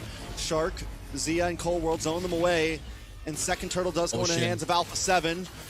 Shark drops a glorious pathway up on the top side, though. Vagin looking for a target. Nats with the final slash. Looking for Doom, able to get under the tower, popping off. Walks in a hideout bush, though, takes a lot of damage from Akashi. Nats will drop. Akashi able to get the kill. Black Dragon comes out. They're on the chase. They're on the hunt. Vagin able to get the knock-up. Shark low. Zia low as well with the deadly magic. He will not survive. And hideout bush looking for more targets. Cold World doesn't have the black shoes. Can he get away? One more health, and he drops. Akashi putting himself back on the board. 2, 3, and 3. ENTITY7 putting themselves back on the board. 7-7. The re-engage coming in from ENTITY7 after ALPHA7 really took the fight to them with the score being 7-7. It's just ALPHA7 overstaying their welcome right now. Every single team fight, they got the advantage. They didn't really have to stay there for a long time. And whatever they built up slowly being thrown away. Yes, they still have goal lead on their side, but ENTITY7 are moving with confidence right now. And that's been there on their side for the entire time. You do not want to give them confidence whatsoever because they're moving like they've already won the game. Let's be honest. I think ENTITY7 are moving like they've already won the game, but also at the same time, ALPHA7 needs to find answers. They're able to get the Law and Order on Akashi. They're able to find these pickoffs, right? But they've got more single target priorities when it comes to this deadly magic. As Hideon Bush is able to find the right target. Nats goes in deep. Zia goes in too deep. But best player not being in the fight, was it really a wise fight to pick right now? Because he's got himself the Sky Piercer, right? So you want to make sure the Sky Piercer starts stacking up. All right. ENTITY7, you mentioned it. They're behind on gold. But it doesn't mean it's not playable. Hideon Bush is 3-1-3. Zia supposed to be having an early game advantage. Doesn't seem to have it right now. Getting targeted down, and these are the ganks we were worried about for ALPHA7. Another pickoff. ENTITY7 does so great at attacking these off lanes right now. A big knock-up. A lot of damage on a best player. Best player able to get the turtle, but will he get away with his life? Akashi drops. Best player able to get the kill. More damage on the back side as Nats chase down Vagin. Nats though going to get targeted down by Doom. Shark here to help out. ALPHA7 able to get a hit and run and keep the gold lead. And not just that, they even get the mid-tier 1, so that's really good for them. Along with that, a stack for best player. And this is where you need to start churning things, right? You got to work overtime. Put the elbow grease in right now to make sure you get your advantage. Otherwise, you're not going to be able to walk away. It's not easy. It's not MCT North group right now. It ain't true. It ain't easy being cheesy. But I mean, let's be honest. I think right now ALPHA7 realized they really got to put in the elbow grease to try and take out the stain. That's what the 3-1 right now in their not in their favor. And if they don't, ENTITY7 are going to run away with the game. They're already at match point. They've got a one-way ticket, man. I don't think they want to throw away. Not after a previous game. Oh, final slash. Final slash. Locks onto Vagin and Akashi. Vagin low. Best player able to get the kill. Another pickoff. And ALPHA7 back off. Smart play. Look for the hits. Look for the play on the map. Get a kill. Leave it alone. Because that's where ALPHA7 keeps on failing. We talked about it. ENTITY7 did it. The turnarounds from ENTITY7 continue to be such a problem for Alpha. Well, at least they do get a tier 1 on the top side, right? So macro in the favor of ENTITY7. They've not lost, sorry, ALPHA7. They've not lost a single tower yet. They only lose the bot side right now which is still okay since the Lord is spawned on the bot side. They don't really have to worry so much about the long lanes while they still have their tier 3s to tier 2s up. It's not that late right now, and I think Zia on the CC is going to start popping off soon enough. These curtain call Yo-Yo Blitz are going to start hurting, and I think if Vagine doesn't have the Dreadnought armor or the anti-Caress, it's going to start becoming a problem, and ALPHA7 North need to slowly maximize these stacks in the Sky Piercer for best player, because he's got 2 right now. 20 is pretty good, and Doom's at 0. Ooh, Nats. Maybe going a little too deep, will be okay. Akashi's not going to fully commit. They know Lord is up as Doom sits on the top side, trying to clear the wave, push it onto the tower. ALPHA7 looking for an angle. Black Dragon comes out. Vagine brought very low as Nats tries to switch targets and petrify. And best player is shattered down. Vagine goes down as well as Akashi tries to revive a hide on Bush drops. There's no rushing on the field, and 3 members of ENTITY7 are gone. ALPHA7 looking for the advance. They're going to clear this mid wave. It's Shin and Doom, 2 marksmen against 4 of ALPHA7 North. Will ALPHA7 switch sides and try to go for this Lord? They will. Now the question is, will Entity look for the steal? Yeah, they don't have a marksman right now to blitz down his Lord, right? Oh, shit, goes in a little too deep. Nats goes down, though. And the next target might just be Zia. Doom and Shin holding off ALPHA7 all alone. They're able to kite back, and ALPHA7 are unable to secure the Lord once again. Well, Doom making sure ALPHA7 listened to the Rhapsody that he's got for them at that point, able to get a kill, a stack on the Sky Piercer. Again, ALPHA7 making blunders, right? They got the advantage. They got Shin. Shin did a brilliant job baiting out that fight. And now look at this, they go in again. Oh. Tech charge. Lands on a 2. Vagine goes down, though. Cold World able to get the killer. Shark gets stunned, but the Black Dragon comes out to stop, and Zia brought very, very low. Hide on Bush takes him out, and now E7 is pushing back onto Alpha as best player tries to look for the re-engage. He goes back onto the tower. Nats looking around the flank. ENTITY7 knows they can't force it. There's no ultimate Shin and Doom. They have to back off as well. Well, even with everything that they've been throwing at Shin, he's 008 Trex. 13 kills on the side of ALPHA7. They still haven't got one.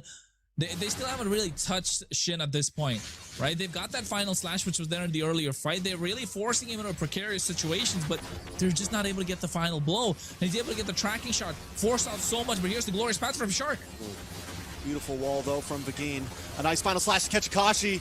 Mount Shocker to lock down Shin, and best player gets away with a sliver of health. Shin goes down finally. Nat's able to get the kill. Zia finds Vagine. Best player looking for the re-engage. Lord goes to best player, and 4 members drop an ENTITY7. ALPHA7 finally taking an advantage, a big advantage in this map. Can they translate it into a win, though?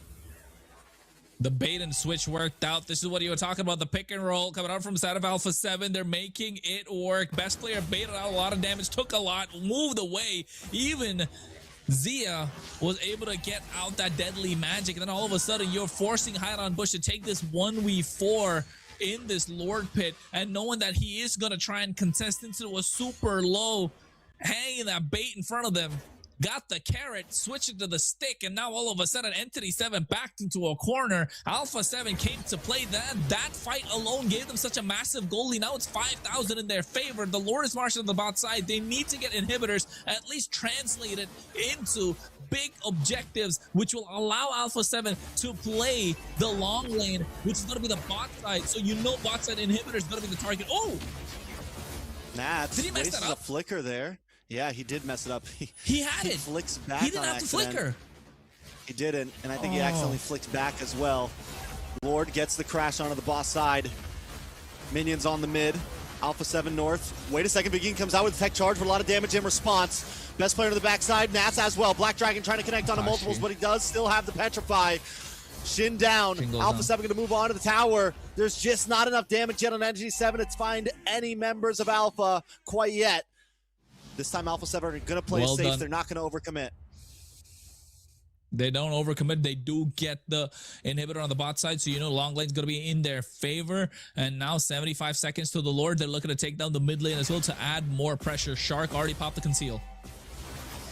Big final slash from Nats. Lands onto Akashi. Akashi goes down. Still no Shin. He's finally going to come out. But wait, Hide on Bush gets deleted. Cold World gets the kill. Mid-tower gone. ALPHA7 North still taking it slow. They know 3 members are up. They don't have the minions quite yet. Gotta wait on this wave. It's Shin, Vagine, and Doom. up against the world of tech charges in the hands of Vagine. Watch for it, wait for it. Can he find some members? Can he find a knockup that can change everything around? No, he misses. And now ALPHA7 looks for the re-engage. He gets a knockup. Vagine finally drops. No immortality to bring him back as ALPHA7 moves forward. Still waiting on another wave, but there's only a cannon minion on the bottom to try to finish things out. Shin back on the map, Akashi there as well. Nats gets final slash. Akashi taken out a killing spree for rest player. Another wave coming down the mid. Black Shrews from Cold World. ALPHA7 still unable to finish things as Hide on Bush is back on the map. ALPHA7 is forced to back off. They were really trying to force the end there, ALPHA7. A good decision made by backing off. Otherwise, that would have been disastrous because Doom was looking to stack on the Skypiercer. They were low enough. One kill would have been disastrous, but ALPHA7, Nats, with those final slashes, not allowing Akashi to play the game. This is what we wanted to see in the previous game, right? The entire series, rather. Nats versus Akashi, 4-2 and 13 on this R lot, but Akashi going down every single time he respawns back up. If no Black Dragon, he is susceptible to the crowd control that ALPHA7 are bringing to the table. 2, 8, and 5. The Petrify not going to do a lot as well, but unlike Trencher that had a hand of Bush, they're going to go for the Lord. This player gets the Lord. Black Dragon does come out. ALPHA7 just need to play it safe. Zia able to zone away Shin and hide on Bush. Akashi unable to make an angle in. ALPHA7 keep it safe. Deadly Magic can't get the kill onto Zia. And now there's a free Lord to march down the lane. Probably the first free Lord that ALPHA7 has gotten in 4 games. First free Lord, a little room to breathe right now. Best player on the Skypiercer probably has, what, about 45-ish stacks, 47-ish stacks right now. So it is doing and paying a lot of dividends with the poke that Zia has been putting down and Cold World. And I think this could be ALPHA7 looking to end the game. Mount Shocker doesn't connect. Vagine does have a tech charge. He's not going to use it quite yet. As Cold World comes to the backside, Shin goes down. Shark able to get the kill. Vagine taking a lot of damage as well. The base down to 50%. Best player finds Vagine. All they got to do is lock on. 1 cannon minion. More waves coming in. A couple more hits, and ALPHA7 take game number 5. Game number 5, ALPHA7 finds some breathing room, but the pressure is not out. It is 3-2 the score, and ENTITY7 are wondering where it went wrong. And let me tell you, folks, it was this man on the screen you're looking at right now. His R-lot was aggressive in the face of ENTITY7, not allowing Shin to breathe whatsoever the entire time. 0, 3, and 8, making sure Shin does not have a good game. They found answers in one game earlier, now finding it again. And I think if they're able to pull it off a couple more times, they can call it the series. Because Akashi, again in this game, the front line just wasn't able to hold. He was bypassing the front line, going to the back line, getting that big final slash. It became a problem that ENTITY7 could not solve, even though they had themselves the Harley, which is 82% teamfight participation, had 6-4-3. But if they're just grouping up together, what's the Harley gonna do? Oh, when Vaking did try to set and go in a bunch of times, and it, you know, he goes in, he gets the set sometimes, but then like he just gets deleted. And then I have to say though, giving it out for Shin and Doom, they really held on to that like so well. I really thought they were gonna lose, and they were able to, you know, two backliners able to hold that back and give themselves a chance. But unfortunately, you know, ALPHA7 brought it this time. That's amazing. I have to say, I was watching Best Player. He wasn't going in too aggressive. Like, he knew when to back off, even though the rest of the team, you know, that early game there when they won the turtle, they still wanted to keep going. But Best Player knew, he's like, I'm gonna pull away. He knows when to stop. And I think just being able to control themselves a little bit disciplined, they were able to win this game. Yeah. ALPHA7 North pull it off, right? There's still a long way to go. ENTITY7 still in a very comfortable spot. All they got to do is win one. But you said it, Nats. Nats Entertainment was alive today, coming through. I got to give it up. I think the major thing here was bullying Akashi. Akashi was supposed to be the space maker. He was supposed to be the one to keep the back line at bay. And because he just took so many deaths early on, 1-3-1 here at 5 minutes, and then eventually turns into, I think, a 1-8-1 by end of the game, he wasn't able to do it. Best player was able to have free roam and get those kills. Cole World, Zia, all of them able to just have free roam overall. And Nats was the one who was able to create the space. And oh my lord, has these past 5 games been a battle of EXP laners and who can really create that opening for the team. Yeah, I agree. Creating the opening was an important thing. Like you said, he even in this case, Akashi going to the back line. The moment he's getting access to best player, things are working out for ENTITY7. But if Nats gets in first, Nats gets in behind first, then it becomes a problem for ENTITY7 to deal with. In this case, they've done a fantastic job to keep Doom at bay, to kind of not let him stack up with the Sky Piercer either. So that, in a way, the fact that Nats was getting deep into the back line and still not going down early became a problem. And now we're starting to see, even though the draft and the picks are starting to wear thin, there are still some of these comfort picks, right, that were once really good coming back into the meta slowly just because it's global bans.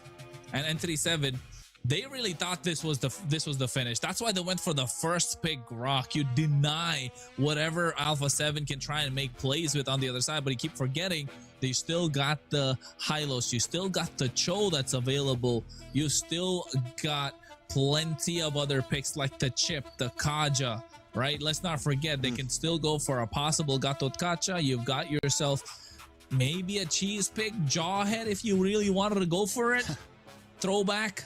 But I'm just saying, like, people say, hey, global ban's not good. You know, where are we going to see Eudoras and Nanas pop up? I don't think so. There's still plenty of picks that's still available if you really look deep into your pocket and see what can be done. But in this case, ALPHA7 North, they needed some more breathing room, and they found it. Meanwhile, ENTITY7 must be kicking themselves because of all the aggression they had in the early game, and they just let it slip because they could not contain Nats. And with ALPHA7, you know, definitely great win. That takes off some pressure for them to be able to even this out and possibly go to game 7. That was game 5 for us. We have 2 more to go, maybe. We'll see. These guys are definitely, you know, showed us that if they lock in, they can win, right? And they really worked hard and they locked in. And if they continue at that pace, I think they can do it. I think every time the North American fans' hopes are almost crushed, ALPHA7 gets another win in the books. It would be 2 more, but let's talk about the VIP. Best player will get it. I think a lot of us felt like Nats really deserved this one. I'm not going to lie. Nats was a monster. So in our eyes, still the official MVP. But best player, you know, when he's able to get on a hero where he can output some damage, he can perform. When his team can create space for him, he can perform. And that goes the same for Hide on Bush. Let's be honest. He's able to perform when Akashi can create the space for him. You know, these junglers, we talked about it when this started. We felt like it was a 50-50 between the 2 of them. And it's all going to be about how the offlaners create the space for these junglers. That's who's going to get the win on these turtle pits. And that's exactly how this story has been going. Hide on Bush has a great game when his roam, his EXP, and when everyone else can create that space for him. And the same goes for best player. He fumbles when there's no one there to protect him, but when he has a box to play in, he can truly shine. Well, it's what now, game number 6? 6. Right? This is the farthest we've ever done drafts. Yes, and I'm about to say,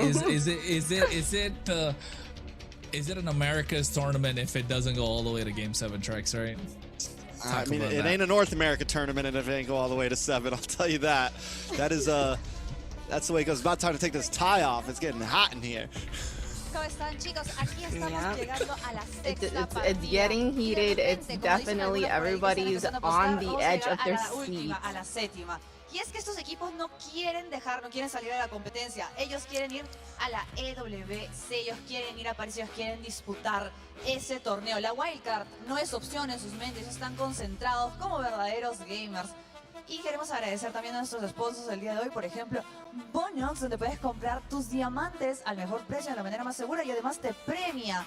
Eso me recuerda que en algún momento vamos a tener un sorteo, producción me tiene que decir cuándo, de diamantes. Gente, ¿a ustedes les gustan los diamantes gratis? A mí también me gustan los diamantes gratis. Si ustedes levantan la mano, mi reportera les va a hacer una entrevista y puede que producción se anime a soltar diamantes gratis. A ver, ¿quién me dice? Allá, mira, mapa. Allá tenemos una linda chica a la derecha, a la izquierda. Mapa, al otro lado, al otro lado, al otro lado, al otro lado. Allá, nuestra amiga de negro, retrocede, retrocede. Allá, allá. Al fondo. Hola. Se nos fue. Vamos. ¿Qué te parece, Rose, si entrevistamos a mi No amigo? lo veo, pero es alto, mi tipo, 10 de 10. Bienvenido, ¿cómo estás? Muy bien. ¿Cómo te llamas? Me llamo John. John, mucho gusto, mapa. Bueno, la mano, claro que sí. Pregunta, ¿a qué equipo le estás apostando en esta gran final? Por supuesto que ENTITY7. ENTITY7. ¿Y crees que en esta partida que sigue van a ganar o se va a extender un poco más? Esta va a ser la última. Esta va a ser la definitiva para celebrar. Claro. Claro que sí. Y bueno, ¿cuál es tu jugador favorito? Sí. El mago. Shin. Sí. Shin. ¿Te gusta Shin? ¿A ¿Y cuánto qué te tal? gusta Chin? ¡Shin! ¡Muchos fans!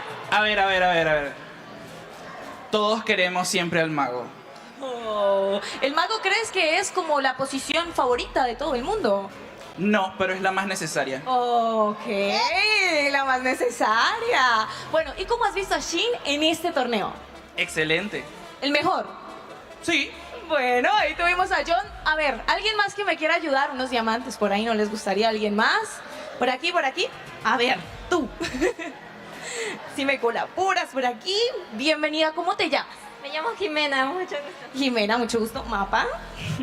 Bueno, yo creo que es un poco obvio por acá a qué equipo le gustan. Pero yo pregunto, ¿tu equipo favorito, ENTITY7 o ALPHA7? 6-7. ¿Cuál? 6-7. ENTITY7. ¿Le vas al equipo de Perú? Sí, le voy al equipo de Perú. Ok, ¿y cómo has visto el torneo? ¿Qué tal el ambiente? ¿Qué tal los chicos? ¿Qué tal los raperos? ¿Te gustaron los raperos? Son muy increíbles, la verdad.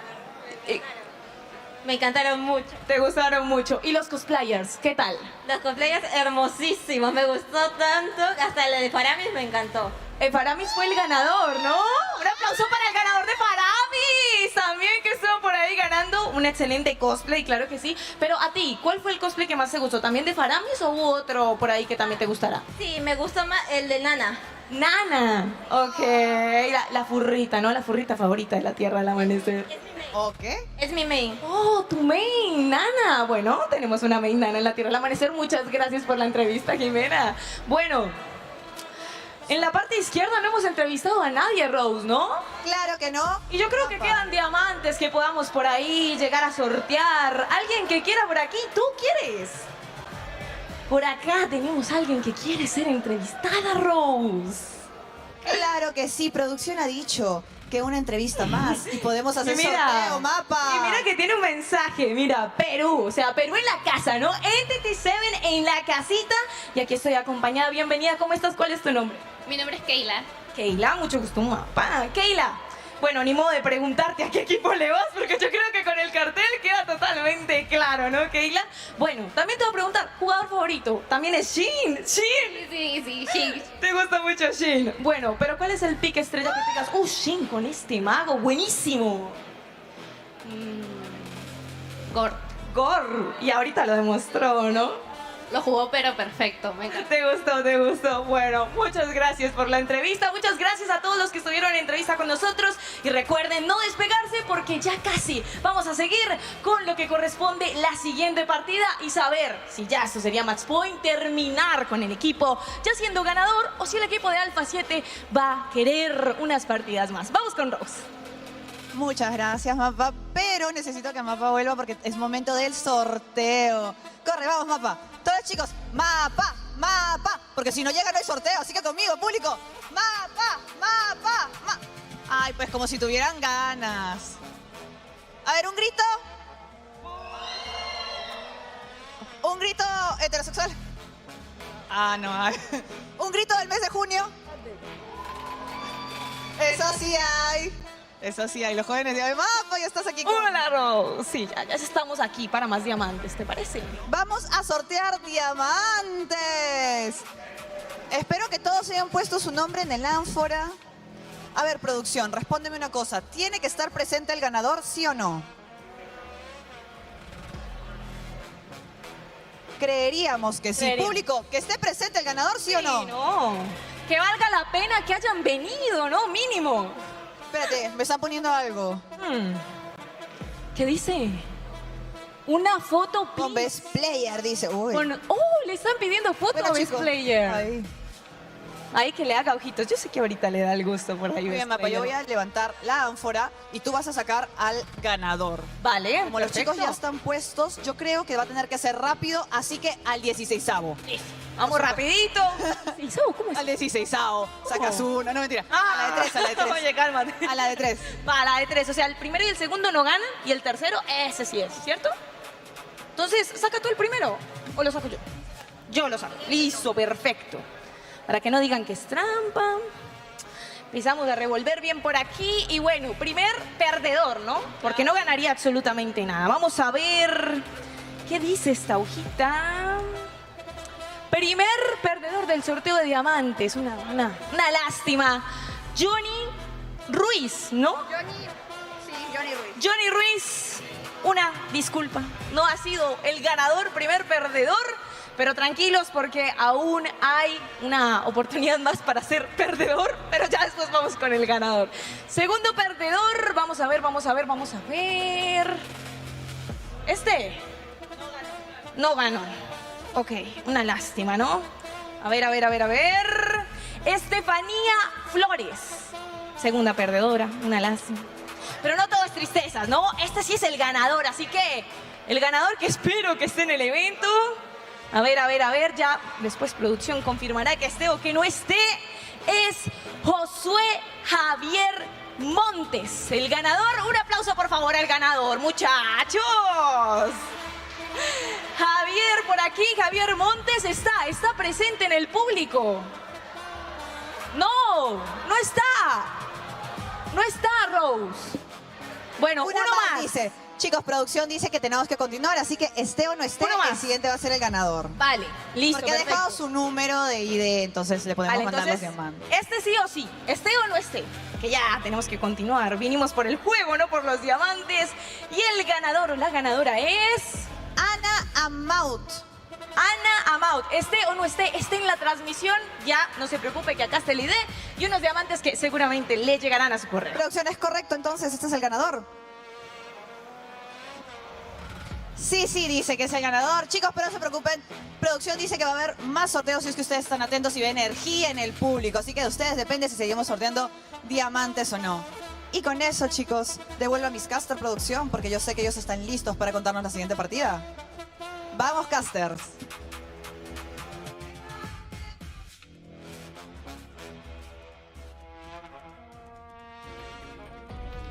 And welcome back. From what it looks like, they had a little bit of a lucky draw with the diamonds, so definitely good for the audiences there. Coming into match 6 now, okay? ALPHA7 locked in, doing great. What do we think of match 6? Trex.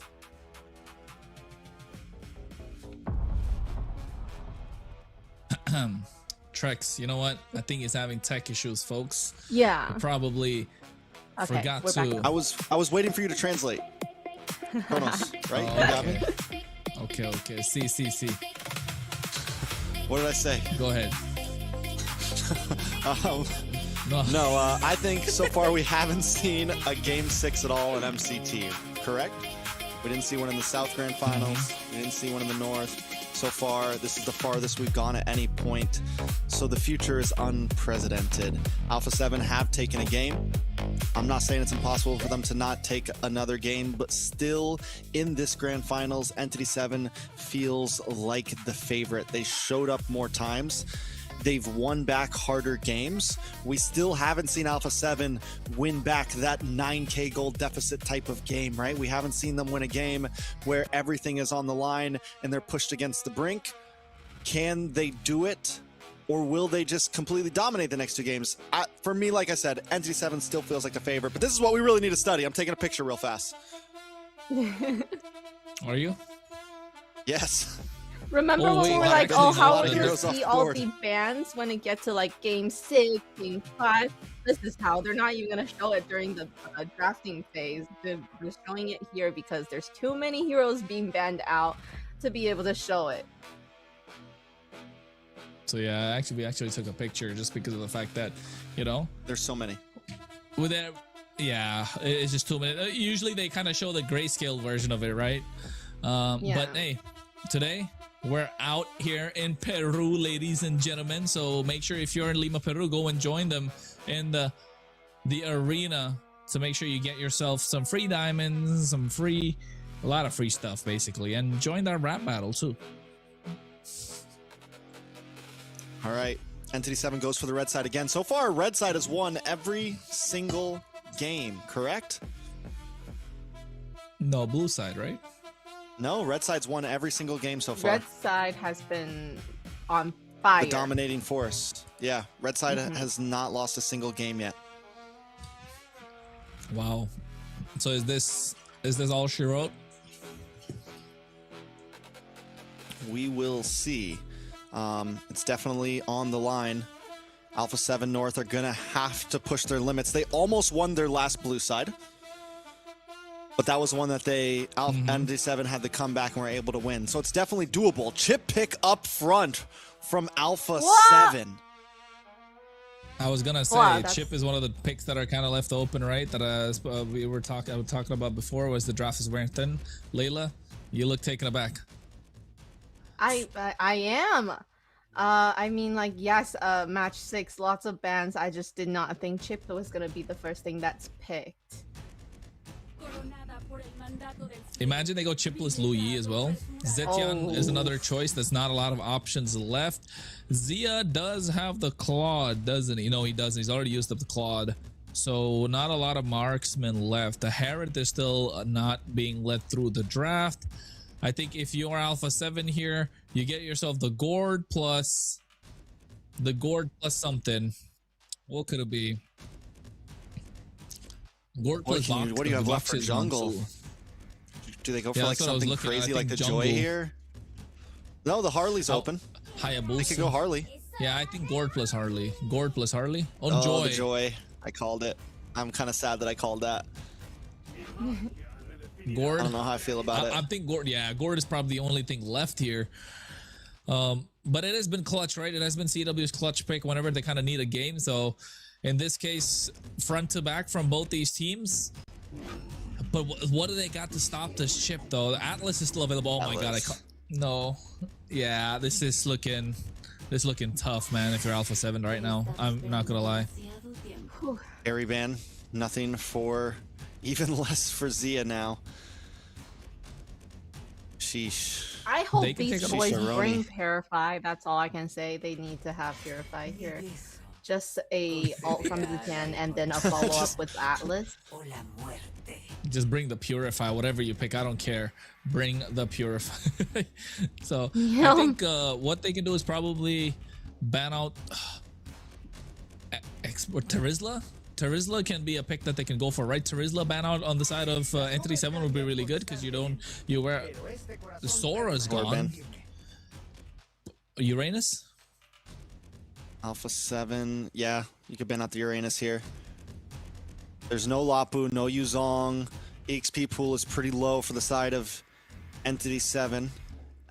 On the side of our boy Nats, though, you still could pick the Yuzong, you still could pick the Lapu, you still have plenty of aggressive options. You take out the Esmeralda, which would have been a decent answer to the Joy. Joy, yeah. There's still a Terizla and the Uranus here that ENTITY7 could pick up right now. A Terizla would deny a lot, but there's also R-Lot that they could go for too. So I think ENTITY7 probably save EXP for the end, pick up a goal lane right now. What is left? They can go Obsidian if they wanted to. Not a great choice. Clint is still a great pick, but not another Joy. Bruno, Brody, Beatrix. I think Brody here. Problem with the Clint right now is there's not much of a front line. Yeah, Beatrix has a bit more movement. Irithel. Oh, Irithel too. Questionable. Not a. I mean, late game. We haven't really seen it show up yet. Even we saw it once in North, and it did not perform well at all. Yeah. We hoped for late game, and I think even in late game, it just didn't feel that that prominent. Melissa here. Bruno, okay. Yeah, ALPHA7 front to back. They definitely want the early game in their favor. They're looking to siege towers. Look super. Oh my god, he pulls out the Benedetta in the hands of Akashi. Oh. Benny, are you okay? Ooh, all right. That's gonna be troublesome for Cold World. This is what we're saying with the global ban, right? A lot of the picks that are gonna come out that you wouldn't expect to see. So that's where you see ENTITY7 is running low on the hero pool. They still have, the Suyo and the Wuzetian, I think, still are really good heroes, but you can see with the Irithel and the Benny running a little bit low. They got a lot of mobile. They've got a very mobile composition, man. Well, what can I say? They really need. Cold World and Z are not allowed to breed. They need to go on the Flicker because you got to get away from Akashi as well as Doom, right? But then what you about need the to Purify because you got Vagine as well as the Fury of the Phoenix and Trex. This could be it. This could be it. If you're just joining in, it's 2-3 right now. ALPHA7 trying to tie the board and bring it to Game 7. ENTITY7 just trying to close this book on MCT Grand Finals. It's me, Trex, and Kronos bringing you the action.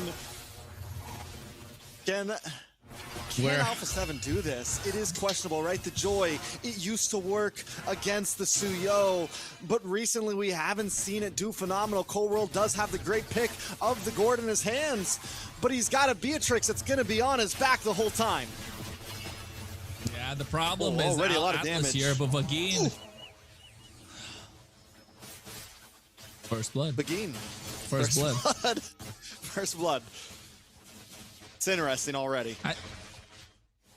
I agree. And I think Vagine trying to be a little too annoying, but also one good thing is that he didn't bait out his Flicker, right, for the side of ENTITY7. But if you're ALPHA7, you got the kill in the hands of Cold World. You want to scale. Get yourself a Sky Piercer. Become a problem, because let's not forget, he doesn't have a Purify. He's running the Flicker, right? And I know Layla's probably looking at it right now and saying, like, why didn't you pick up the Purify? Because, Atlas is going to be a problem. And now with Atlas as well as Shin on this Fury of the Phoenix, right? The combo is pretty simple. Fury of the Phoenix into the Fae links, while Akashi's looking to get into the back line. Cold World will be his target. But if he decides to bypass Cold World and just go for Zia, make Zia's life miserable as much as it had been after making that mistake, after making that overextension in game number 4 on that Moskov. He didn't have a really great game number 5 either. Let's not forget, right? He wants to redeem himself. So hopefully he doesn't get a little too aggressive. Char takes a bit of damage here. I don't think this is the turtle that ALPHA7 really want to contest for. Shark's still level 3, no, best player with a very late I think level 4. Unless they do something crazy with Nats, but I think it's honestly the safe play to just give this one up. Nats with the Bravest Fighter takes a lot of damage from Rakasi. Best player trying to make his way in. Best player finds Vagine onto the backside with electrifying beats, getting some nice damage down. Nats as well, putting some pressure onto Akashi.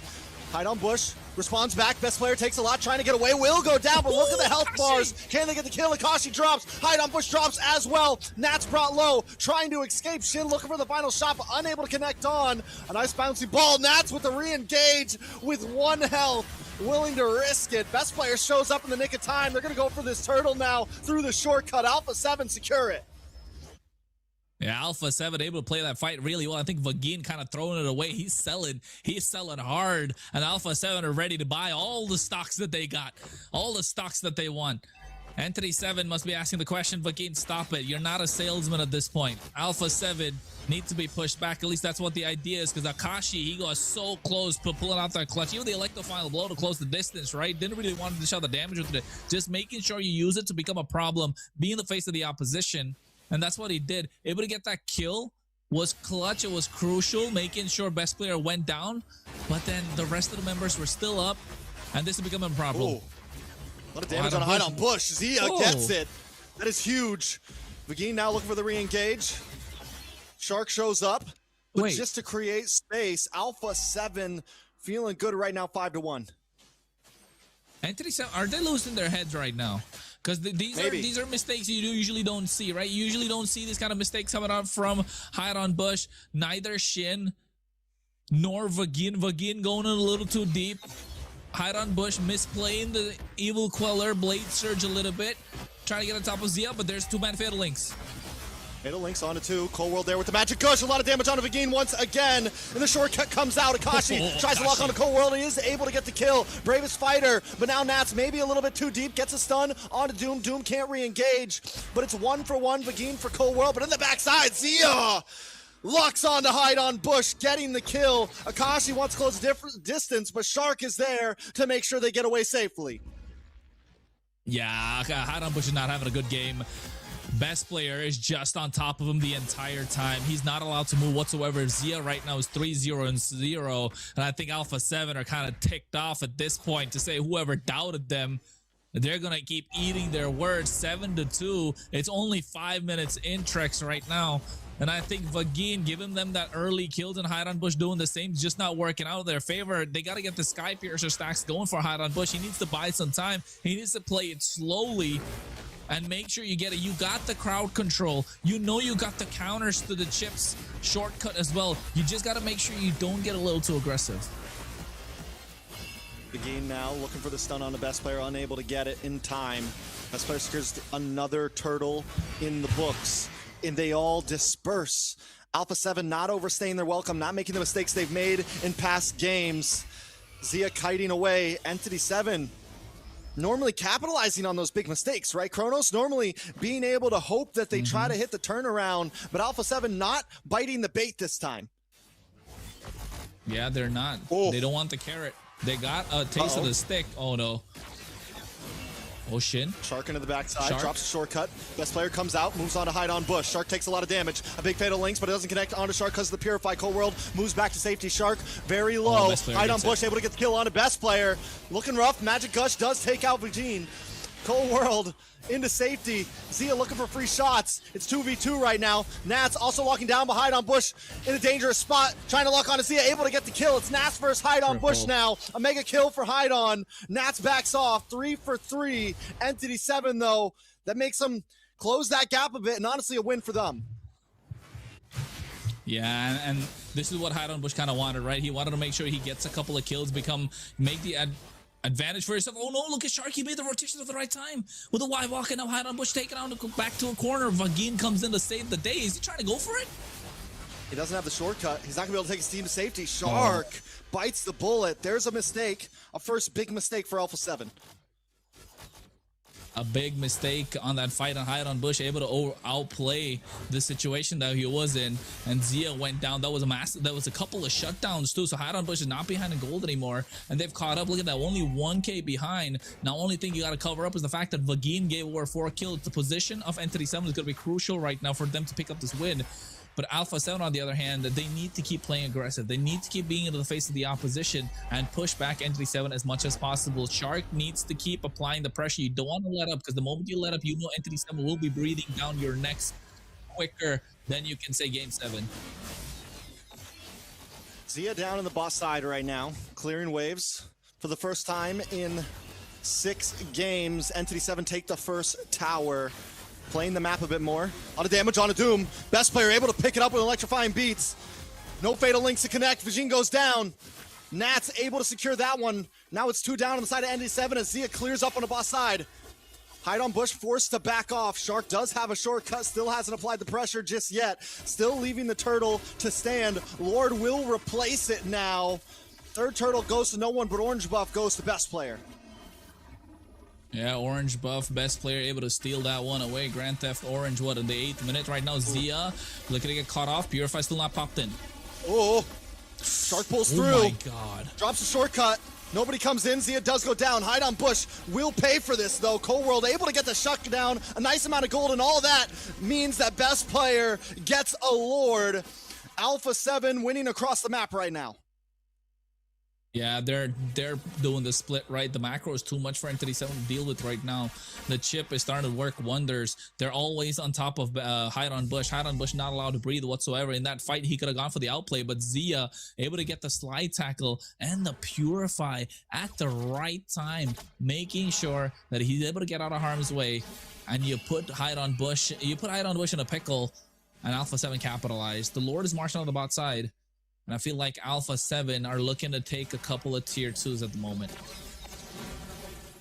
All right, they're going to push their way down as Nats plays the distance, waiting for the possible engage. Look at the pincer from him and Shark right now, coming around both sides. Either one could jump in. They need to try to take this tier 3 on the mid side, as ENTITY7 wants to try to defend it as much as possible. Lord takes the tier 2 on the bottom. ALPHA7 looking for any moment to strike. Cold World uses the magic gush, gets jumped down on. Hide on Bush, able to get the kill. A big stun, lands on a Zia. Zia able to purify, flick back, and in comes the rest of the team. Hide on Bush taken low. Zia taken out as Hide on Bush gets the kill. Cold World in trouble, best player in trouble, and ALPHA7 are falling amongst them all. Shark able to just get away, and Nat stands tall as well. Akashi behind on Bush still stand with Doom. Look at that play from Nats. He knew it was very messy. Doom was right next to him, but he didn't go after Doom. He knew Shin is the one that you need to pressure, right? You want to crack Shin. If you crack Shin, you crack ENTITY7, completely leaving Doom and going after Shin of that fight, even though Doom was super low. But you want to prioritize the right target. Akashi as well on this Benedetta showing up right now. Hide on Bush had a terrible start to the game, but look at it right now. It's 8-4-1. You push them back so much, but Vagin again going down before the Fatal Links can hit, or even the Fatal Links just catching one single member. I think if you're dropping the shortcut, it doesn't matter who comes in. If Vagin is able to get that Fatal Links on point, it will be clutch. But also at the same time, they're not able to bait out the Purify from Zia. So it's forcing Akashi to make a little more aggressive plays and having to expend the Petrify along with the Electo Final Blow. The Wombo combo that we want to see with Fury of the Phoenix into the Fatal Links hasn't worked out so far for ENTITY7. There hasn't been a clean one yet, right? So the moment that starts showing up, I think ENTITY7 will start wrapping up the game. But at the moment, Hide on Bush has caught up. He was way behind. And look at him right now, 8-4-1. Yeah, you mentioned Shin earlier, and I'm thinking Hide on Bush might need to start becoming the target, because if they let him roam free, he has been able to pick up these kills, right? And Nats keeps going for the back line, but Doom isn't really a huge threat right now. Shin, not the biggest threat right now. Hide on Bush, though, is the one who is clearing up space, even getting the better of best player, able to get the kills onto Zia. If they can't stop him, it's going to make these big fights much more 50-50-esque like what we've been seeing. Magic Dust does come out. A lot of damage on a Vagin. Fatal Links only connects on a Shark. It pops a Purify. There goes an ult for a Puri. Akashi. Lord gets brought low. Doom on the backside. Best player tries to lock on to Vagin. Zia able to get a quick shot and take him out. That's one down inside of NZ7 as Akashi tries to make his way in. But Nats with a beautiful flicker takes out Doom and lands on top of more. He's taking them all with him. Zia finds a target, and Hide on Bush is on the run. It's a Lord in the hands of ALPHA7 and 3 members down on Entity. Oh, Akashi was trying to get on top of Zia. They're splitting the fight. ENTITY7 are scratching their heads, trying to understand who do we target, where do we go for. This is the tempo that I was talking about, Trex, before game 1 started. This is the tempo we wanted ALPHA7 to play with the entire series, or start with this kind of tempo the entire series. And ENTITY7 are not able to keep up, and now they're feeling the wrath of ALPHA7 Nord coming through. And with this high tempo game, they're just not able to keep up with it. Look at Nats.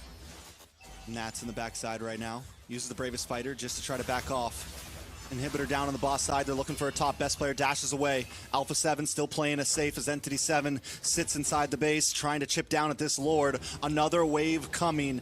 ALPHA7 not giving up just yet. Nats doesn't have the Bravest Fighter. Cold World does have the Magic Gush. Shark not going to need to use a shortcut currently. They're going to clear out the waves. Vagin comes out to create space, looking for any target, but unable to connect onto any, but he does create space for his team to clear out the waves. Oh, He's a tough nut to crack. Shin here at this point.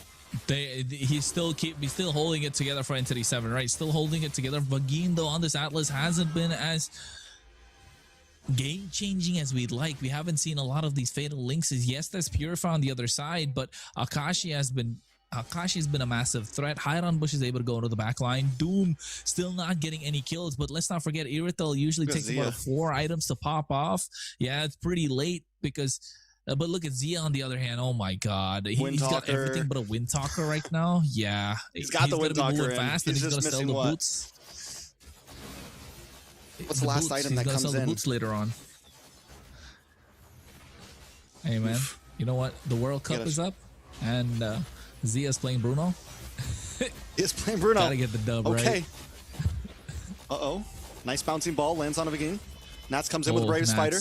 Hide on Bush, tries to switch position. Shortcut comes out. They don't fully commit. Down on the boss side, Zia is there waiting for this Lord at 40 seconds. ENTITY7 just trying to get their jungle at this point. Just trying to get a little bit of num-nums, a little bit of food, a little bit of gold, anything they can to try to even the playing field. Well, at this point, they do need to find a way to even playing field, right? The map is in the favor of ALPHA7. They've already got a 5K goal lead, but we've seen them throw away games like this, just like they did in game number 4. I think at ENTITY7 at this point, the Lord is on the bot side. They don't really have to worry so much on the long lane because they do have the inhibitor up, so you're not going to get a set of super minion waves coming in, but also at the same time you do have Chip who's looking to get that split pushed down. At the moment you answer that, he's going to be able to go down to the bot side, get that big shortcut drop down, and now all of a sudden you're in a 5v4 situation. So Vagin here got to be crucial with this fatal links. The perfect match right now will be able to tank a lot of damage, right? But he has to get on top of Zia, needs to find and bait out the Purifies early on before he can pop the fatal links. At least Shin has to, with the Fear of the Phoenix. It all could come down to this Lord here, Kronos. ENTITY7 want to try to make a way in. I don't think they want to give this one up. They're not that far behind in terms of this being late in the game. Yes, Doom is. He hasn't gotten quite enough items. Vagin is keeping tabs as Nats moves up to the top side to clear the waves. And look how much of ENTITY7 is moving up as well. They're going to maybe try to catch him here. No, they just want to get that orange, get it safely. ALPHA7 don't have vision, so they're not fully committing to this Lord either quite yet. Yeah, they're not. They're making sure they get that push coming on the top side. Cold World, good position right now. I think Shark has been doing a fantastic job with the chip, applying pressure on Hide on Bush the entire time. And now they're slowly biding their time, getting the Lord down. They're using it as a massive bait, hanging this carrot in front of ENTITY7. Is Hide on Bush gonna bite? Vagin coming in, looking for the stun on a Shark. Nats back to the top side. This is how ALPHA7 needs to play. They have the lane advantage. They can slow push this Lord, keep the waves coming, wait for the big moment that they have the big advantage. Nats not gonna go back. He's gonna stay in this bush right here, quick clear this wave, and make sure that Akashi has to come and face him head up, has to hang out as ALPHA7 continues to chip at this on the boss side. Slow wave pushing towards ENTITY7 as well. A slow push, and Nats with the flicker. Nats with the flicker has been a massive threat, bro. I know. You got, like, Nats just completely bypasses the front line with a flicker of the Bravest Fighter, right? He's being so clean. Saving these clutch picks towards the end just boosts the confidence of the entire team right now. Best player! Best player! Joy! This is why it still can work against the Suyo. They get the Retri out. The Lord goes into their hands. They want Game 7. And when we all doubted best player, he finally shows up. You can't doubt him. When the chips are down, he shows up. He's been there in the conversation for a long time, but never able to get the throne. And now ENTITY7 backed into a corner, looking on the barrel of Game 7. Akashi. Zia gets the hit. Fatal Links does land on a Nats. Nats able to brave his spider away. Zia getting free hits on a Vagine. Hide and Bush back on the map. Shark is low. Cole World down about 70% as well. Best player forced to go back up to the top side. Lord coming soon. Everyone needs some health bars before they make the big engage. Shark does have an immortality along with other members of the team. Minions crashing down on the top side of ENTITY7 know they need to defend. If they can defend this Lord, it could come down to a draw game. Vagine. But wait, big magic gush, big damage onto Vagine. He will go back to the base to get some health back into his tank. This is a 30k health Lord right now as Nats jumps onto Doom. Doom trying to run away but taken out. Shark gets the kill. Vagine though able to take out best player along with the rest of the team. A big Fatal Links on the 3. This is huge. Nats with the bravest fighter though. And Bush able to take out Cole World. Where is Zia? He's nowhere to be found. He's getting pivoted away from Akashi. And ENTITY7 are turning the tables. ENTITY7 are capturing this game back into their hands. It's a full 5-man wipe. Can they end it? Oh my God. I don't know if they can end it. They got 20 seconds too late maybe, and his best player up as well. He has the Retribution along with the wave clear, but ALPHA7 had it. ALPHA7 had it. Oh my God. It just slipped through their fingers right now, and ENTITY7 are going to do everything that they can to capitalize. The best player is going to be back up, and so is Cole World. It's going to be enough, about 10 seconds to make things up. They could lock on base here. They have a cannon minion. If best player can't clear this wave, he gets Fatal Links back. Oh, no. That could be it. That might just be the end. The base goes down. And whether it's the north or the south, there's never been an alpha in that ENTITY7 sees as equals. It's the first MCT Grand Finals, and Entity will be your first champions. Inaugural champions of the Mobile Legends Bang Bang Championship Tour of the Americas. The North and the South collide, but south of the border, they've been cooking to what North lost the flavor of. Yes, they're back in the international scene, but ENTITY7 having the exposure earlier, just a step ahead in this first season, and able to topple the giants, the ALPHA7 of the North, taking down big names to create a name for themselves as they are your MCT AMER Season 1 champions.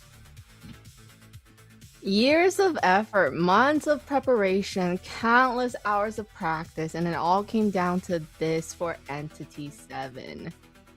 Ladies and gentlemen, you're looking at your MCT AMER champions. Amazing. They ALPHA7, I have to say. They did try. They did really do great. Y ahora vamos a levantar la copa de 5 para atrás. Cuenten conmigo. 5, 4, 3, 2, 1.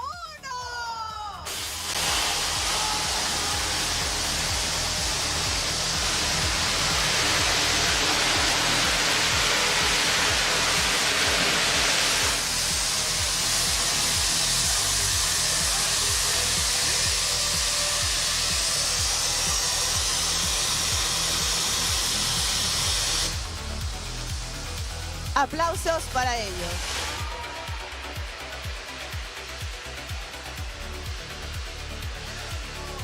Chicos, sé que en este momento deben tener muchas cosas a flor de piel. Para entrevistarlos en este importante momento, quiero invitar a mi reportera Mapa. Claro que sí, Rose, por acá entrando porque tenemos equipo ganador ENTITY7 en la casa. ENTITY7 logrando ganar y me imagino que los ánimos están aquí con todo. A ver, grito de celebración, celebración. Mucho. Ya celebré. Ya celebró mucho, Akashi. Y tú, Chris, ¿cómo se siente coach acá de este equipo? Esa responsabilidad de ver frutos, ¿no? Resultados, esa copa de ustedes. Yo siento que realmente el mérito no es para mí, es realmente para estos chicos. Yo solamente soy una herramienta más para que ellos sigan logrando victorias y les traigan tantos triunfos a ustedes, chicos. Esto es por ustedes. ¡Claro que sí! Y tenemos por aquí a Shin, que yo sé que lo aman mucho. a Hiden, a Dun, también a Bagine. Hiden, yo sé que tú eres clave aquí. Yo sé que te respetan demasiado tus compañeros. Yo sé que te ven no solo como jungla, sino más allá. ¿Cómo sientes esta victoria? Me siento muy feliz, estoy emocionado y estoy alegre por mi equipo que con mucho esfuerzo llegamos acá, por Bawin, por Akashi, que ellos me dieron la confianza de venir conmigo y confiar en mí a pesar de todas las dificultades y estoy muy feliz de este logro. Claro que sí, Hiden, te felicito. Y Dun también, que fue un protagonista. Un aplauso para Dun, por favor. Dun, aquí, tierras peruanas, Dun. ¿Qué se siente tener un público tan hermoso? Y no solo un público, sino un resultado tan bonito.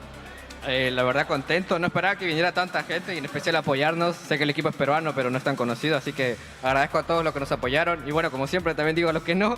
Y bueno, gracias por estar aquí presentes. Ahí tenemos a Dun, felicitaciones, un aplauso para el equipo de ENTITY7 que logra ganar y tener un cupo, un pase directo a Kerros. A la EWC, muchas gracias, Mapita. Te invito a que te retires porque tenía que entrar nuestro siguiente invitado. Gracias por estar con nosotros. Verla irse es tan bonito como verla venir, ¿verdad? Qué guapa mi invitada. Y ahora tenemos a Rey, que es el líder del ecosistema de eSports de Montún. Un aplauso para él porque él ha venido con el cheque. Rey, come with me to the main stage. Él tiene la llave, el pase, el momento. Con esto, los chicos no solo se condecoran campeones, sino también se llevan su merecido premio de ir a la EWC. Aplausos, chicos, por favor.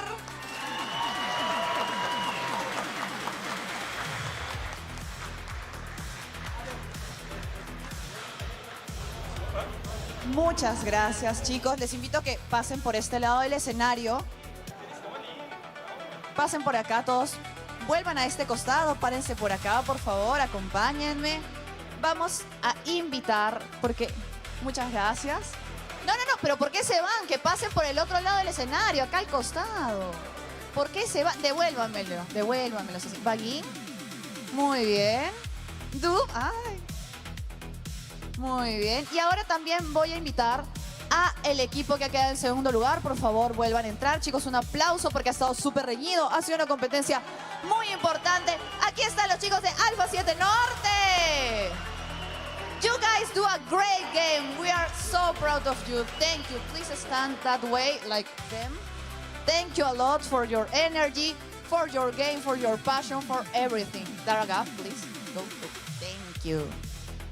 Now, ahora, chicos, este equipo va a ir a representar la WildCard. Va a ir a sacarse la mugre y a demostrar por qué en la WildCard va a ganar su lugar. Y por supuesto, también queremos felicitarlos y darles un gran aplauso. Good luck in the wildcard. I know you're gonna make a great game and you're gonna earn your spot. Aplausos para ellos. Muchas gracias. And now, ahora, perdón mi Spanglish, Mapa va a entregar. ¿Quién va a firmar? Cuéntame. Cristian. Ven por aquí, Cris, un paso adelante. Sostén duro, Mapa, eso. Dame. Espérate. Sostén fuerte. No. Mapa, tú lo tienes que firmar.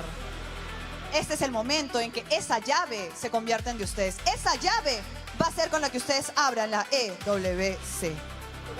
Estos dos equipos van a disputar en diferentes caminos, pero esperamos verlos a los dos en la EWC. Aplausos para nuestros grandes equipos del día de hoy, ALPHA7 Norte y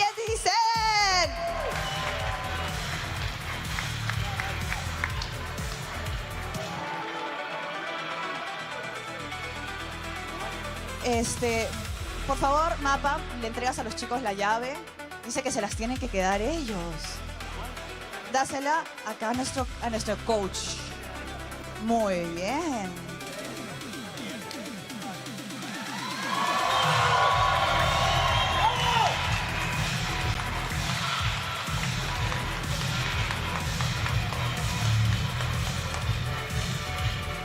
Ahora, chicos, los invitamos a que sigan el camino, porque ustedes ya se ganaron. Bajen del escenario y saluden a su público, porque ellos los han estado esperando hasta esta hora para recibirlo.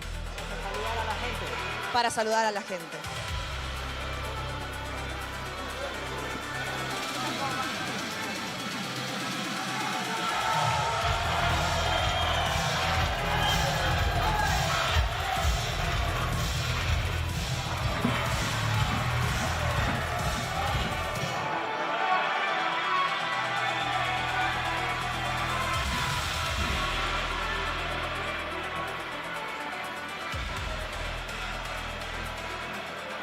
Muchas gracias, chicos, a todos los que se han quedado hasta este momento con nosotros. Gracias a Mobile Legends, muchas gracias a Montun por todo este torneo, a los equipos que han participado, a todo mi público precioso, a mis casters, a toda mi producción maravillosa, a los chicos que han venido de Bolivia, de Colombia, de todos lados de Latinoamérica, aquí unidos, y obviamente también de Norteamérica, y a ustedes que nos están viendo en casa. Gracias por hacer este evento tan increíble. Nos vemos en la siguiente, porque este camino nunca termina, porque siempre vamos rumbo a la gloria.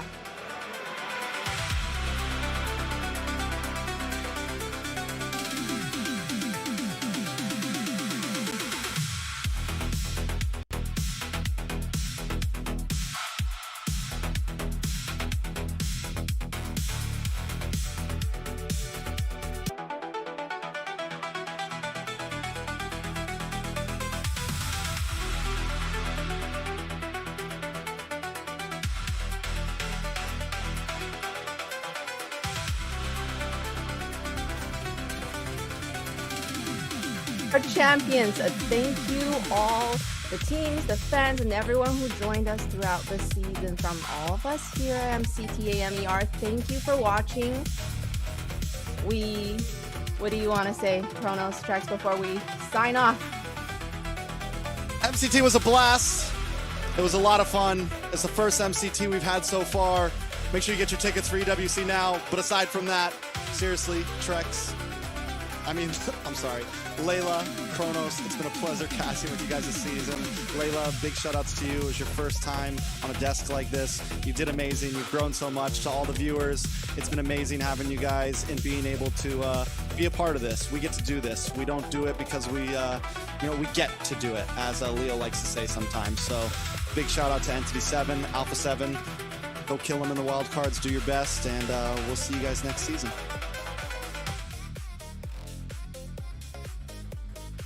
Kronos, you're muted. Kronos, you're muted. Kronos. Muted. Kronos, you're muted. I do this every time. Imagine this, but yes, it was a fantastic tournament, guys. It's only season 1, and it's only an upward trajectory from here for MCT. You might be surprised for what's coming for season 2. I got some leaks, so make sure you follow us on our socials. We'll give you that over there, and it's pretty spicy, especially for the North America side of things. Even though ALPHA7 did not get to be the champions of MCT season 1, I know they're going to be coming back for vengeance in season 2, and I think every single North American team that's watching, or every player that's watching right now, you got to keep this inside. You got to know the feeling that Best Player and the rest of ALPHA7 are feeling watching ENTITY7 pick up that key. But yes, next season we might see you. So at the moment, it has been fantastic. This is Kronos, Layla, and Trex saying goodbye for our MCT North and MCT AMER season 1. We'll see you next season.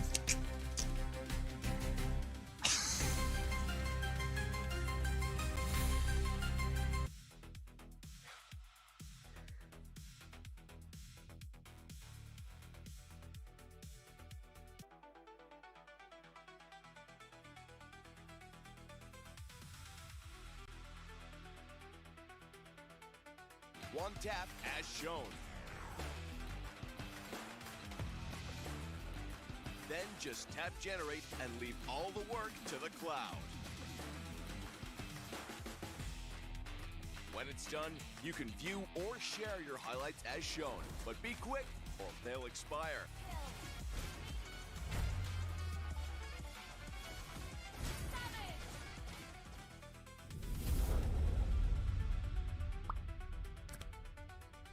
In Mobile Legends, every diamond counts, and with bonus, recharging is easy, fast, and secure. Jumping now, choose your top up and get ready.